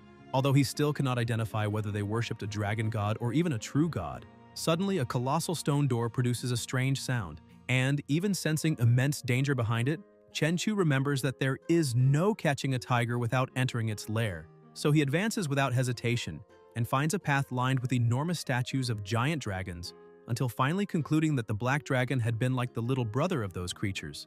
The system begins repeatedly warning that the pollution in the area is rising, but the protagonist remains temporarily immune thanks to his extreme physique, although he has only 3 hours before his body weakens and becomes affected. He confirms that something truly abnormal exists inside that temple, a being that has not even revealed its real form, yet already produces terrifying levels of pollution. So he shouts for the creature to stop hiding because he knows it is there. A brutal pressure floods the temple and startles Chenchu. He feels something rushing toward him and dodges at the last instant, before a beam of light strikes the exact spot where he had been standing. He demands to know who that being is, but the 4-armed humanoid simply declares that the Venerable has awakened. They stare at each other for a few seconds until the creature raises a hand, wrapped in a shadowy aura, and says, "Eternity." Chenchu slams his sword into the ground and lifts his shield to block the attack, enduring an impact so violent that he wonders if the enemy might be 6th level, although he quickly realizes that the power goes far beyond that and concludes he's facing a 7th level demon. The creature shifts the nature of its abilities and says devotion and surrender. The pressure increases so much that the ground sinks beneath the protagonist's feet. He understands the true purpose of the attack and erupts in fury, asking if that being really wants him to kneel, which means it is begging to die. He unleashes his power and surrounds the entire place with flames, completely erasing the oppression. He smiles and says that such arrogance means the monster will die along with the ruins that remain. The creature forms countless projectiles around its body and announces the first form blood explosion, launching everything at once. Chenchu destroys each projectile with ease, blocks the shock, and charges forward at absurd speed. He cuts 2 arms and 1 leg from the enemy, but the creature dissolves into an illusion and reappears holding his head while calling him a disgusting ant. A colossal explosion takes over the area and covers everything in mist. When it clears, the monster notices that Chenchu is still alive, releasing even more power and declaring that he will end this. The creature retreats while compressing energy around itself and drags 2 stone mountains toward him in an attempt to crush him. Chenchu withstands the pressure, charges again, and cuts the enemy in half, although another illusion is all that remains. This time he moves even faster, appears behind the creature, and strikes while declaring that this is the second form blood explosion. The monster's body trembles as if twisting its head backward while holding Chenchu with both hands and growling that he is far too arrogant. Another explosion erupts and sends the protagonist's sword flying. Chenchu says the blade would only slow him down and that he will handle everything with his bare hands, calling the enemy to fight the old way. The 7th level demon creates a barrier around its body, but the protagonist's strength is so overwhelming that the impact produces a deafening boom and throws the creature far away, making it bounce, slide, and crash into everything until it realizes Chenchu is already in front of it again in the blink of an eye, grabbing its head and smashing it against the ground with a colossal force. A strange mist spreads across the area and the creature's body vanishes, reappearing in the air as it aims at the protagonist and activates its trap. Chenchu tries to react upon hearing its voice, but a new wave of monstrous pressure hits him, and chains erupt from the ground to bind him. The system warns that the dragon's sealing formation can absorb the energy of the item it sealed and use it to strengthen itself. The monster says that the more he resists, the harder it will be to escape. Chenchu asks if that is how it sealed the ancient dragons and begins forcing the chains until they crack. He says it is a shame the opponent is not competent enough to seal him, since he is nothing like those idiotic dragons. Using brute strength alone, he breaks every link and frees himself with ease, ordering the creature to listen carefully to his name, Chenchu. The monster watches in terror as the protagonist activates even more of his blood abilities, cracking the ground with each step until he vanishes and reappears behind the enemy to strike it from behind, throwing it downward and then reappearing in front of it again to launch it skyward. He comments that he watched Naruto and will now open the gates and show how Rock Lee should have handled Gaara. The sequence of blows becomes so violent that the monster cannot react, being hurled across the area again until Chenchu slams it against the ground with brutality, pierces its chest and rips out its heart. Laughing like a beast, he holds the heart in his palm and declares that this power now belongs to him. Chenchu begins to lose strength when the system notifies him that the Crimson Flame has evolved into glass. Crimson Flame, the lightning has awakened and become Agile Thunderstorm, and that he has also obtained the Dragon Sealing Talisman, capable of sealing beings below 6th level. But the final warning confirms that he has overexerted himself and has been contaminated by 99% of the strange pollution. Shixi rushes to him warning about the danger while he, barely able to move, admits that he fought for too long and the pollution worsened, so he cannot stay there. He gathers the last of his strength and flies as fast as he can, while the world of the giant dragons begins to collapse without the Exalted protecting it. But as soon as he crosses the exit, he falls to the ground. His sister quickly shuts the door and calls him in desperation, but the protagonist can only say that, once closed, the door loses its connection to the other world and no one knows where it will appear again. Shixi runs to him and Chenchu says he is fine because all power comes with a price. He thinks that blood explosion seems to be nothing but condensed raw power, and that only someone with insane physical strength could withstand it, since an ordinary person would have their blood vaporized using even Type 1 and end up as nothing but a dried corpse. He tries to stand despite the pain and concludes that to reach Type 3 he will need to strengthen his body even more. He holds his sister's hand and says that the teleportation door is closed and they need to find a place to rest. Meanwhile, among the ruins of the palace in the Land of Giants, the fallen monster begins to move its hand, awakening as it sees blood dripping from its chest and releasing a furious roar. At the same time, elsewhere, a man calls for reinforcements and reports that at 35 degrees north and 2,200 meters away, a group of 5th-level polluted monsters has emerged from a fissure. And somewhere, in City, K-humans use all available artillery to contain the horde. The agents on the front line receive word that 6 minutes remain before the second volley of shots. Seth tells everyone to hold the line so the monsters cannot escape. The bald man tells him to relax because the creatures are devouring their own dead and have not moved. When Seth asks for the pollution level, Mark checks the system and reports about 15.5%, concluding that they can last another 8 hours. Seth comments that this is already enough to complete their objective. The bald man prepares for battle, saying that the bodies of 7 5th-level monsters will bring in a good amount of money because even incomplete, they are worth a lot. Mark reminds them that they need this money to increase their firepower and that if a third is left over, he will be satisfied. Seth adds that, as the people from Country Z like to say, they should count their blessings, because without support from the base, any of those monsters at full health would mean certain death.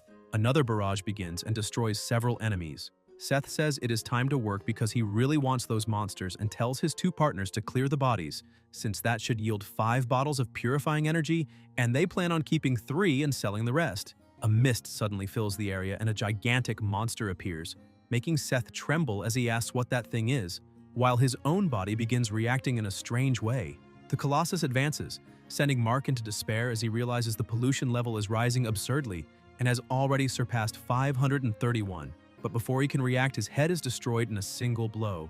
The leader orders everyone to flee immediately, but Tyler is also killed, and the monster watches Seth try to run, even though the pollution is so intense that his body collapses and explodes. Somewhere inside the apocalyptic base of Country M, a maximum alert is triggered as an apocalyptic event is detected, causing the highest level defenses to activate in order to eliminate any threat for the sake of humanity. A nuclear missile is launched, travels around the globe, and hits the giant and the smaller monsters around it. All of this unfolds while the protagonist sleeps peacefully at home. Sometime later, he wakes up, goes to his sister's room, and tells her that it is time for breakfast. She gets up sleepily calling for him, and he hugs her tightly while asking what she wants to do, making Shixi feel so safe and comfortable that she falls asleep on his shoulder. Chenchu carries her in his arms and walks until he hears a noise outside where a woman in a delivery uniform printed with fast takeout food stands at the door bringing their meal. She calls Chenchu saying the food has arrived, and he introduces herself as Huangfu Ziyan.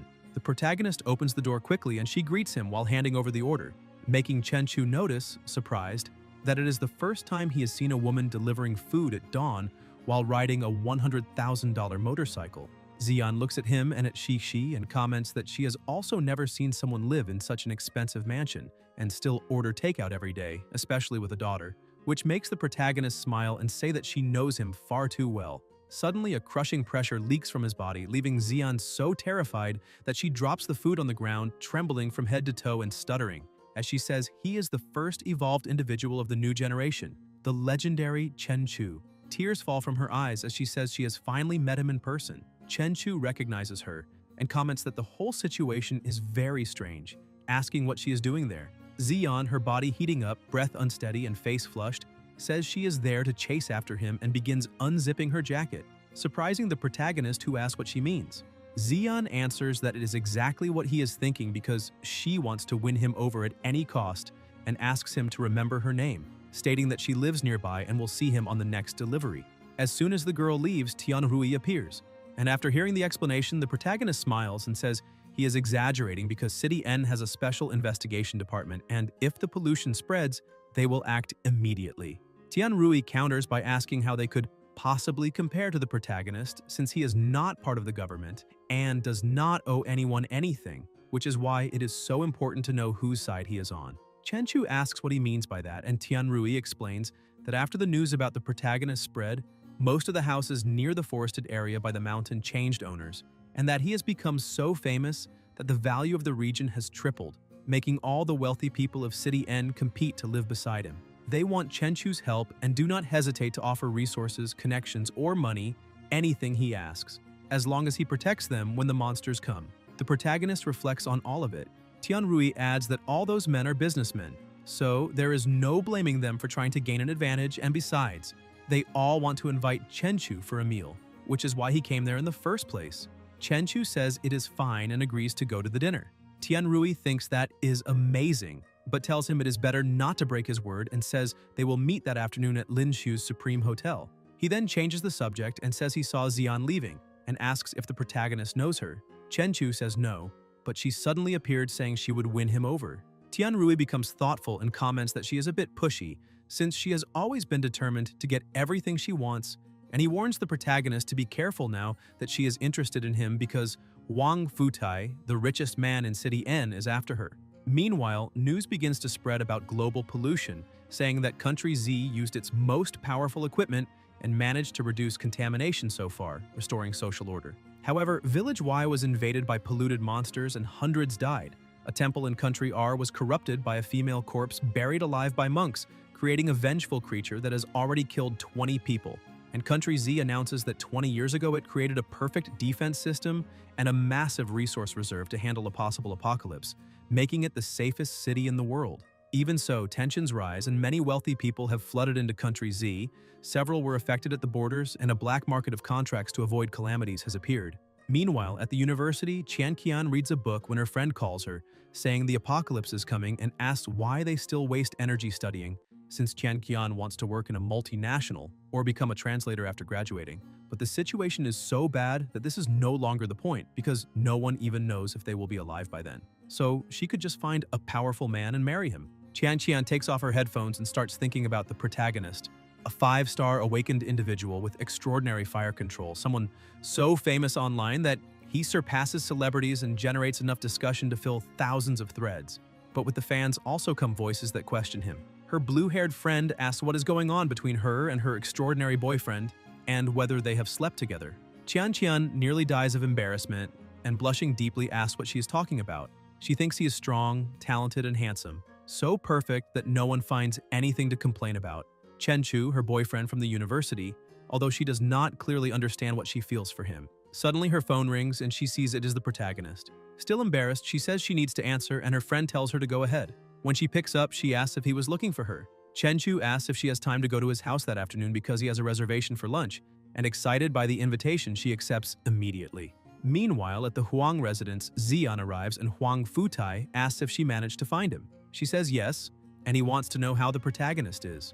Xian fixes her hair and says that Chen Chu already knows he's being investigated by her, and that he seems very intimidating when focused, because the aura he releases makes him look like a true king. Futai laughs and says, it seems the investment her father made was correct because that boy is very powerful.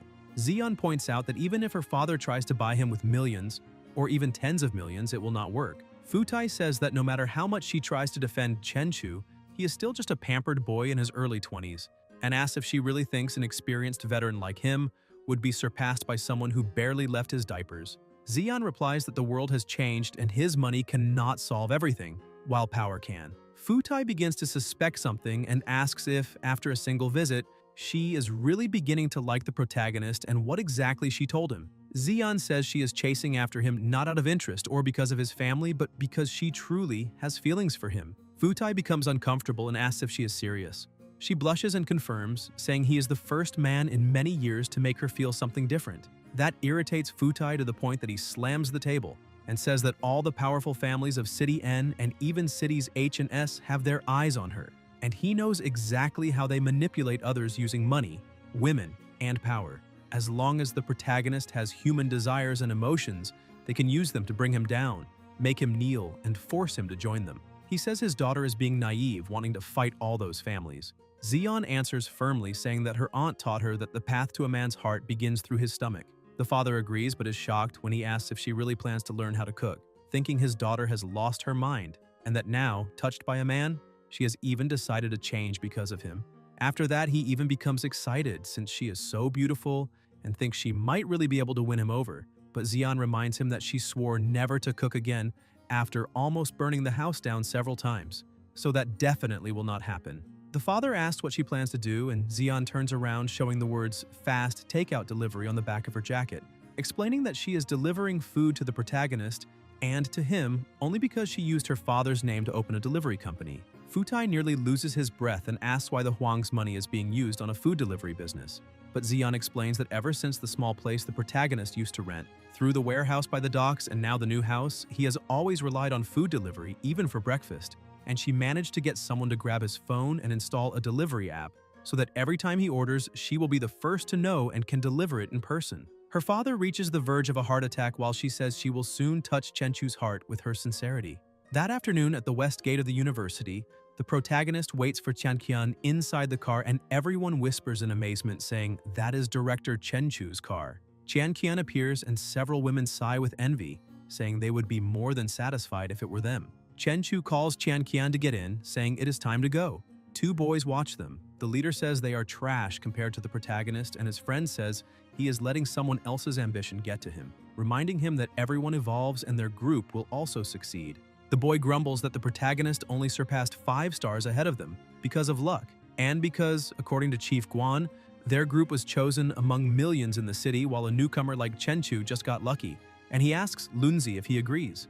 Lunzi says yes, that they are as talented as the protagonist, and in the middle of this, he notices a very beautiful girl, making his friend smack him on the head and tell him to stop getting distracted. He says that as long as Chen Chu remains arrogant, he will be the only one girls look at, and the most important thing now is for them to become stronger. Lunzi asks if they should tell Rongye what they just saw, because it seems the protagonist is with someone else now.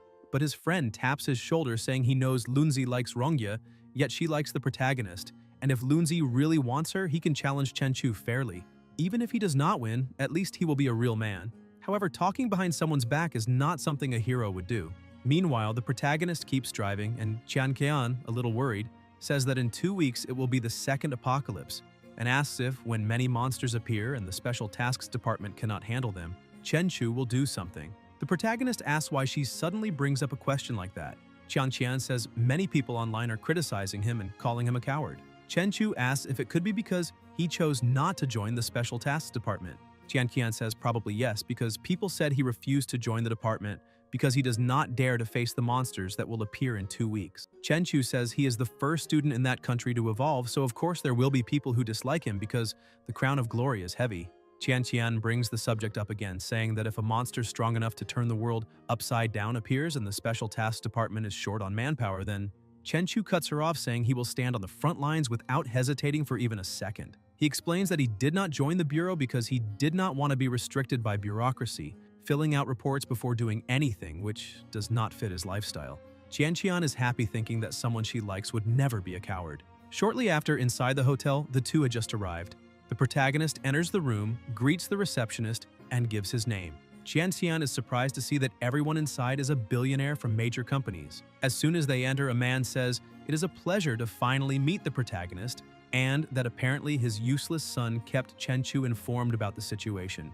The protagonist says he knows the essentials. The man says they can get straight to the point and introduces himself as Li Chenghong. He continues, saying that to ensure safety during the impending apocalypse, they have decided to form a security council and would like to invite the protagonist to be the president. Chen Chu asks what this security council is, and Chenghong explains that it was created to protect them, the elders, and to ensure that the houses around the hill are not damaged by contaminated monsters. Since they are being protected, it is natural to pay the protagonist a compensation of 100 million per month. Qian Qian is completely shocked to see they were offering such an absurd amount. Chen Chu says that 100 million does not sound bad and that it should indeed be the price, but protecting all the billionaires who live in those houses as an entry fee to the Security Council makes him imagine that Chenghong can collect money from the more than 30 billionaires who live there. And if it is divided among them, each family only needs to pay 1 million. Not to mention that he does not know how much Chenghong will make them pay to join, possibly millions or even 100 million. Either way, it seems like an extremely profitable business. Fu Tai, who is present, asks if Chen Chu is saying that the money is not enough. The protagonist says that in times of peace, all those rich people unite, and even if something goes wrong, they fix it quickly with money and act with arrogance, believing they are powerful. But now the apocalypse has dragged everyone off their pedestal, and in an instant, all are equally threatened by polluted monsters, with no difference between a prince and a kid, and that makes those who earned millions their entire lives very unhappy. That is why he understands them very well. Chenghong takes over the negotiation again and says they're only doing this because a space-time crack appeared a few nights ago and the department had to use nuclear weapons to repel the monsters. He asks what the protagonist thinks would be fair and offers 200 million per month, saying all they want is to sleep one night in peace and asking if Fu Tai agrees. Fu Tai tells Chenghong that his son, Li Zongwen, is in the Special Tasks Department, and therefore Chenghong knows better than anyone how efficient those lazy people are, because if they were reliable, they would not need to be there. He raises his hand and says he will give 300 million per month to the future department president, and hopes Chen Chu accepts because he is taking 100 million out of his own pocket. Chen Chu pulls a bill from his pocket and says money becomes useless paper after a few attacks, then burns the bill, saying that all the money they have will become nothing but fire starters. Qian Qian is shocked again when she sees him burn the money, frightening everyone, and the billionaires stand up, asking if the protagonist is really saying that after the second attack in 2 weeks, money will become useless. Chenghong starts checking the news, saying that cannot be true because the authorities said the approaching apocalypse was only a normal level threat. The protagonist asks if he really still cannot see the truth, because in the media reports, only normal individuals and evolved people are being sent to deal with the attacks. Chenghong begins thinking about it and becomes even more confused. Chen Chu asks him to try guessing why even the Special Tasks Department cannot locate a 4-star awakened individual, since they are busy trying to maintain the 5 apocalypse gates, and reminds him that those gates are not the true battlefield because the officials cannot even take care of themselves, so how do they think they can help anyone? Fu Tai slams the table, asking what the protagonist wants them to offer. Chen Chu says he does not want money. He wants a special type of soil produced in Julong, specialized medicine from Baitai, and a special export of Lantian gold. He also wants to see the mountain fortress blueprints in 3 days, and the defenses must be completed in 1 month. Chenghong asks what mountain fortress plan he's talking about and when the houses became part of a defensive structure, but suddenly he realizes the truth. The houses around the mountain will be the central point and will use the mountain's natural geography to be in an easily defendable area, and even if the entire world faces an apocalyptic event, people there will be able to live for years with air circulation,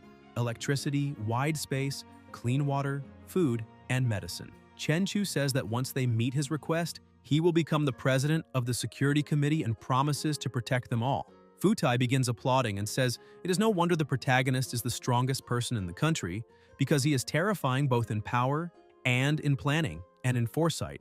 The others begin applauding as well, and Qian looks at him with admiration. As soon as the meeting ends, the businessmen start leaving. Tianrui, who was waiting for the protagonist, says he was truly incredible because he managed to handle all those people. Chenchu says that everyone will benefit from this, and Tianrui holds a golden card saying that his father owns shares in that hotel, so they can enjoy themselves. He hands the card to the protagonist and says he will not interfere. Chenchu takes the card, looks at Qian and says he would like to talk with her because they cannot waste Tianrui's kindness. She becomes embarrassed but agrees. They go up to an exclusive luxury suite, and the protagonist notices that the room blocks all noise and is shielded so signals cannot leave or be intercepted. He removes his suit and looks at Qian. Even though she wants it, she becomes shy and says it might be too fast. But the protagonist approaches, holds her by the waist, and asks her to be his girlfriend. She gives in to the moment, and the protagonist begins gathering energy at his fingertip, thinking that she is only a normal person. So, when he controls the energy inside her body, he must be extremely careful because he is an extraordinary human with a physical stat of 4,000 to 5,000 points. He touches her chest and begins channeling his energy. She immediately feels intense discomfort, and the energy is so overwhelming that her clothes begin to tear. The protagonist has to be as careful as possible, thinking that a single moment of carelessness could rip her entire body apart. When he finishes, Qian is unconscious and without clothes, so Chenchu places her on the bed and covers her with a sheet. He thinks everything went well and that her body is merging with that energy and slowly changing. There are no signs of pollution or mutation, so he simply needs to wait until tomorrow to see the result. As he pours himself some wine, he thinks about using the dragon seal to take a portion of the monster energy he absorbed and turn it into seeds that, once planted in a normal person, will make them evolve. Even though it is dangerous, he needs to make Qian evolve as well. 1 hour earlier, they had been lying on the bed, and Chenchu had said that each apocalypse wave would only grow stronger, and that in an atmosphere like this, she would not be able to finish college. Qian became worried and asked what she should do if she could not study, since her only option would be to run from the monsters. The protagonist tells her to look within herself for answers and asks if she wants to become an evolved individual. Qian is shocked and asks if he is truly saying that she can evolve because that has always been her greatest dream. Chenchu explains that he can use the dragon seal to crystallize a portion of monster power, and that once her body absorbs the crystal energy, she will become as powerful as an evolved person. But as with all great power, there are great risks.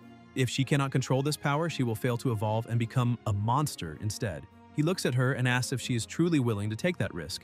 Qian reflects and, with her head lowered, says that if he is the one doing it, she has no fear, and she also wants to be independent so she can protect her mother and fight by his side, not becoming a burden.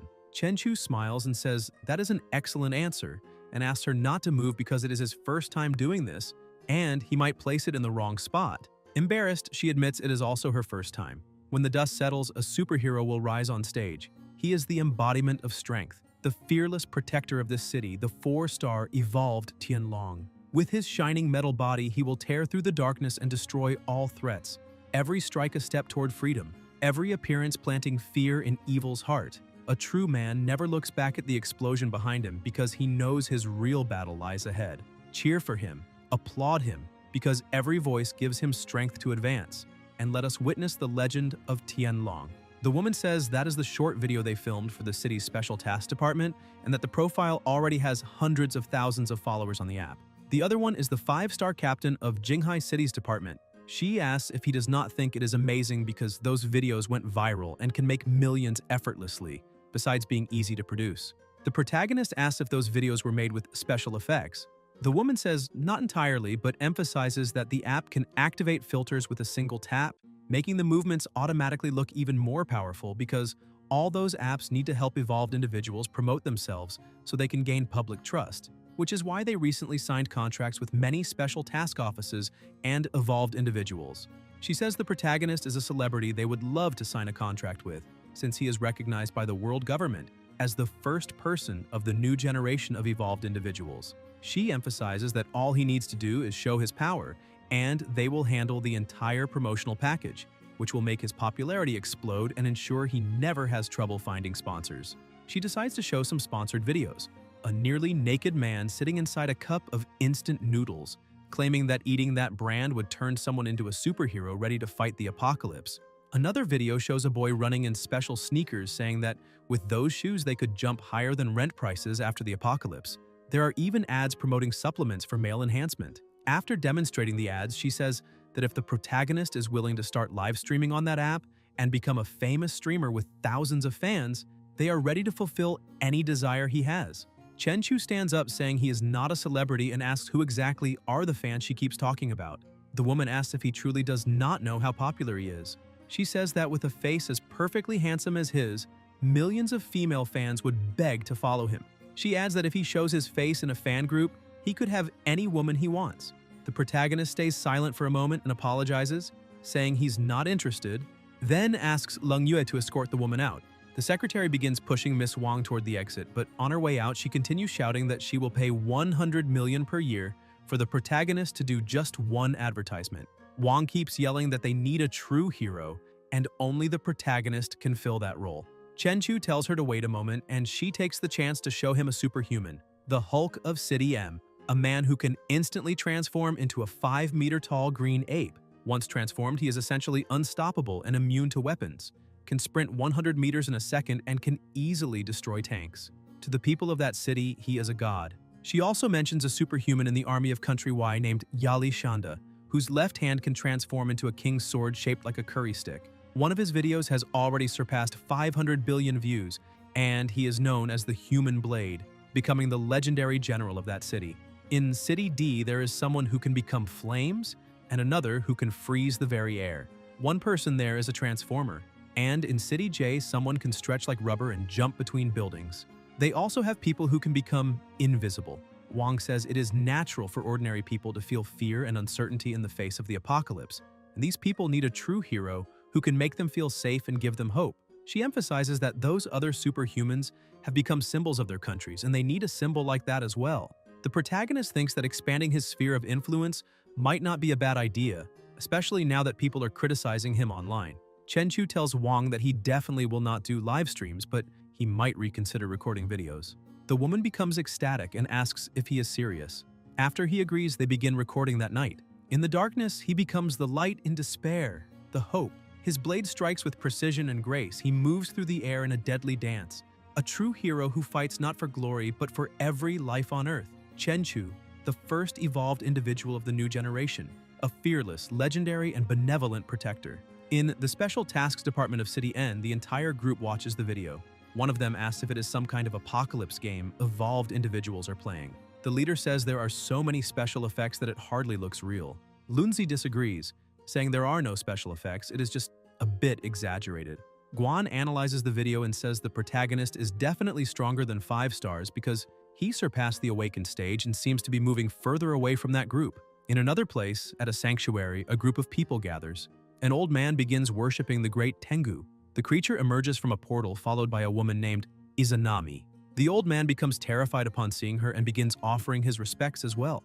Izanami asks the old man if he is truly certain he found the offspring of that ancestral beast. Kneeling, he explains that the giant creature appeared near the maritime zone of City R, but City M discovered it first, and according to international law, the resources of such a creature should belong to all humanity, but the discoverer has priority, so in the end, they will only be allowed to obtain 30% of the resources. Izanami says that international law means nothing if they eliminate the creature first and take control of all its resources, because naturally they will have full authority over distribution. Deep in the ocean, several submarines were navigating while searching for something, and a team of divers from Country M was scanning the area. They find some footprints and realize they are enormous. Then they become shocked when they see that the monster whale's skull is 20 meters long. The radiation system begins showing that the radiation down there is 46 sieverts, and everything indicates that this is the fissure from which the radiation is leaking. Suddenly, one of the divers sees a shadow and asks his teammate if he also saw it, but the other says no. Then the radiation device starts blaring nonstop, and the diver tells everyone to wait because something must be wrong. The radiation reading has already passed 459 and keeps rising. The number reaches 1,000, and they all start backing away, shouting that such a level is impossible unless they are near nuclear waste. The number jumps to 1,500, and the diver panics as he asks what that thing in front of him is. The protagonist's little pet had been discovered. Somewhere else inside the haunted house of Sea Fun City, Guan was interrogating someone, saying that a person had disappeared there the previous night, but no one filed a report immediately. The manager apologizes, saying he thought a tourist had simply gotten lost, and since 24 hours had not passed yet, he sent some people to look around the area, but he did not expect the person to actually disappear. The department chief closes the records and says it seems the manager was afraid it would affect his business and profits, asking if he is wrong. The man becomes frightened and does not know how to answer. Guan says that a total of 5 people have disappeared, and that the haunted house swallowed them. And this may be a sign of the approaching apocalypse, so the Special Task Department will take care of it. The group prepares for combat and pushes the manager away.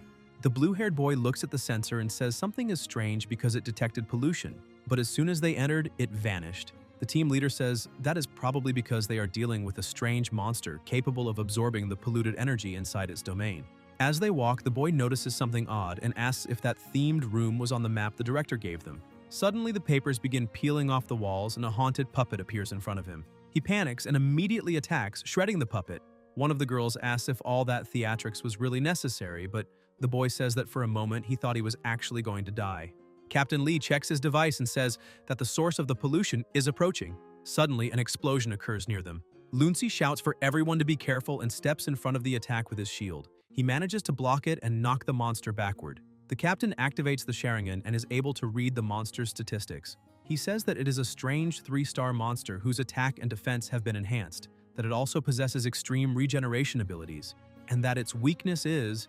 Before he can finish, one of his companions interrupts him and begins attacking, shouting that it really does not matter if it has eaten 5 people and become even tougher, because that monster will not be able to defeat his extraordinary weapon. The captain is surprised and says that the weakness is the head. The captain's friend looks a bit awkward and asks what he just said.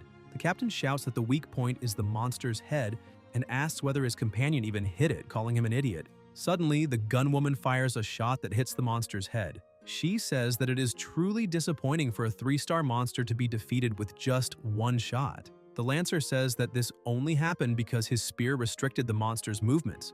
Otherwise, how would she have been able to land that shot? Captain Lee says that everyone there is a team, so they work together to defeat the monster and asks everyone to check the perimeter, because if there is no other source of pollution, they should inform the chief captain. As soon as they make contact, Chief Captain Guan watches them and says that there is a fatal flaw in the way they work together. He questions Pan Hao about why he acted without waiting for his leader's instructions and asks whether he really thinks he is smarter than Captain Lee Zongwen. Slightly embarrassed, Pan Hao lowers his gaze and says, "No." Guan says that Zongwen is capable of handling planning and reconnaissance, yet he just sits and watches when danger arrives. The chief captain emphasizes that before being a leader, he is also a member of the team, and if he only watches from the sidelines, he will be sacrificing the lives of his teammates. Zongwen also realizes his mistake and apologizes, saying that he really should have acted actively in the fight. Guan looks at Lunzi and asks whom his shield is supposed to protect during battle. Surprised, Lunzi answers that it is his teammates. Guan asks whether the only teammate he has is Rongya. The chief emphasizes that in a fight, no one cares about personal opinions, and that he must protect all of his teammates, not just the one he judges to be more important. He then looks at the 2 girls and says that they are also not cooperating because one of them is so careless that she has no sense of danger, while the other fires without thinking when her teammate is engaged in close combat with a monster. He asks where all that courage came from and stresses that this is not a game because a small mistake can lead to death, and everyone there must take responsibility for their teammates so that everyone makes it out alive. He asks if everyone understands, and the group shouts back that they do. Guan says that he has finished his reprimand, however, for their second mission, they could be in even worse condition, and with the group's current strength, they are capable of dealing with ordinary 4-star monsters. He stresses that what he's about to say next is a military secret, so no one is allowed to leak it. He states that he truly believes each of them has enough power to face a 4-star monster, and that is why he will provide an ultra-secret piece of military information, but once again asks everyone to pay close attention, because they cannot share it with absolutely anyone. After he explains a bit, the group becomes frightened. Zongwen asks what an apocalyptic level is. Pan Hao adds that he has never heard of anything like that. The chief captain says that City M lost more than 17,000 evolved individuals in a single night, that the authorities had to use nuclear weapons and even so, barely managed to drive the monster away, and that as far as he knows, no corpse of the monster was found in the ruins. The official report merely stated that it seemed to have retreated. Zongwen cannot believe that nuclear bombs were used and still failed to kill the monsters. Guan emphasizes that 17 gates of the apocalypse were affected to varying degrees, along with changes in spacetime waves, and that the apocalypse in 10 days or more will be far worse than they expected, which is why it will be difficult for them to face the strengthened monsters. Rongya begins to grow worried and asks her captain how they are supposed to become stronger and whether there will be any special training. Guan opens a box on the ground and takes out a crystal, saying that time is extremely short and that the Department of Special Tasks has already disseminated spiritual creatures, so they should already know what that means. Pan Hao gets excited and shouts that those crystals can awaken a person's latent potential, allowing their abilities to grow much faster. The captain says that they were selected to use those crystals to become stronger, and that everyone on that team must ascend beyond 4 stars within the next 10 days, and that this is for the future of humanity. The entire team becomes excited, saying that they will not disappoint or let anyone down, because this is for the future of humanity. Meanwhile, by the seaside, the protagonist is looking at his pet statistics, thinking that at the pace the lizard is hunting for food in the fish farms of the North Sea, it will be able to evolve for a 4th time in a few days, and after that he will only need to worry about Qianqian's evolution progress. In Qianqian's dreamlike landscape, she has tears in her eyes, frightened, looking around and asking where she is. That dark energy begins to take the shape of a monster and prepares to attack her. Terrified by the monster's approach, she starts screaming for it to stay away and suddenly wakes up completely drenched in sweat in the protagonist's bed, not fully understanding what is happening and breathing heavily as she remains still for a moment. Chen Chu asks how she's feeling. Qianqian questions what he means by that. The protagonist forcefully throws a bowl at her, but thanks to her reflexes, she manages to block it and shatter the bowl. He asks what it feels like to be an evolved individual. Qianqian is still somewhat confused and asks what just happened. Chen Chu says that 1-star evolved individuals can strike with 500 kilograms of force and move at 15 meters per second, and he congratulates her, saying that the evolution worked. Surprised by all this information, she starts to feel a bit excited, looking at her hand and saying that she really does feel stronger, asking whether she successfully evolved. Becoming an evolved individual has become the dream of countless people around the world. On the black market, a low-quality evolution inducer has become a coveted item, with its price skyrocketing to more than $50 million. However, using such a low-quality inducer carries enormous risk, as the slightest mistake can turn the user into a terrifying mutant creature. Many ordinary people desperate to evolve are forced to be chained under extreme conditions, with family members standing by with weapons during artificial evolution procedures. Once the body destabilizes, the resulting death is horrific and indescribable. Even so, countless people willingly take the risk of suffering and follow the path of evolution without hesitation. As the end of the world draws closer, the era of universal evolution advances at a rapid pace. Meanwhile, in the open sea near Aocho Island, Izanami and her small army order Ebisu to open the path quickly. He creates a sphere of energy around himself and approaches the seawater, managing to open a passage for them. They quickly descend toward the seabed and find a cave. The lizard is inside, and with the force of its roar alone, it already terrifies everyone. Benton quickly steps to the front line, saying that the beast is releasing the aura of a king and that no one can look directly into that monster's eyes. Irina is astonished, saying that even in its juvenile form, the presence of that monster rivals that of a 9-star magical beast, which is terrifying. A monarch-class being. Susanoo asks her if she is sure about what she sensed. She analyzes it once more and says that the beast is slightly stronger than the monarch-class creature that attacked their base last month, and that her perception cannot be wrong. Izanami begins preparing to attack, saying that this is a magnificent primordial beast and will certainly produce an enormous amount of essence for their use. She orders Benton to use her illusion magic to stun the monster, while everyone else must extract every drop of the core essence and then destroy the corpse. They cannot leave behind any trace. The monster tries to contend with Benton's power, while their leader remains captivated by the beauty of that beast's power, emphasizing that they must devour and absorb it to become the beast themselves. Because darkness will devour everything, chaos will reign over all, and therefore, they must worship darkness and chaos, the infinite void, the intertwining of light and darkness, the cycle of life and death. Everything will return to nothingness, and they will become eternal gods. Their pursuit of transcendent power has never stopped. When the flames of destruction tore through the heavens, a mushroom-shaped cloud blossomed, a symbol of the end shrouded in death, and the furious shockwaves swept across the land like divine snow. Civilization and order were shattered, and the world returned to the primordial chaos of creation. 30 days and nights passed before the dust finally settled. Mountains that were once towering were flattened and turned into deserts, and mighty rivers were reduced to dead pools. In the exposed fissures of the rocky earth, survivors gazed in horror at the remains of a colossal beast the size of a mountain, its bones gleaming with a strange metallic sheen, still maintaining a battle stance even after destruction, as if silently recounting the story of a lost era. Within its crystallized marrow, they discovered a mysterious substance that shone like the stars when light struck it, pulsing like a living being and refracting colors beyond the visible spectrum. After 700 days and nights of research, they finally uncovered its secret.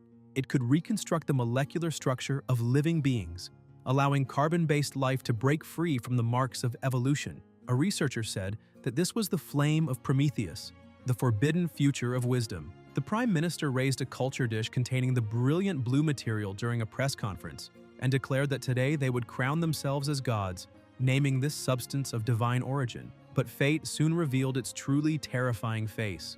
The first group of volunteers turned into crystal statues under the sacred blue light, their final expressions forever frozen in a mixture of agony and ecstasy, their mortal flesh like tissue paper trying to contain intense fire. Only then did they understand that it was not that the origin lacked power, but that the human body, made of mere clay, was unworthy and completely incompatible with the divine gift of the gods. Yet fate always has a plan. After the apocalypse, monsters began to roam the earth, and they were surprised to discover that survivors who had come into contact with the original substance, along with some humans, found that they could evolve by absorbing the corruption of monsters.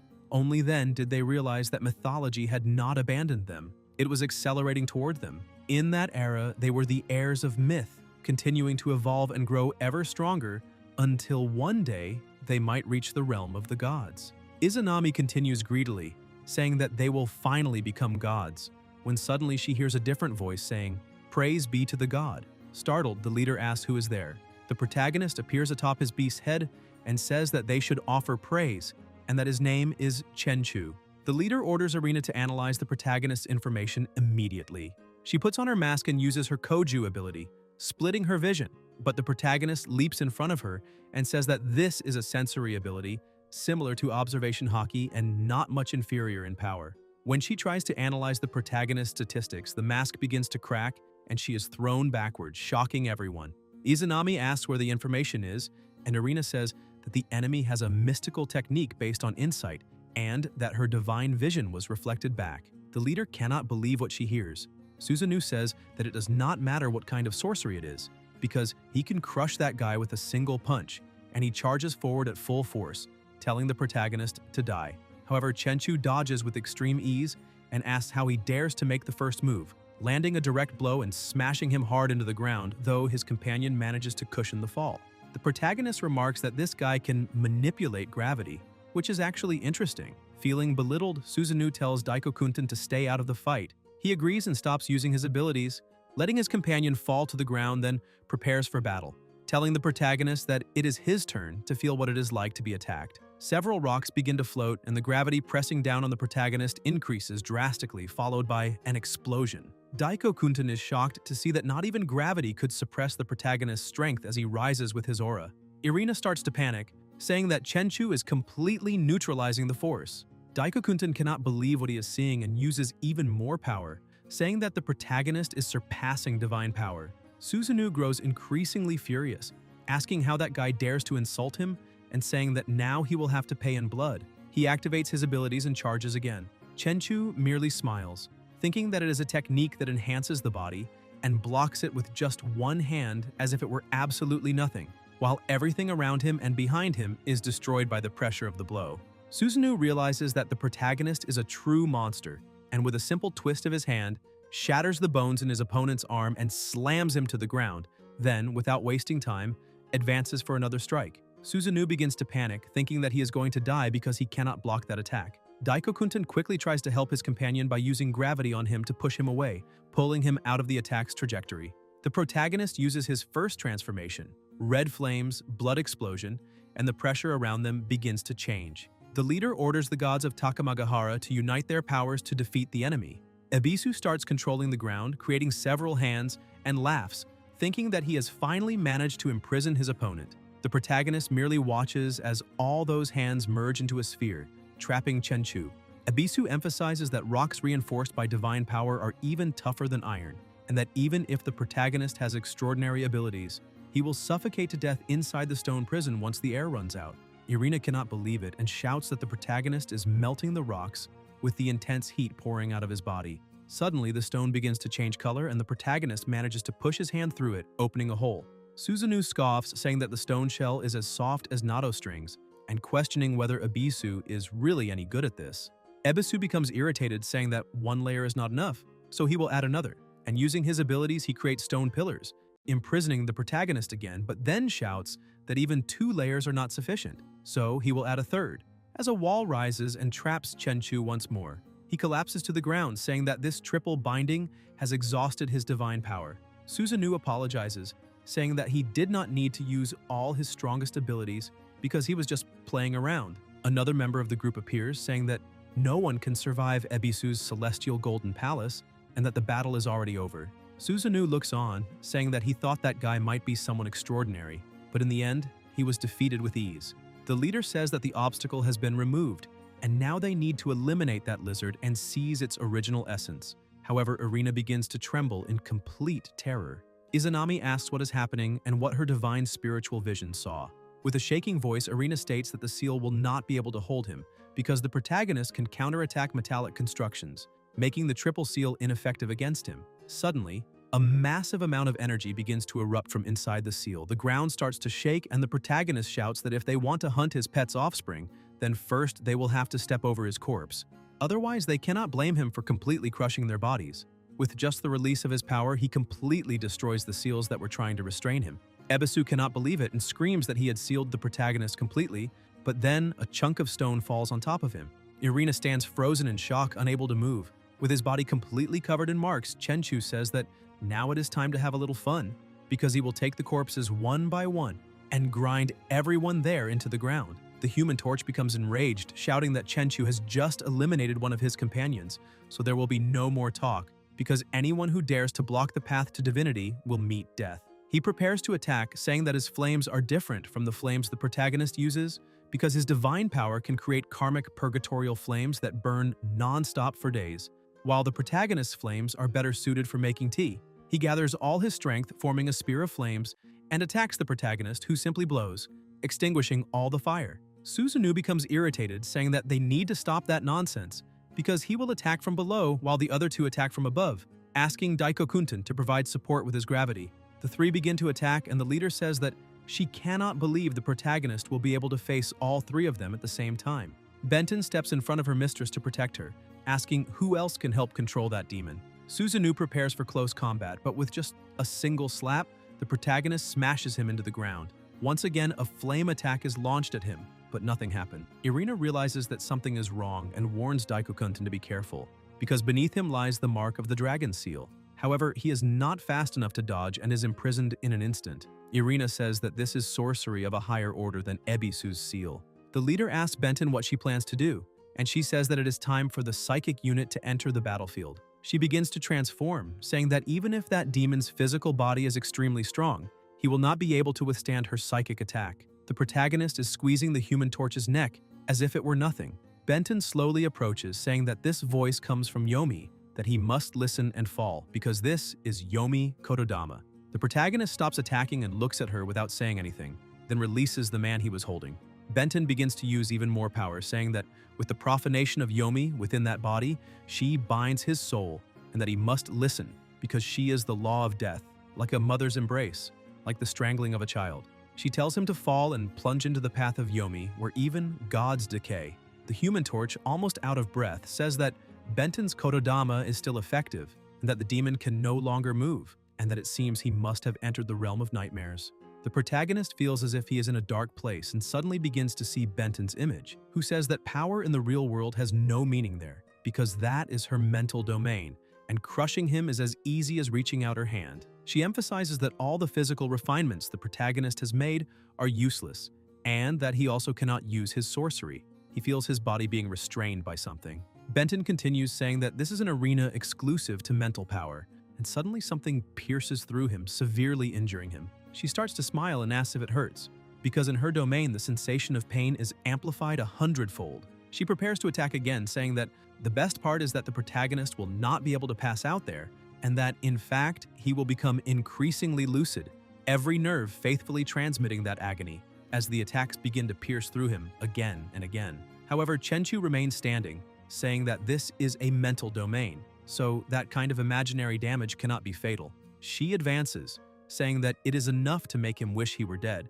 since her Kododama will force him to his knees, begging her to end him, and asks whether he does not imagine that suicide is the only way out. The protagonist starts laughing, saying that he expressed himself a bit poorly, because if he is not even able to feel pain, then this place is nothing more than noise. Benton begins to go mad with rage, saying that this is impossible, and attacks him once more, piercing his body. She smiles at him and asks whether he truly feels no pain. Chenchu tries to explain, saying that if the pain she is causing is worth 100 points, then when he activates the blood explosion of the Crimson Flame, the pain of his blood boiling is probably around 1,000,000 points. He slowly releases his power, saying that this imagination is certainly interesting. However, a genjutsu of that level does not work on him, and from that moment on, her soul will remember one thing forever. She was defeated. Back in the real world, she begins to fall, repeatedly muttering the words, "I am defeated."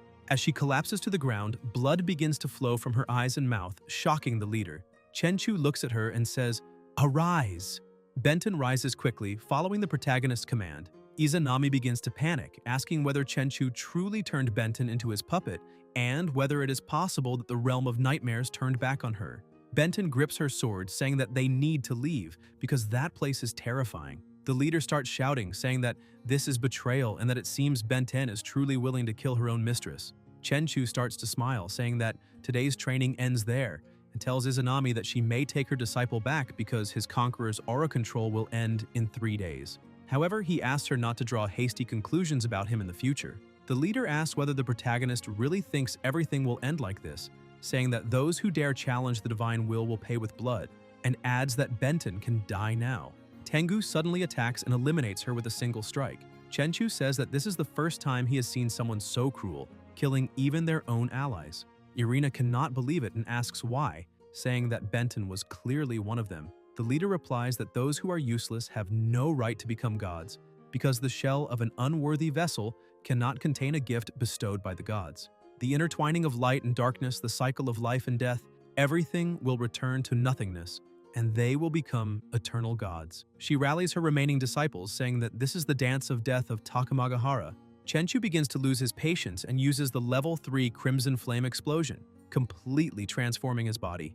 Izanami begins to grow frightened, saying that something is wrong because the essence of the protagonist's power and the origin of the lizard behind him are extremely similar, questioning what their exact relationship is. However, the protagonist simply ignores the question and charges forward with full force to attack. Izanami is so terrified that she cannot move, but Tengu uses his wings to defend, only for the impact to send both of them flying backward. The red-haired woman uses her ability, Shinsho Yokarin, a technique that simulates a sacred mirror symbolizing truth, one of the imperial relics, which releases divine light with overwhelming power. The light begins to strike the protagonist, making him feel intense discomfort and forcing him back as his body starts to crack. The leader says that this is Shinsho Yokarin, capable of piercing the defenses of a demonic beast, like a microwave destroying the body from the inside out.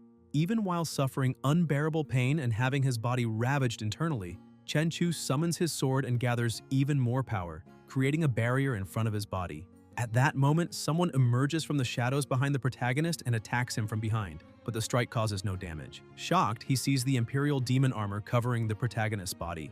With a single counterattack, Chenchu destroys the man who had approached him. Izanami, watching from afar, says that this is useless, because where there is light, there is also shadow, and as long as shadows exist, Tsukuyomi is immortal. Tsukuyomi reappears from the shadows and tries to attack the protagonist again, but his strike does absolutely nothing. He realizes that this is an astonishingly powerful defensive ability. Tengu seizes the opening and attacks with all his strength, the blow cracking the armor and splitting the ground beneath it. The leader says that Tengu's attacks can destroy an enemy's defenses and that even the strongest shield would be shattered with a single strike. The protagonist remains silent, looking at them, and suddenly starts to smile, saying that they made a good attempt. He throws his sword, slicing off Tengu's nose. Tsukuyomi tries to attack him from behind, but the protagonist dodges and blocks the successive strikes, counterattacking and landing a fatal blow, yet Tsukuyomi's body begins to turn into smoke once more. The protagonist says that this man truly cannot be killed as long as shadows exist, and therefore, he will vaporize the shadows along with that trash. He begins to gather such an enormous amount of energy that it looks like a small sun forming around his body. Tsukuyomi's body returns to normal and he collapses to the ground, burned all over.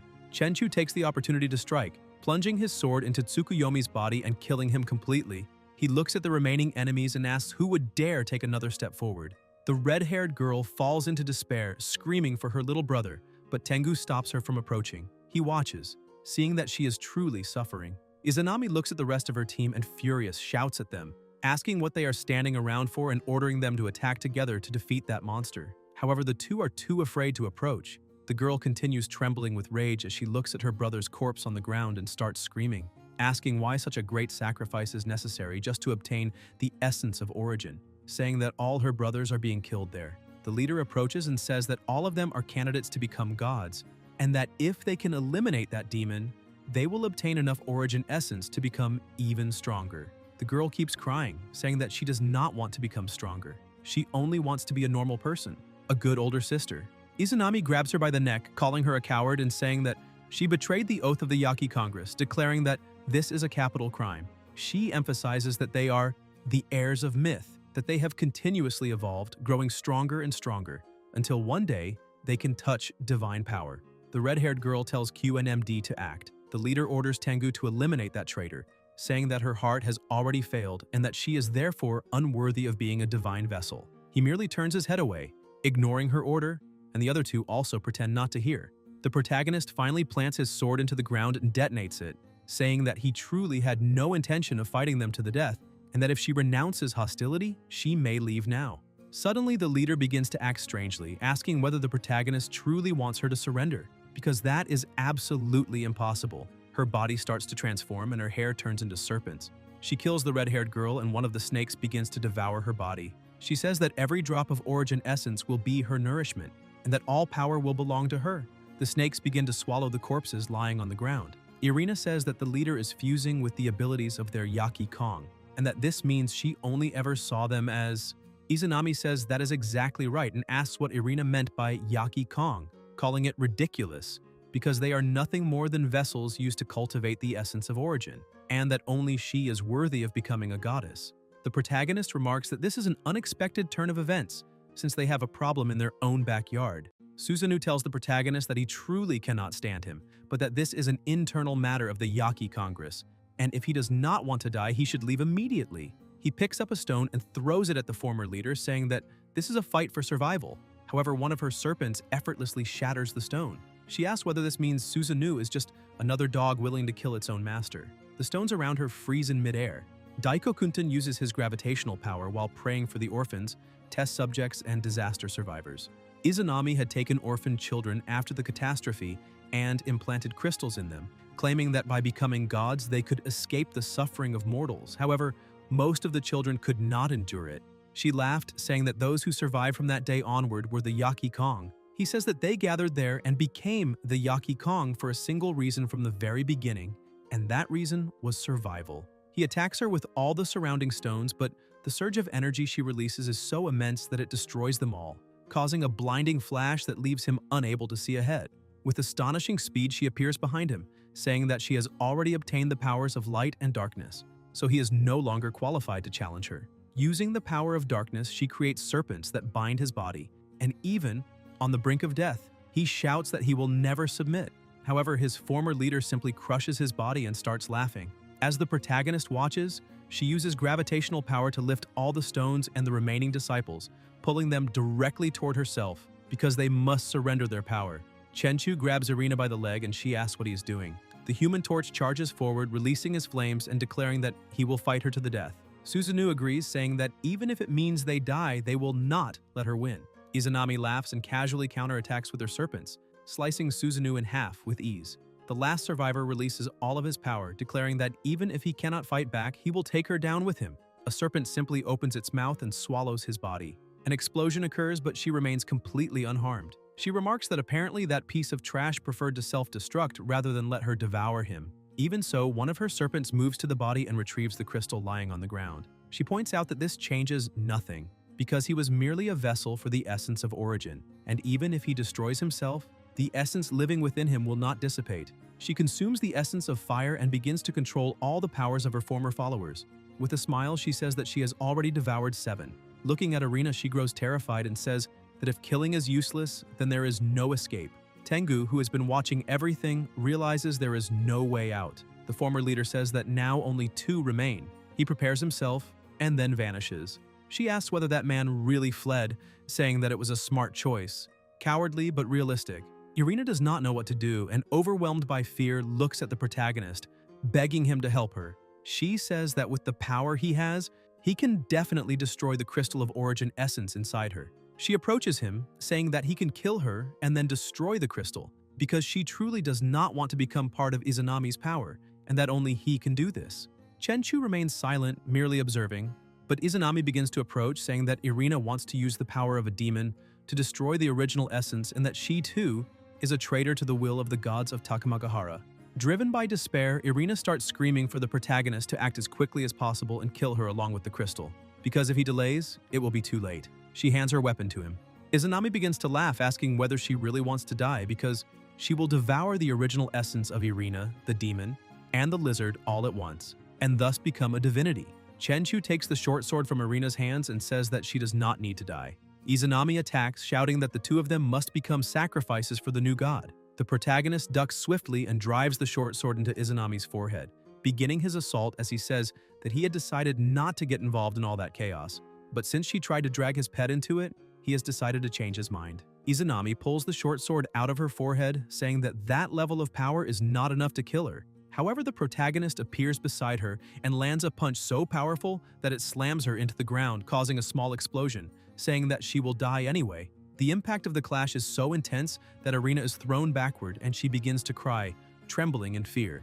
Chenchu asks how it felt to take his punch, and Izanami starts cracking her body, saying that it did not even count as a tickle. Chenchu starts laughing and releases even more of his power, thunder tempering his body and fire forging his bones. He activates the level 4 Crimson Flame Blood Explosion. Izanami begins to panic as the protagonist's speed and strength become so overwhelming that she can no longer defend herself. At the last second, she manages to switch bodies, abandoning the old one behind. Chenchu smiles and says that he truly did not expect her to escape. He grabs the old body in his hands and turns it to ashes. He tells her to use every trick she has because he would like to see them. Izanami begins to use shadow abilities, but with a snap of his fingers, all the dark serpents are completely annihilated. Izanami grows terrified, realizing that Yaki is simply useless. The protagonist begins to approach slowly with a completely terrifying aura around him. With each step, lightning bursts from his body, destroying everything nearby. Izanami thinks that the way that demon walks carries a pressure more frightening than that of a god. She uses serpents to corrode the protagonist's body, silver to seal his soul, gold to corrupt his existence. And with the combination of these powers, she creates a new serpent that appears beside him. But once again, he destroys her attack with a simple wave of his hand. Another water serpent appears and he grabs it, but another rises from the ground and swallows his body. After the serpent manages to engulf him, it tries to extinguish his body to erase him completely. However, inside it, he thinks that this is utterly ridiculous. He simply slices the serpent in half, leaving Izanami stunned. He appears behind her and says that even after devouring all her teammates, this is all she has, a weak power. With a swift slash, he strikes her neck. Izanami feels the blood begin to flow and refuses to believe it, saying that she became a goddess and should not die, that she should have become a god above all others. Losing her strength, she begins to fall, saying that she should have looked upon all living beings as if she truly were a goddess. Chenchu says that all her sins end there. She struggles desperately not to surrender, but it is useless, and she falls lifeless to the ground. Irina, who is hiding behind a rock in complete terror, realizes that someone has stopped in front of her. The protagonist looks at her and calls her to go with him. He carries her up to the surface, emerging beside a boat. The fishermen are stunned, asking where those 2 people came from. Chenchu realizes they are foreigners and asks them to take Irina to that beach, saying that they understood. The 2 men do not really know what is happening, and the protagonist wonders whether they actually understood or not.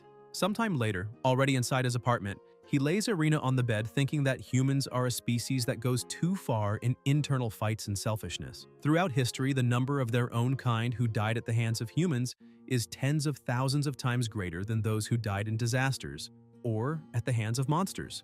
After gaining power, most people do not think about protecting the weak and upholding justice, but instead draw their blades against those even weaker. He does not deny that there will always be good people in this world who will stand up. However, this is the perverse nature of humanity. For that reason, he does not hesitate to assume the worst of anyone who might threaten his survival, because he is not good and does not carry weeping souls. But he is also not evil, for he does not revel in bitter hatred. He is not chaos and does not raise the dust of mortals. Nor is he order, for he does not bind the roots of the world. He is not light, for he does not illuminate the city of the lost. But neither is he darkness, for he does not shelter the curious lamp. He is not substance, for he does not forge an eternal form, and he is not the void either, since he leaves no vanishing shadow. In truth, he is the blade suspended between good and evil, and only he will cut through the twilight and the dawn of chaos. Inside the Department of Special Affairs, Guan and his group are about to watch a video. He says that the footage is from the protagonist's battle and that, according to the latest data, Chen Chu's power has been confirmed to have surpassed the 5-star level. The entire group is shocked, unable to believe that he managed to break through the 5-star threshold. Guan begins playing the video, explaining that what they are seeing is a high-quality concrete pillar with a diameter of 100 centimeters destroyed with a single blow, and that calculations estimate the impact force of that punch at around 1,500 tons. Pan Hao almost faints when he sees it and asks whether the protagonist is really human. Lun Si also becomes completely agitated, saying that the maximum force of his own punch is 1.5 tons, and that this proves the protagonist's strength is 1,000 times greater than his.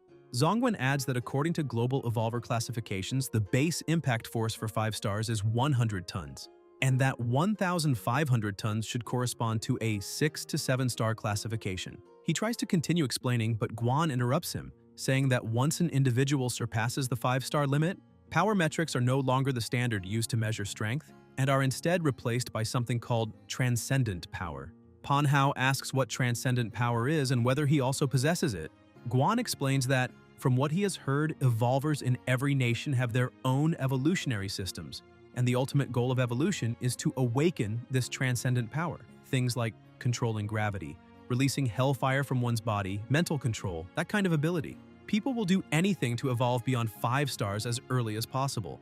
As far as he knows, the neighboring R country even tried to use technology to accelerate the evolution of awakeners. He takes a deep breath and says that everyone present is just a bunch of rookies who have not even reached 4 stars yet, so they need to stop daydreaming.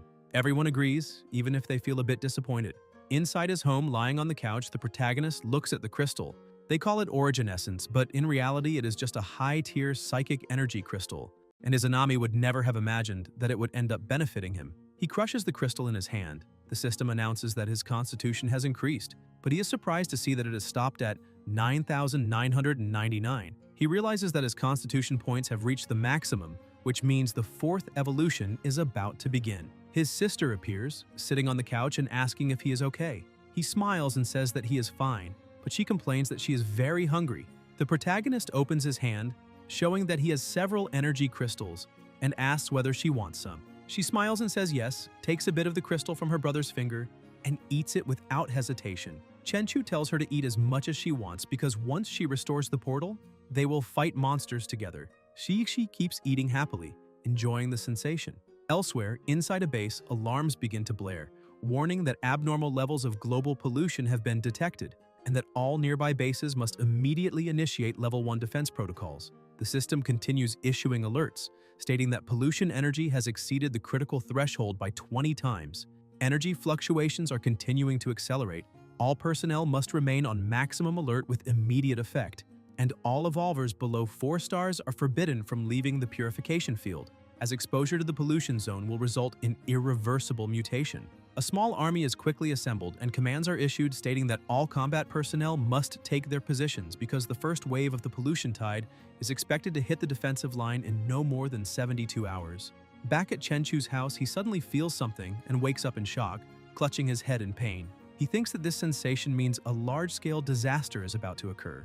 Outside, Xian stops her motorcycle while the protagonist looks out the window. She waits outside until he opens the door. He tells her not to wake him so early and even gets her name wrong. Xian becomes slightly irritated and introduces herself again, saying that his takeout food has just arrived. The protagonist grows suspicious and says that he has not ordered anything in the past few days. So where did that takeout come from? Xian starts picking up the food, saying that since he had not ordered anything for 2 consecutive days, she got worried that he might starve to death alone in his room. Holding up the 2 bags, she explains that all the food is there, with stewed chicken on the left, which he orders 3 times a week, and malatang on the right, which he likes to order late at night, extra numbing and extra spicy. Chen Chu is stunned and asks what is wrong with her, questioning whether she is some kind of stalker. Xian stares at him and says that she already warned him she is going to win him over, so she will keep an eye on his every move. Chen Chu takes the food without saying anything. She starts to leave, telling him to hurry up and eat while it is still hot because she has to go, then winks at him. He remains silent, watching her leave, thinking that whether he eats or not is none of her business, but his stomach starts growling with hunger. He thinks that that girl definitely planned all of this. Shixi comes out of the house calling for her brother. He notices that she looks a bit anxious and asks what that means. Shixi says that she managed to sense a new gate. The protagonist says that this is great and adds that they will set out as soon as they finish breakfast. Somewhere else, among abandoned and unfinished buildings, the two arrive at the edge of a portal. She says that it is exactly that gate and that it has just begun to open, telling her brother to be careful. Chen Chu simply smiles as his armor is constructed around his body. The system notifies that the Imperial Demon armor has increased resistance to polluted energy. He says that it is time to begin, and his sister starts using her abilities on the portal. However, as soon as he approaches, he realizes that the pollution level is insane, and even with the increased resistance of the Imperial Demon armor, it is not enough to block it completely. Suddenly, he is transported to a completely dark place and realizes that he cannot see anything. He uses the aura of radiant absorption and senses a rock falling rapidly toward him, managing to cut it in half. He climbs onto the rubble and asks why they are starting a fight just 1 second after meeting, but for him that is fine. As the dust begins to settle, the silhouette of a monster starts to appear. The system announces that a 4-armed demon ape has been discovered. Suddenly, it vanishes from in front of the protagonist and reappears above him, trying to attack. Chen Chu manages to defend himself, but the system warns that the pollution level is increasing. The monster continues attacking while the protagonist only defends, wondering whether it is possible to defeat a monster with a single attack if he pushes his power to the absolute limit. He begins to accumulate energy at multiple points in his body, frightening the monster. The pressure is so intense that even the volcano behind them begins to erupt. With a single movement, he sends the monster flying several meters into the air and quickly leaps after it, thinking that he needs to finish this as fast as possible. He lands a punch on the monster that instantly disintegrates half of its body, splitting it in 2. He says that the impact of that punch must have been close to 500 tons, and that no matter how tough a body is, it could not withstand that kind of explosive force. The monster's body begins to collapse and a core appears. The protagonist thinks that the concentration of energy is immense and very similar to Izanami's Origin Essence Crystal, only much smaller. He crushes the core, absorbing all the energy. The system announces that he has just gained 1,000 evolution value points. This shows that it is a pure energy crystal, and that he can obtain evolution value simply by absorbing one. Looking at his status panel, he realizes that he still needs 10,000 evolution value points to evolve. He truly did not expect to discover a way to evolve so quickly. He continues advancing through that world, eventually reaching a forest. After moving through the forest for a while, he arrives at the top of a cliff with a breathtaking view of the area. As he observes the scenery, he wonders how many evolution crystals are waiting for him to hunt in that underdeveloped tropical forest. He starts to smile excitedly as he cannot wait to do it. He walks to another part of the forest and expands his observation aura to the maximum. He sees some ants carrying objects. The system identifies them as demon ants, level 3 demonic beasts of the nature type. In addition, he notices that the demonic crystal energy inside those demon ants is much darker than that of the demon ape. Moreover, they feed on crude demonic matter, which he finds very interesting. Suddenly, he hears a sound and looks up to see several shapes flying overhead. The system alerts him again, identifying them as demon mosquitoes, level 4 demonic beasts of the nature type. The protagonist notices that they are behaving strangely, which shows that they have spotted prey, and apparently that prey is not him. Suddenly, the level 4 mosquitoes attack the level 3 ants, surprising the protagonist. He realizes that the mosquitoes are evolving there, and that a level 4 demon mosquito can evolve into a level 5 elite by hunting other demons. As he watches, he notices another movement. Something leaps over him and attacks the mosquito that had attacked the ant, causing a small explosion. The ape kills the mosquito and starts eating it. The system identifies it as a level 6 nature-type demon ape. Chen Chu continues observing, thinking that every hunt and every evolution exists to refine that raw energy layer by layer. The ape also begins to evolve, growing 2 more arms on its body. Chen Chu realizes that when high-level demonic beasts reach the end of their lives, they all return to the foot of the Tree of Life, collapsing within the sanctuary of its tangled roots. Their shells slowly decompose, and the essence of the demonic crystal they refined over a lifetime returns to the great tree's root system, becoming nutrients that sustain its eternal life. The tree of life remains silent, merely caressing the remnants of those minerals with its roots. He approaches the ape, thinking that the new demon ant eggs are already incubating inside the anthill, and that the next generation of demonic crystal minerals will soon hatch to continue this endless energy cycle, born as slaves, becoming food in death, a cycle that never ends. He begins to release his power, declaring that this perfect energy cycle ends at this moment, because the essence those monsters spent their lives refining will now be claimed by him. The atmosphere changes, and the protagonist rampages through the surroundings, annihilating all nearby monsters as if it were nothing at all. The system starts issuing repeated notifications. He uses his abilities to collect all the crystals at once. The system explains the fusion rules. 8 low-level Crimson Demonic Crystals equal 1 mid-level Crimson Demonic Crystal, and 8 mid-level Crimson Demonic Crystals equal 1 high-level Crimson Demonic Crystal. The protagonist continues fusing them. The system alerts again that the power of evolution has condensed into a crystal. A high-level Crimson Demonic Crystal not only provides a massive amount of evolution value, but also has a 1% chance to trigger a super random demonic evolution. A successful activation will unlock power far beyond any conventional evolution. The protagonist is astonished and wonders whether something like that truly exists. However, he thinks that a 1% chance is simply too small. If this evolution does not trigger the super evolution, then that precious high-quality Crimson Demonic Crystal would be a complete waste. He turns to look at the monsters around him, saying that there must be something above a Crimson Demonic Crystal, so he decides to go for a second round, once again exterminating all the surrounding monsters.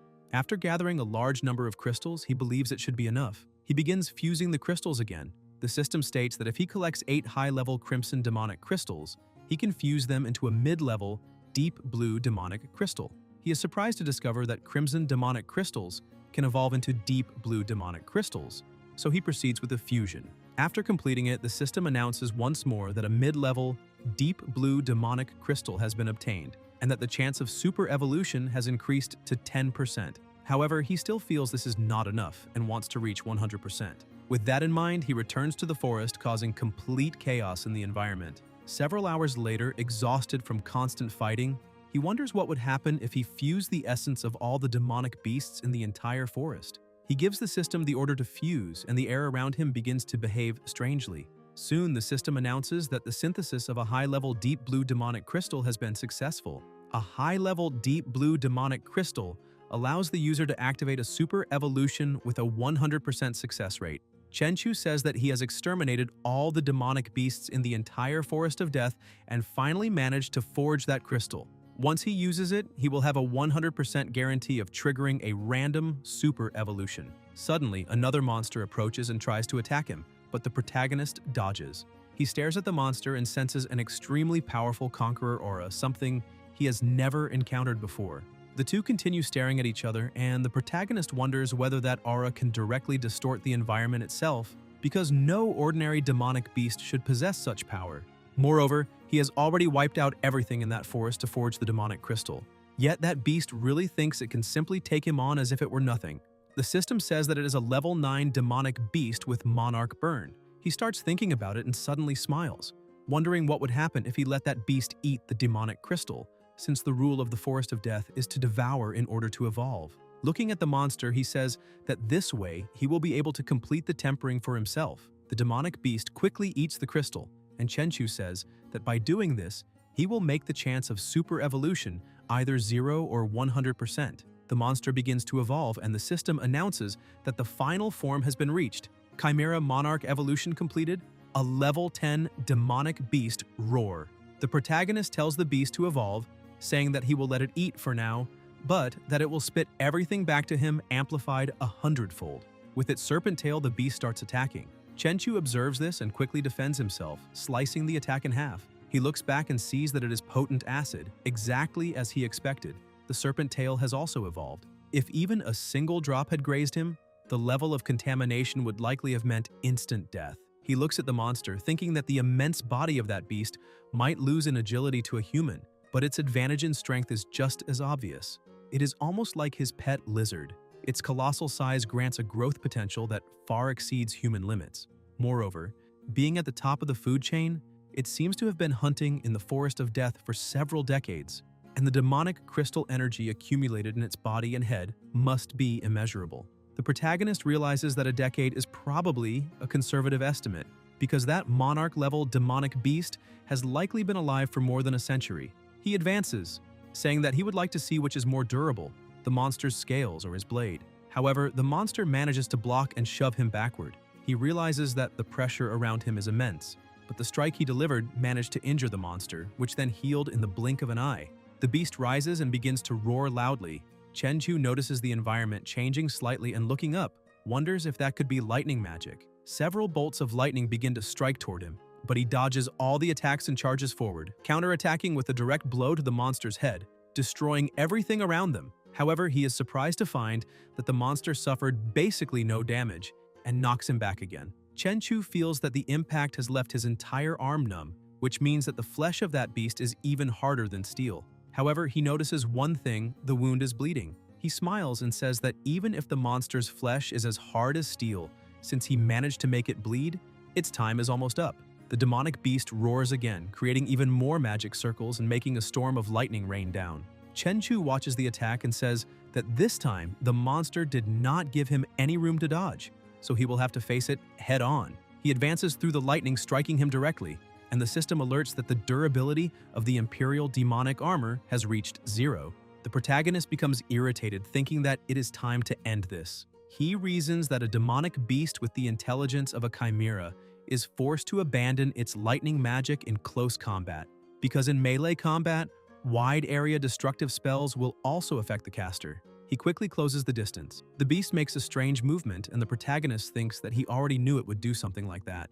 He moves to the opponent's back, saying that his strike really was not meant to humiliate the beast's head. With a swift motion, he cuts off the monster's tail. Holding the serpent head, he says that the beast can defend its front but cannot defend its back because it is basically impossible to protect both ends at the same time. The monster roars in rage. Chenchu asks if his opponent is surprised, saying that this is its own tail and also its greatest weakness, the acidic lightning. Chenchu begins to squeeze the tail, forcing it to fire an acid lightning blast at the beast.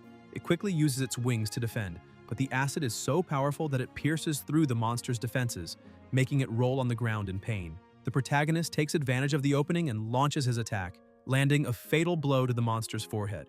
The system appears, notifying that the level 10 demonic beast, Supreme Chimera King, has been defeated, and that the reward has been obtained, a supreme black gold magical crystal. Chenchu holds the crystal and says that it is perfect, then immediately begins to absorb it. As soon as he shatters the crystal to absorb its essence, the pressure around him starts destroying all the trees. His heart also changes color, his entire body begins to turn golden, and his hair turns white. The supreme evolution of Haki storage advances, pushing his Haki to its highest level. Chenchu feels somewhat confused by his new abilities and stretches out his hand, asking himself whether space itself is responding to his will. Suddenly, he teleports to another place and realizes that there was no movement involved at all. Space itself directly transported him there. Chenchu notices a rock beside him and begins using his power to try to lift it. Effortlessly, he pulls the massive stone out of the ground. Right after that, he makes the pile of stone collapse and a small black hole begins to form at its center. As he controls it, he realizes that the density is terrifyingly high. He aims at a distant mountain, thinking that the power should also be extremely high. When he fires, he is pushed backward and the black hole shoots forward at the high speed toward the mountain, destroying everything in its path and causing a massive explosion when it strikes. Chenchu starts flying, saying that this world has already become boring and that it is time to leave. He watches everything being completely destroyed by his power, and with a simple swing of his sword, he opens a rift in space-time. Back at his home, feeling slightly tired, he throws himself onto the bed. His sister notices that something seems off about him and asks whether there is something wrong with his body. The protagonist explains that his body has already begun entering the evolution phase and that he will probably have to sleep for 2 days. Already drowsy, he asks she not to run around during that time, and if she wants to eat, she can just use the app. And if that does not work, she can simply wait for Xion to bring the food.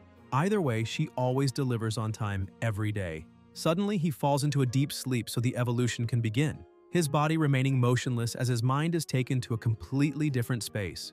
While he is in deep sleep, Qianqian tries to call him, but no one answers and the call is always disconnected. Feeling a bit confused, she thinks that she really wants to share the joy of having become an evolved individual with him, yet she cannot understand why the protagonist is not answering her calls. Meanwhile, in the Ningda cafeteria, Lunsi asks his friends whether they know Qian Qian, because he heard that she is already dating Chen Chu.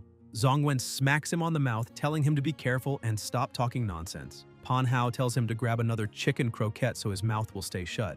Rongya refuses to believe it, saying that the protagonist does not have a girlfriend yet and asks how an ordinary woman could possibly be worthy of him. If someone asked her, she says confidently that Chen Chu would definitely prefer someone more capable.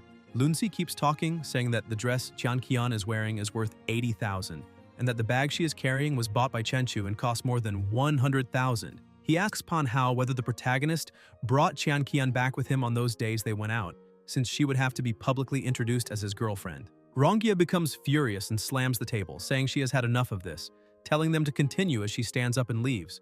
Pan Hao starts arguing with Lunsi, asking why he suddenly brought up that topic, because he almost embarrassed everyone to death. Lunsi says that this is common knowledge at the university and not exactly a secret, so why should he keep quiet about it? Pan Hao says that everyone really does know, but Lunsi caused trouble right in front of Rongya, and later in boxing class, he will have to pray that her anger has already passed. Another girl approaches the two and says that an extremely talented evolved girl has come to register, asking whether they saw her.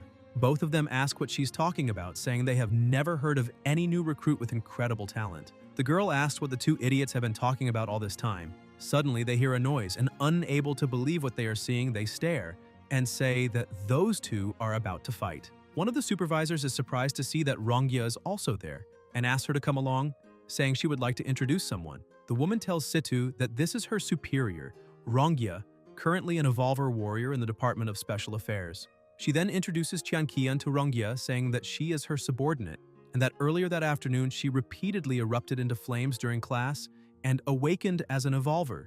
Rongya congratulates her on becoming an Evolver. Qian Qian says that she was just very lucky and that it is nothing special compared to Rongya, who was directly chosen by the government to become an Evolver, something that is hardly worth mentioning.